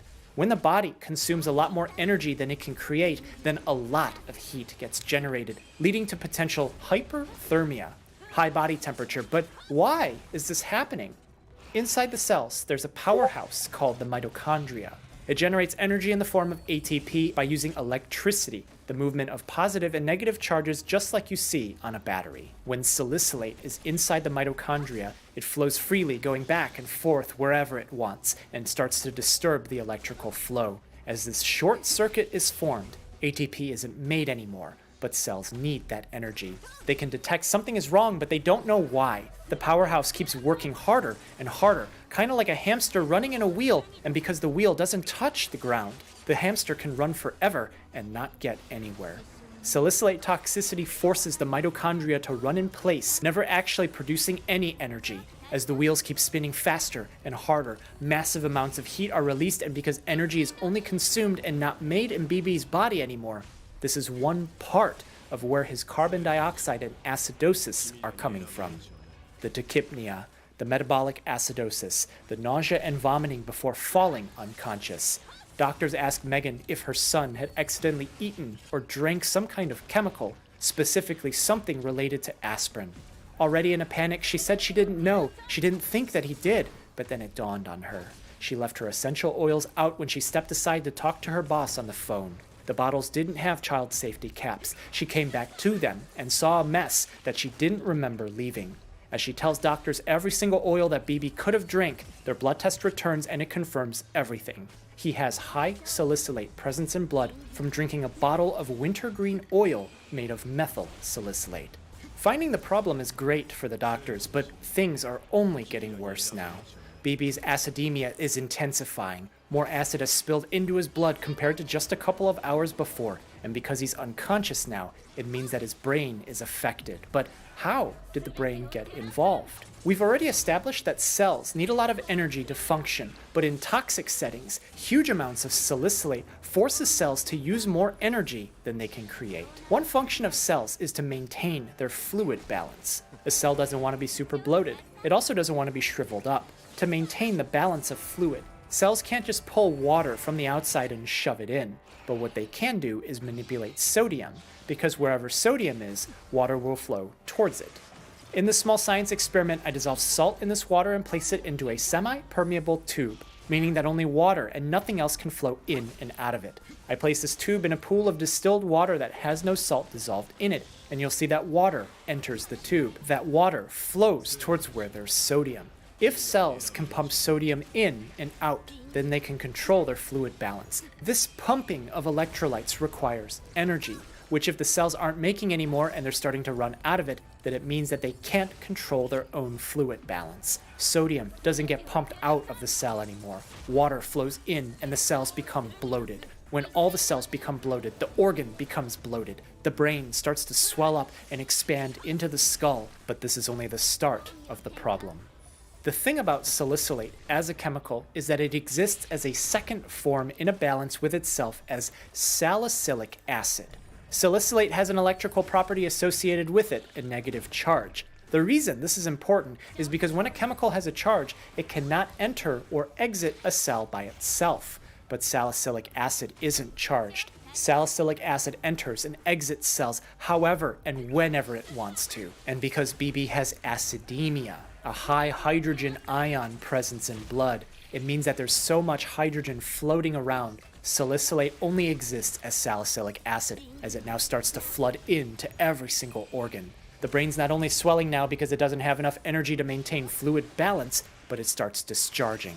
The heart starts beating in strange rhythms because muscle needs a lot of energy, but as salicylic acid disturbs all ATP production, the cells can't keep up. Fluid starts flowing into the lungs because those cells don't have enough energy to maintain their fluid balance. BB's body tried the best that it could to breathe out extra carbon dioxide and push the acid in his blood to protect his organs from this, but the flood of wintergreen oil that he drank simply overwhelmed this mechanism. Is there anything that the medical team can do at this point to reverse this?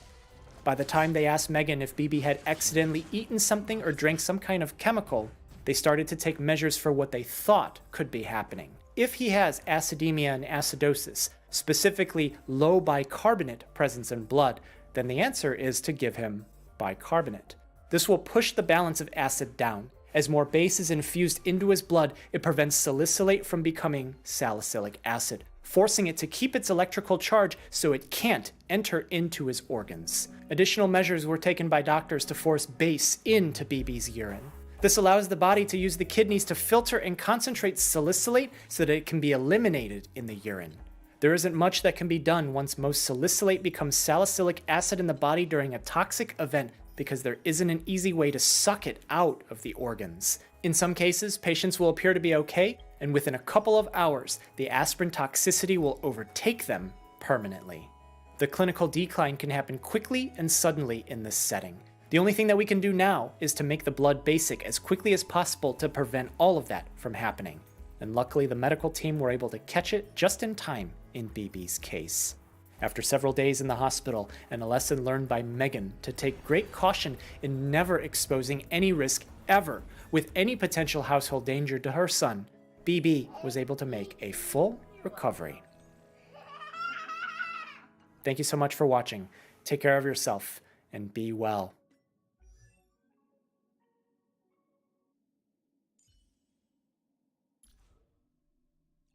Hey, Dr. Bernard here.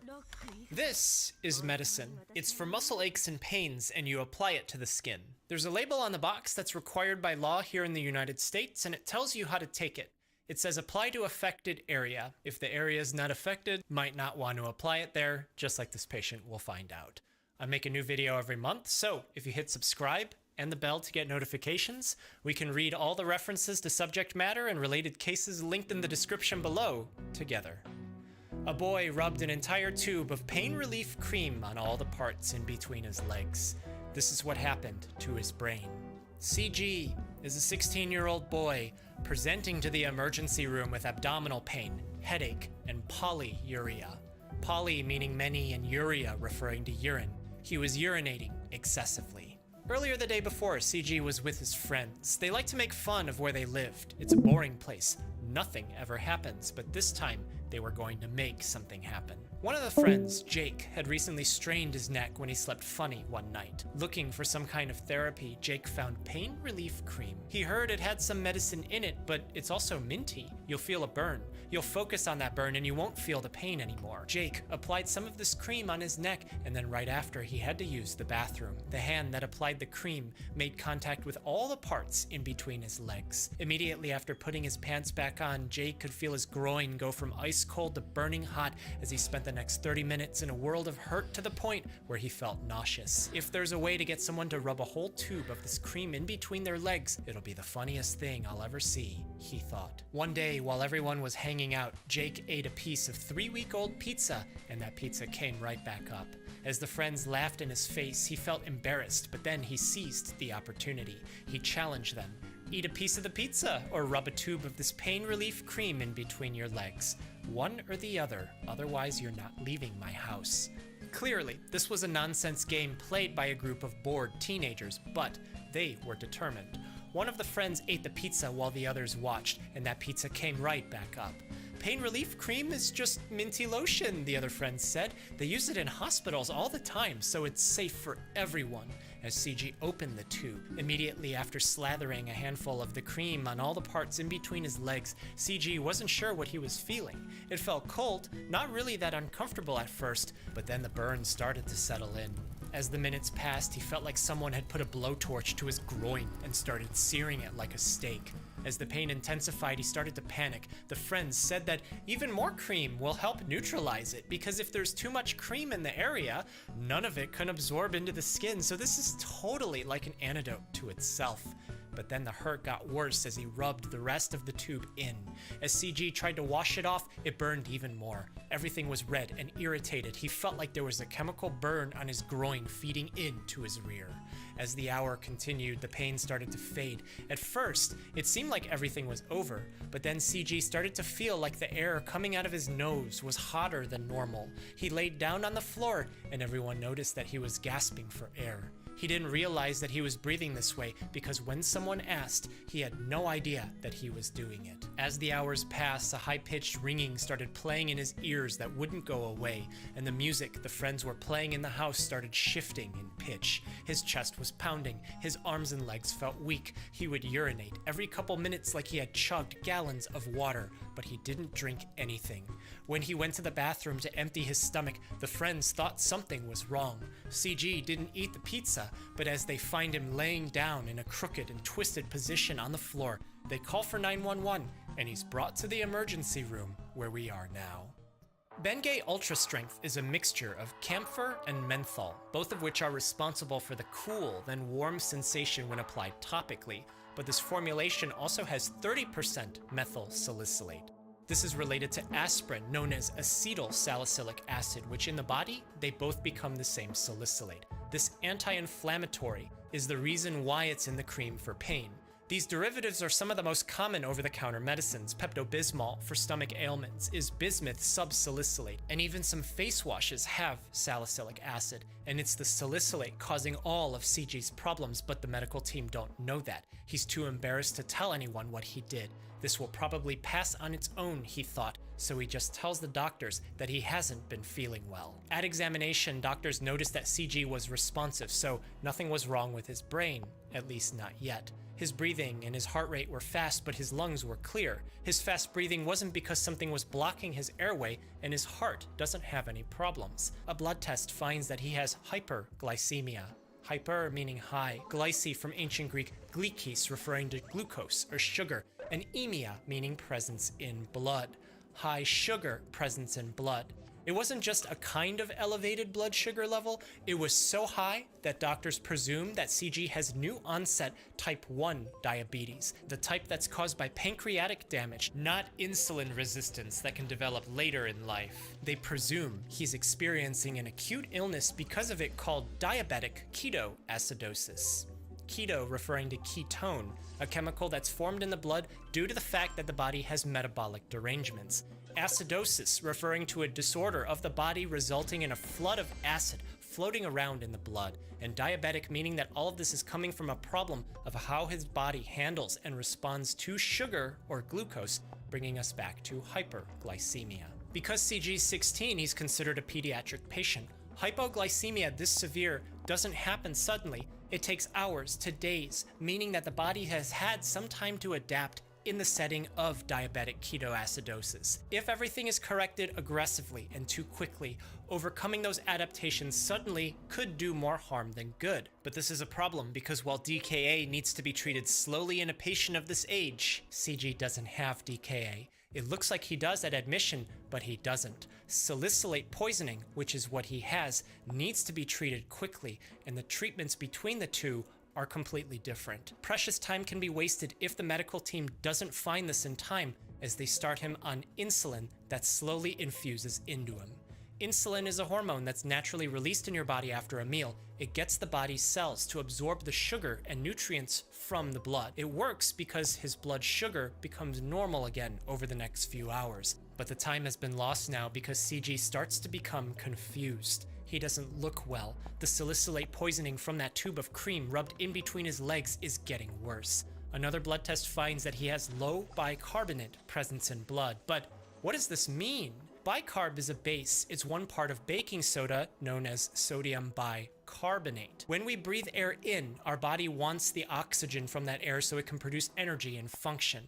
When we breathe air out, our body puts out carbon dioxide, same carbon as bicarbonate. The body wants balance. If he has low base presence in blood and the opposite of base is acid, then he should have a lot of acid in his blood, except that same blood test finds that CG's blood is a little bit more basic than normal. This tells the medical team that something other than ketoacidosis is happening to CG, and they need to figure it out quickly. Skin is not the same across your body. The skin on your palms and on the dorsum, or the backside of your hand, are very different. You can feel it, you can see it. Scrotal skin is not at all like the skin on your hands and your arms. It's thin. There's an abundant blood supply going right to this external sac of skin and muscle. Applying a cream that's meant to absorb into the area where you apply it will likely absorb a lot when applied to somewhere thin with an abundance of blood vessels like the scrotum, meaning methyl salicylate applied here can absorb right into the bloodstream. There's structures adjacent to the scrotum that will likely absorb the cream as well. In a small science experiment, the scrotum was found to absorb creams rubbed on it at a rate 42 times more than when those same creams were applied to the forearm. If CG rubbed an entire tube in between his legs, and that tube is 30% methyl salicylate, it means up to 55 big tablets worth of aspirin absorbed into his body. Just 6 big tablets can start to cause problems in adults. When you take medicine by mouth, it goes into your gut and then absorbs into your liver, where a large percentage of it is immediately broken down. This is called first-pass metabolism, and explains why medicine taken by mouth sometimes will have higher doses than their intravenous formulation, because IV goes directly into the blood, circumventing that first pass. CG rubbing Bengay on his scrotum means that the methyl salicylate absorbed directly into his blood, a large portion of it not getting broken down by the liver first, so the dose is even higher than if it were taken by mouth as it starts flowing around his body. This explains all of his problems. Salicylate is a toxin of the mitochondria, powerhouse of the cell. By disturbing energy production, fats, which are used to produce that energy, are disturbed in this case, allowing for glucose, which is also used to make energy, to spill into his blood in huge amounts, to the point where doctors suspected he was having a diabetic attack, but he just didn't have diabetes. As the energy production is disturbed more and more by the huge amount of salicylate in his body now, the mitochondria keep working harder and faster, but nothing gets produced. If nothing is done about this, more and more salicylate absorbs into the organs, and there's no way to pull it out once it's in. It causes the lungs and the brain to swell with fluid. Because salicylate absorption isn't reversible, the brain will expand and crush up against the sides of the skull, causing permanent damage. The fact that he's becoming confused now means that his brain is starting to become affected. Heat and acid start spilling into his blood, causing acidosis. His body tries to compensate for this by breathing quicker. Carbon dioxide, when it's in the blood, increases acid content. Because we breathe carbon dioxide out, breathing faster and harder will suppress acid levels in the body, explaining why his blood was basic while he had low bicarbonate presence in blood, but only for a certain amount of time. The medical team, recognizing this blood abnormality, order some more tests, and they confirm that he has high salicylate presence in blood. When they asked him if he had some contact with some kind of medicine, he was embarrassed and he didn't want to say. He was partially responsive, so he may not have been able to say even if he wanted to. but one of his friends blurted out that CG did in fact rub a whole tube of Bengay on the parts in between his legs. Young men are well known to rub things like Bengay and Tiger Balm and Icy Hot on their scrotum, either as a joke or as a challenge or just however young men tend to operate. There's more recent reports of men applying it to the region for other purposes. A general rule of thumb is to not apply anything to your scrotum if you don't need to, especially if it contains medicine. Water and soap when you need to wash the area is fine. Whether or not this particular pain relief cream will make you infertile if you've done this before, I suspect it's not likely. There's people documented to have passed from doing this. In one prominent case, it was a girl, high school athlete, who applied copious amounts to a large surface area. From what I understand, she did not apply it to the equivalent structure in between her legs. Vaginal mucosa is highly vascularized and is a direct in to the bloodstream too, but she applied an amount enough, often enough, to get high salicylate presence in blood, significant enough to cause the end of her life. If you're a man or have biological men's parts, deliberately applying copious amounts of this cream to this area, you're putting yourself at risk of a poisoning that can become deadly because of how much can absorb through the scrotum. This is the kind of poisoning where you can go to sleep because you'll be fine for a while and then suddenly you just won't wake up. After days in the hospital, a lesson learned about not rubbing unreasonably copious amounts of medicine on sensitive parts of the body, and care from a medical team that was diligent, CG was able to make a full recovery. This video is comprised of parts from 2 different cases done this way to teach about salicylate toxicity, mixed acid-base disorders, diabetic ketoacidosis, and dermal absorption of creams and ointments. There appears there could be a rising incidence of salicylate toxicity from this route of administration for reasons that I described earlier. Thanks so much for watching. Take care of yourself and be well.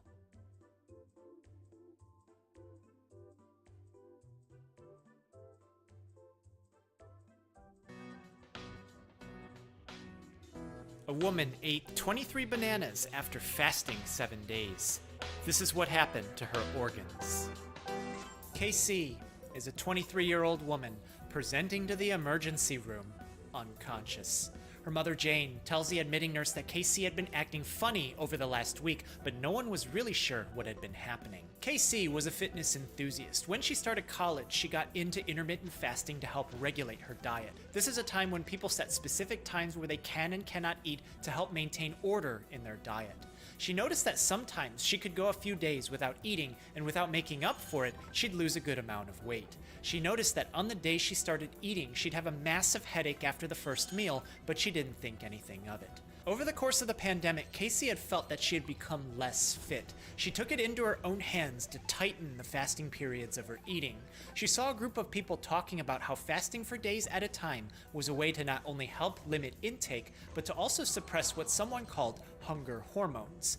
In her interpretation, eating more would just cause the body to release more hunger hormones, making her hungrier after every meal, causing her to eat even more. She believed this is what had happened to her in the years since the pandemic. So, by slowly increasing the number of days where she wouldn't eat at all, she would be gradually pushing down levels of hunger hormones and prime her body to get back into shape, she thought. She started by not eating for a day and then leaving an 8-hour window the next day where she was allowed to eat. The next week, she'd try for 2 days in a row without eating, and then 3 days the next. She did lose weight, but noticed that her workouts were sluggish, and the more days in between where she didn't eat, the more that she wouldn't feel well when she did start eating. KC had read online about refeeding syndrome that can happen when someone comes out of a fasted state too quickly. If someone fasts for too long, then their body would adapt to that state, so eating a lot suddenly can throw everything off balance. She thought she understood it and knew that taken to the extreme, eating too quickly after fasting for too long could be life-threatening, but she would never take it to the extreme, of course. It didn't really matter to her. She didn't have any syndrome. She was okay, but just didn't feel great. As the weeks passed, KC lengthened her fasts. It wasn't intermittent fasting because she would go for almost a week in a row without eating. She noticed that she stopped getting her period. Her biggest concern was that if she broke her fasting schedule and started eating like she had before, then all of her work towards being the shape that she was now would be all for nothing. She knew she eventually had to eat and she was okay with that, so nothing seemed to be the problem. But one day, after fasting an entire week, Casey knew it was time to eat. She had never fasted that long. She prepared beef soup, which she read about online to help start refeeding and had done it several times with success, but it wasn't enough. Over the next few hours, Casey developed her normal headache. She drank some water for it and started eating some meat, and then her stomach started to swell. She went to bed feeling cold and shaking. Over the next couple days, Casey thought she was being cautious about refeeding. She kept it up, but her headache wouldn't go away. She would feel like her stomach was swollen, but she just let it go. Casey felt her heart beating in her head. After a while, she thought she was in the clear, and any risk of refeeding was over as she started eating. She was hungry and she started eating some fruit, and she wouldn't stop eating until she realized she ate 10 pounds worth of bananas and left the peels all over the kitchen counter. Minutes after her breakfast, Casey became thirsty and started drinking as much water as she could. She felt bloated and inflated and thought that the water would help stop her headaches. She could feel her heart skipping as her headache started piercing into her skull. She felt her stomach swell up while parts of her legs started twitching as the last thing that she could remember. Her mother Jane finds Casey on the floor wheezing and sweating without knowing how long her daughter was like this. 911 is called. Paramedics find that Casey drifts in and out of consciousness as she's brought to the emergency room, where we are now. At examination, doctors noticed that Casey's body mass index was a little low. Her actual body weight was lower than her ideal body weight, which is a calculated and standardized clinical measure based on height and is used for things like dosing medicines. In this case, doctors weren't exactly sure what was happening, but what they were sure of was that she seemed confused and would drift in and out of consciousness.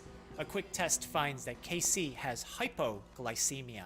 Hypo meaning low, glyce from Greek meaning sweet and referring to glucose, a name for sugar used as energy in the human body, and emia meaning presence in blood.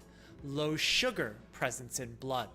Hypoglycemia can explain why Casey has altered mental status as doctors start her on a glucose IV, but something's wrong.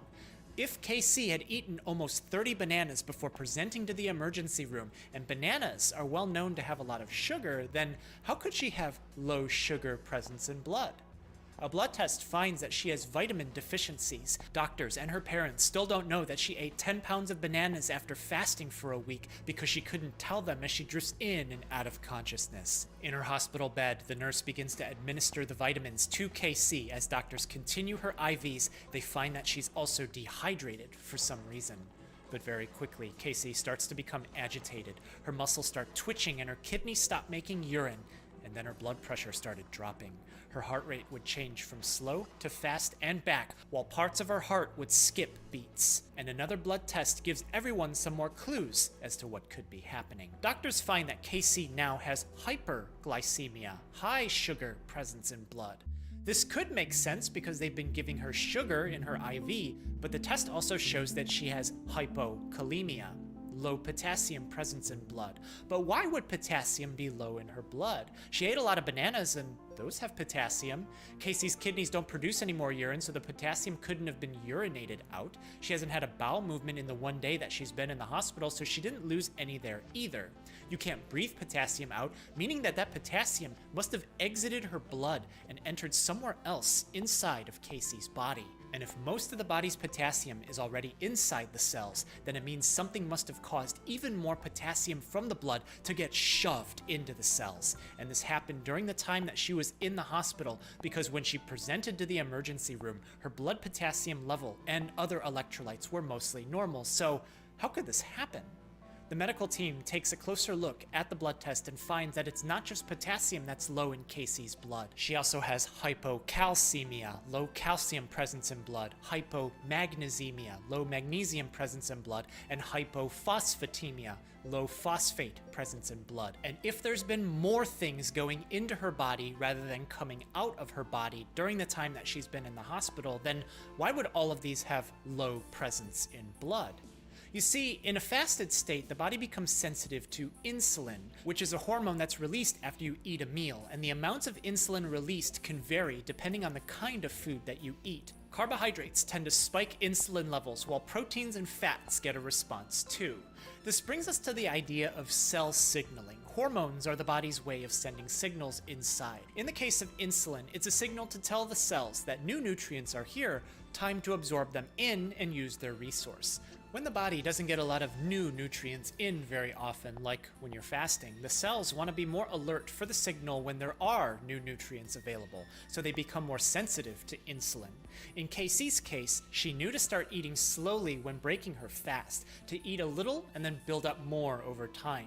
But when she finally let up and ate several pounds of bananas when she thought she was in the clear, the sugar rush from the fruit signaled to her cells to shove the nutrients floating around in her blood into her cells. Potassium gets pulled out from the blood and shoved into her cells, explaining her hypokalemia. Potassium is needed by the muscles to signal a relax, and if there isn't enough floating around in the blood to provide that signal, then the muscles can't relax, explaining her twitching. Proteins from the muscles break off into the bloodstream and gunk up in her kidneys, shutting them down. Low magnesium prevents the kidneys from reabsorbing potassium, making her hypokalemia worse.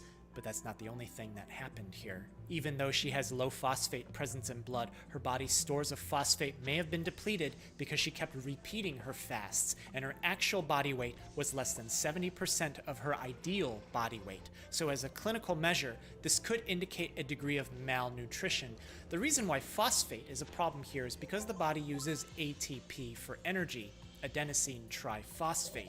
Phosphate was depleted over time because of Casey's fasts, but also the sensitivity of her body to insulin caused whatever phosphate was left floating around in her blood to pack into all of her cells, regardless if they needed it or not. Some cells need it more than others, and they get extras from the blood, but when suddenly there just isn't enough available in the blood, then problems start to happen.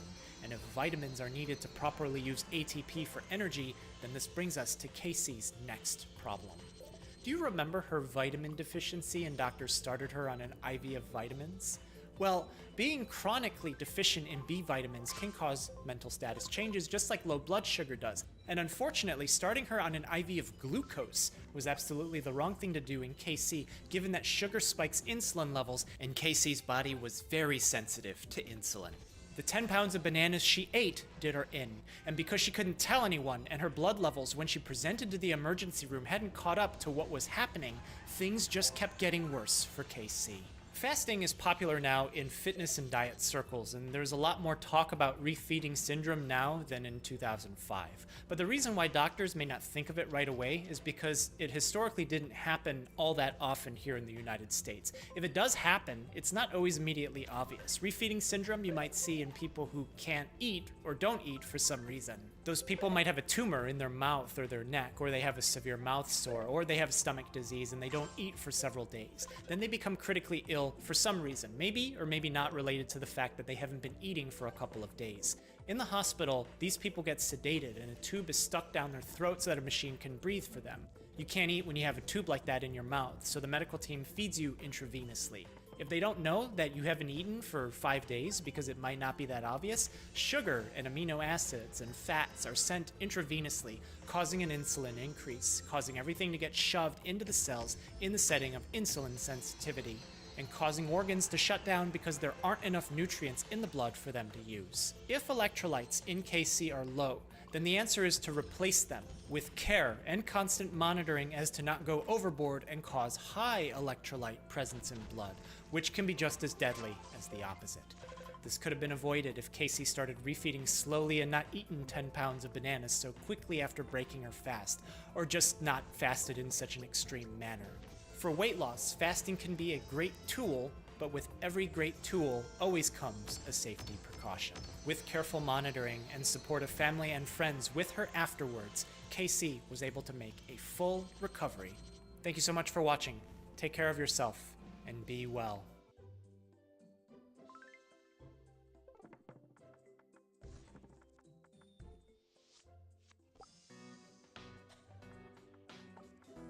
A TikToker chugged 8 scoops of pre-workout supplement.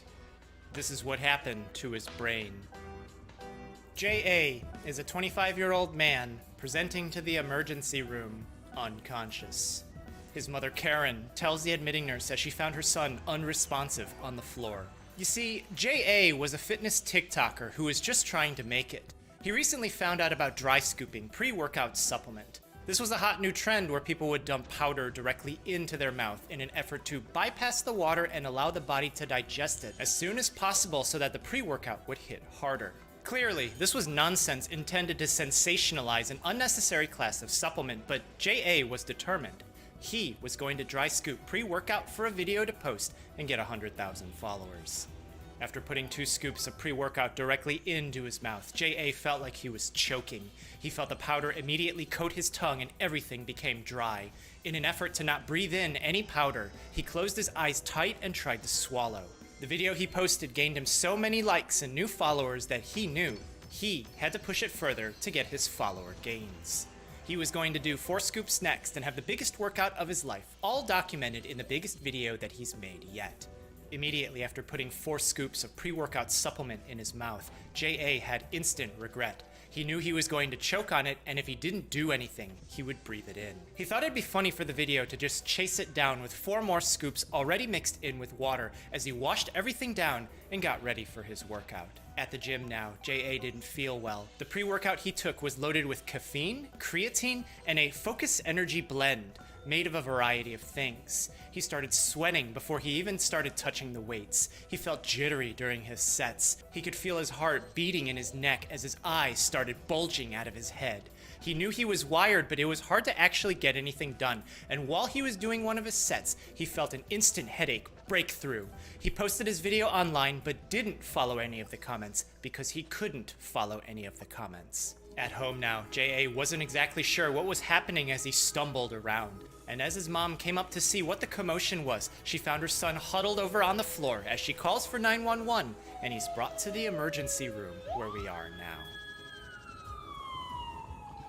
At examination, no one knew that JA had chugged huge amounts of pre-workout supplement. Even if they knew, they'd have no idea what was really in that pre-workout supplement. What they did know was that he was unconscious and unresponsive. He wouldn't open his eyes, and when doctors and his mom tried calling out his name, there was no response. JA's heart rate was high, his breathing rate was normal. When the nurse tried to take his blood pressure, the machine just kept cycling and it couldn't get a reading. When they tried to do it manually, the measurement came out 330/180, which is almost 3 times that of normal and so high that the blood pressure machine couldn't produce an actual reading. In a previously healthy 25-year-old man, one reason why his blood pressure is so high could be that he took something, but his screen didn't return anything for substances, so it didn't look like he took anything illicit. A blood test finds nothing abnormal either. They looked at his heart rhythm and noticed that along with his high blood pressure, his heart was beating erratically. All of these together could mean that this is a problem with just his heart, but something's wrong. When doctors looked at his pupils, they noticed that one was bigger than the other. And the heart doesn't control the eyes, the brain does. And if the brain controls the heart too, then could the brain be the cause of his problems?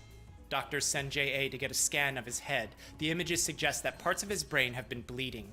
Because the brain's enclosed inside a hard space, the skull, bleeding into the brain would mean that the brain's expanding. The bleed isn't going to magically stop itself when there's no more space left. It's just going to keep going and keep pushing the brain up against the sides of the skull until the blood vessels start to crush themselves as the brain folds on itself, causing permanent damage. Is there a way that doctors can temporarily shrink JA's brain to stop this? Maybe. Body water is a little salty, meaning that it has some sodium in it. Cells have about the same amount too. This is important because wherever sodium is, water will flow towards it. In this small science experiment, I dissolve salt in this water and place it into a tube. I submerge the tube in a pool of water that has no salt dissolved in it, and you'll see that water follows into the tube. That water follows sodium. If the brain is swelling, then a temporary fix could be to infuse saltier water into JA.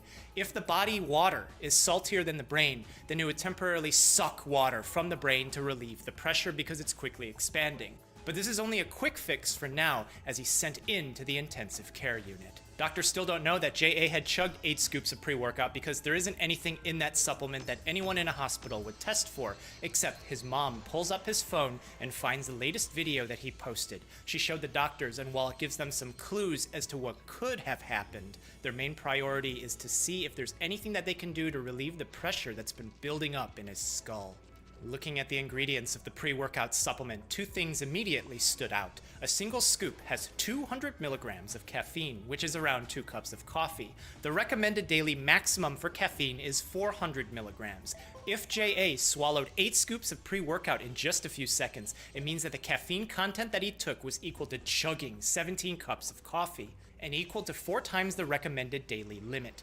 Caffeine is a stimulant. It increases adrenaline in the blood, so it increases heart rate. It could explain why JA felt jittery. It increases blood pressure, which if high enough can stress the blood vessels to the point of rupturing the walls of those blood vessels, causing a bleed.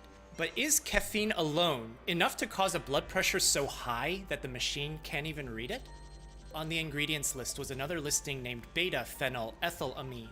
It's featured prominently in the marketing materials of the pre-workout supplement. You may have heard of something called alpha-methylphenylethylamine, which sometimes goes by amphetamine, something that's used in the treatment of ADHD that's related to an N-methyl-alpha-phenylethylamine, methamphetamine. In this pre-workout supplement, the beta-phenylethylamine was described to be a focused maintainer to help promote mood, alertness, and concentration, similar to the function of amphetamine, but something's a little different here. In the brain, beta-phenylethylamine gets broken down or metabolized, but amphetamine doesn't get broken down in the brain. It stays in, and the body needs to wait to clear it out. This is a problem because in the synapse where nerves connect, chemicals normally send signals. When the signal is done, the synapse needs to clear itself so that signals aren't sent non-stop. This means that those chemicals that send the signals either need to be pumped back in or broken down.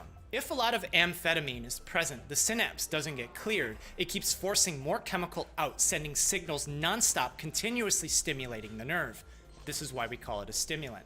Amphetamine doesn't get broken down in the brain, so it stays there until it naturally clears out after a while. But beta-phenylethylamine, the chemical that was in JA's pre-workout, is supposed to get broken down in the brain quickly. But when JA chugged and instantly swallowed 8 scoops worth of pre-workout, there could have simply been too much of it for parts of his brain to break it down quickly enough. This is a problem because that signal from the nerves also gets sent to the heart, telling it to beat harder and faster. Huge amounts of beta-phenylethylamine probably can't get broken down quickly enough, so the signals aggressively push into the heart, causing it to beat harder and faster. But it's not just the heart doing this. JA's blood vessels are constricting too, and when they constrict as the heart is beating harder, this dramatically increases the blood pressure even more. The combination of huge amounts of caffeine and beta-phenylethylamine in 8 scoops of pre-workouts swallowed all at once with heavy lifting all together could have increased JA's blood pressure so high that it caused his brain to start to stroke in the form of a bleed. The dysfunction of the brain caused dysfunction in the heart, which was found first by the doctors as they were trying to figure out exactly what was going wrong. Doctors were able to prevent JA's brain from pushing up against his skull and oozing out of the cracks. The surgeons removed parts of his skull to relieve the pressure building up in his head. But the images showed that he didn't have any physical abnormalities that would have caused his brain to bleed like this. His past medical history also didn't show that he was susceptible to this because he was a healthy 25-year-old man.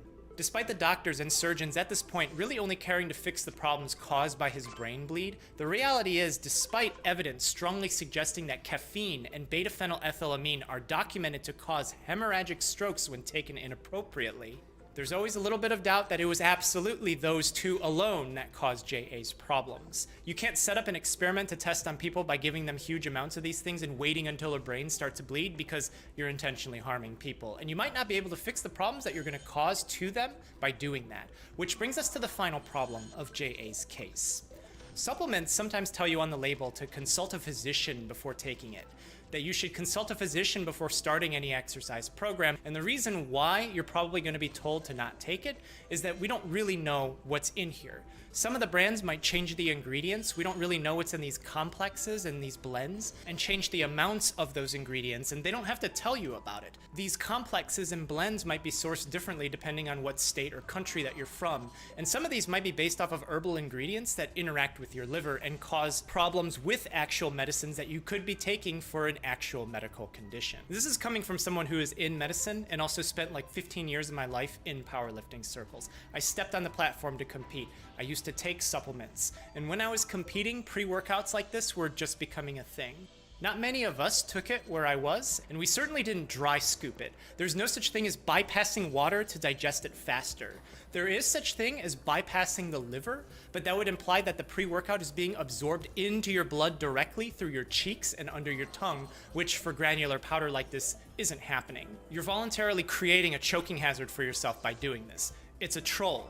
If dry scooping is somehow a convenience for you in some way, that's great, but don't lie to yourself thinking that taking it that way is doing something special. If you're really training seriously, you shouldn't need anything extra to help you focus on training because this is a non-essential supplement. JA may not have had the support structure of a team at a gym to gain that insight, but the label of the pre-workout also says don't take more than 2 scoops in a given day. Don't push it with this kind of stuff. When stabilized after surgery, JA was moved into a step-down unit where he appeared to improve, likely thanks to the fact that he was younger, previously healthy, and his stroke may have been caught just in time. He was moved to a rehabilitation facility afterwards, and after several months of care there, he was able to make a recovery. Thank you so much for watching. Take care of yourself, and be well.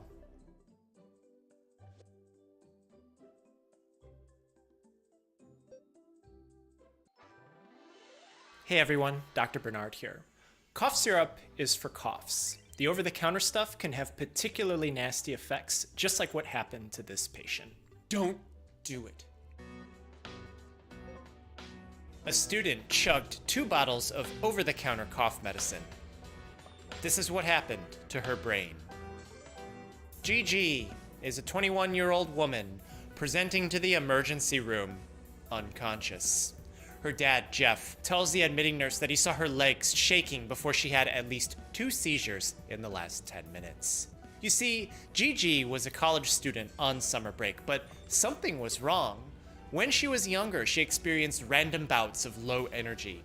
Whenever this would happen, she wouldn't be able to concentrate on anything. She felt down and hopeless, and an overarching sense of doom would blanket over her. During these episodes, she wouldn't sleep for more than 2 weeks at a time. Her parents thought that she may have had depression. Her doctor's findings were consistent with that, and she was diagnosed with it. Gigi thought it'd be funny if she chugged a bottle of over-the-counter cough syrup called dextromethorphan.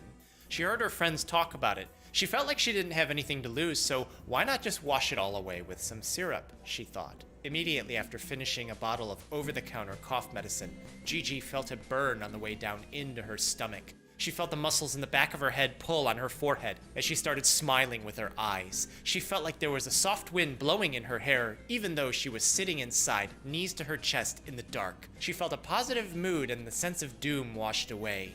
She was able to sleep that night, and she just didn't feel sad anymore as she tried it again at least 4 times that month. But things weren't much brighter for very long. When she started college, Gigi was drinking a bottle of over-the-counter cough syrup almost every day. If she went for too long without it, she'd start to get the shakes. She thought these were chills, but her stomach and intestines would start to shake too, pushing out watery movements from both ends, all while leaving her with a sense of hopelessness and doom much worse than what she had experienced before trying the syrup in the first place. Sometimes the store would be out of syrup. Unwilling to deal with withdrawals, she'd resort to buying the caplet formulation of the same cough medicine, but she didn't really like these. Her experience was always negative with these, but less negative than taking nothing at all. One day, the pharmacy had run out of the syrup for more than 2 weeks. She felt physically ill, and she was confused about it because everything she had read online said that withdrawals on cough syrup don't happen with the over-the-counter stuff. But in a desperate attempt to make it all go away, she took the whole bottle of dextromethorphan caplets. On the floor now, with knees up to her chest, Gigi felt like a void was chewing out her insides. She hoped it would all go away, and the last thing that she could remember was looking down as she started to have a seizure. Gigi's parents find her on the floor, unresponsive and shaking. At the doctor's office, no one knew that Gigi had a cough syrup habit. It looked like she was taking her medicines appropriately. Her prescriptions were getting filled, and her parents saw the medicines in the bottle depleting every day, but they didn't realize that she was just slowly throwing them away to make it look like she was taking them. And after some tests, doctors thought that Gigi probably had a seizure disorder. At home now with seizure medicines, Gigi refused to take those too, and she also hid that from her parents. To her, dextromethorphan cough medicine was the only thing that could fix her, but it didn't dawn on her that the dose in the combined caplets that she took may have been so much higher than drinking a bottle of the syrup, and that could have caused her seizure. On the internet, Gigi started looking for her own medicines. In her own reasoning, after doing her own research, she concluded that herbal medicines were the only way forward for her, as she started taking some combined with her over-the-counter cough medicine. And things were going okay, but only for about 3 days. Gigi had gotten a fresh supply of syrup to drink, and as she got ready to drink 2 whole bottles, having taken those herbal medicines earlier in the day, everything was going to be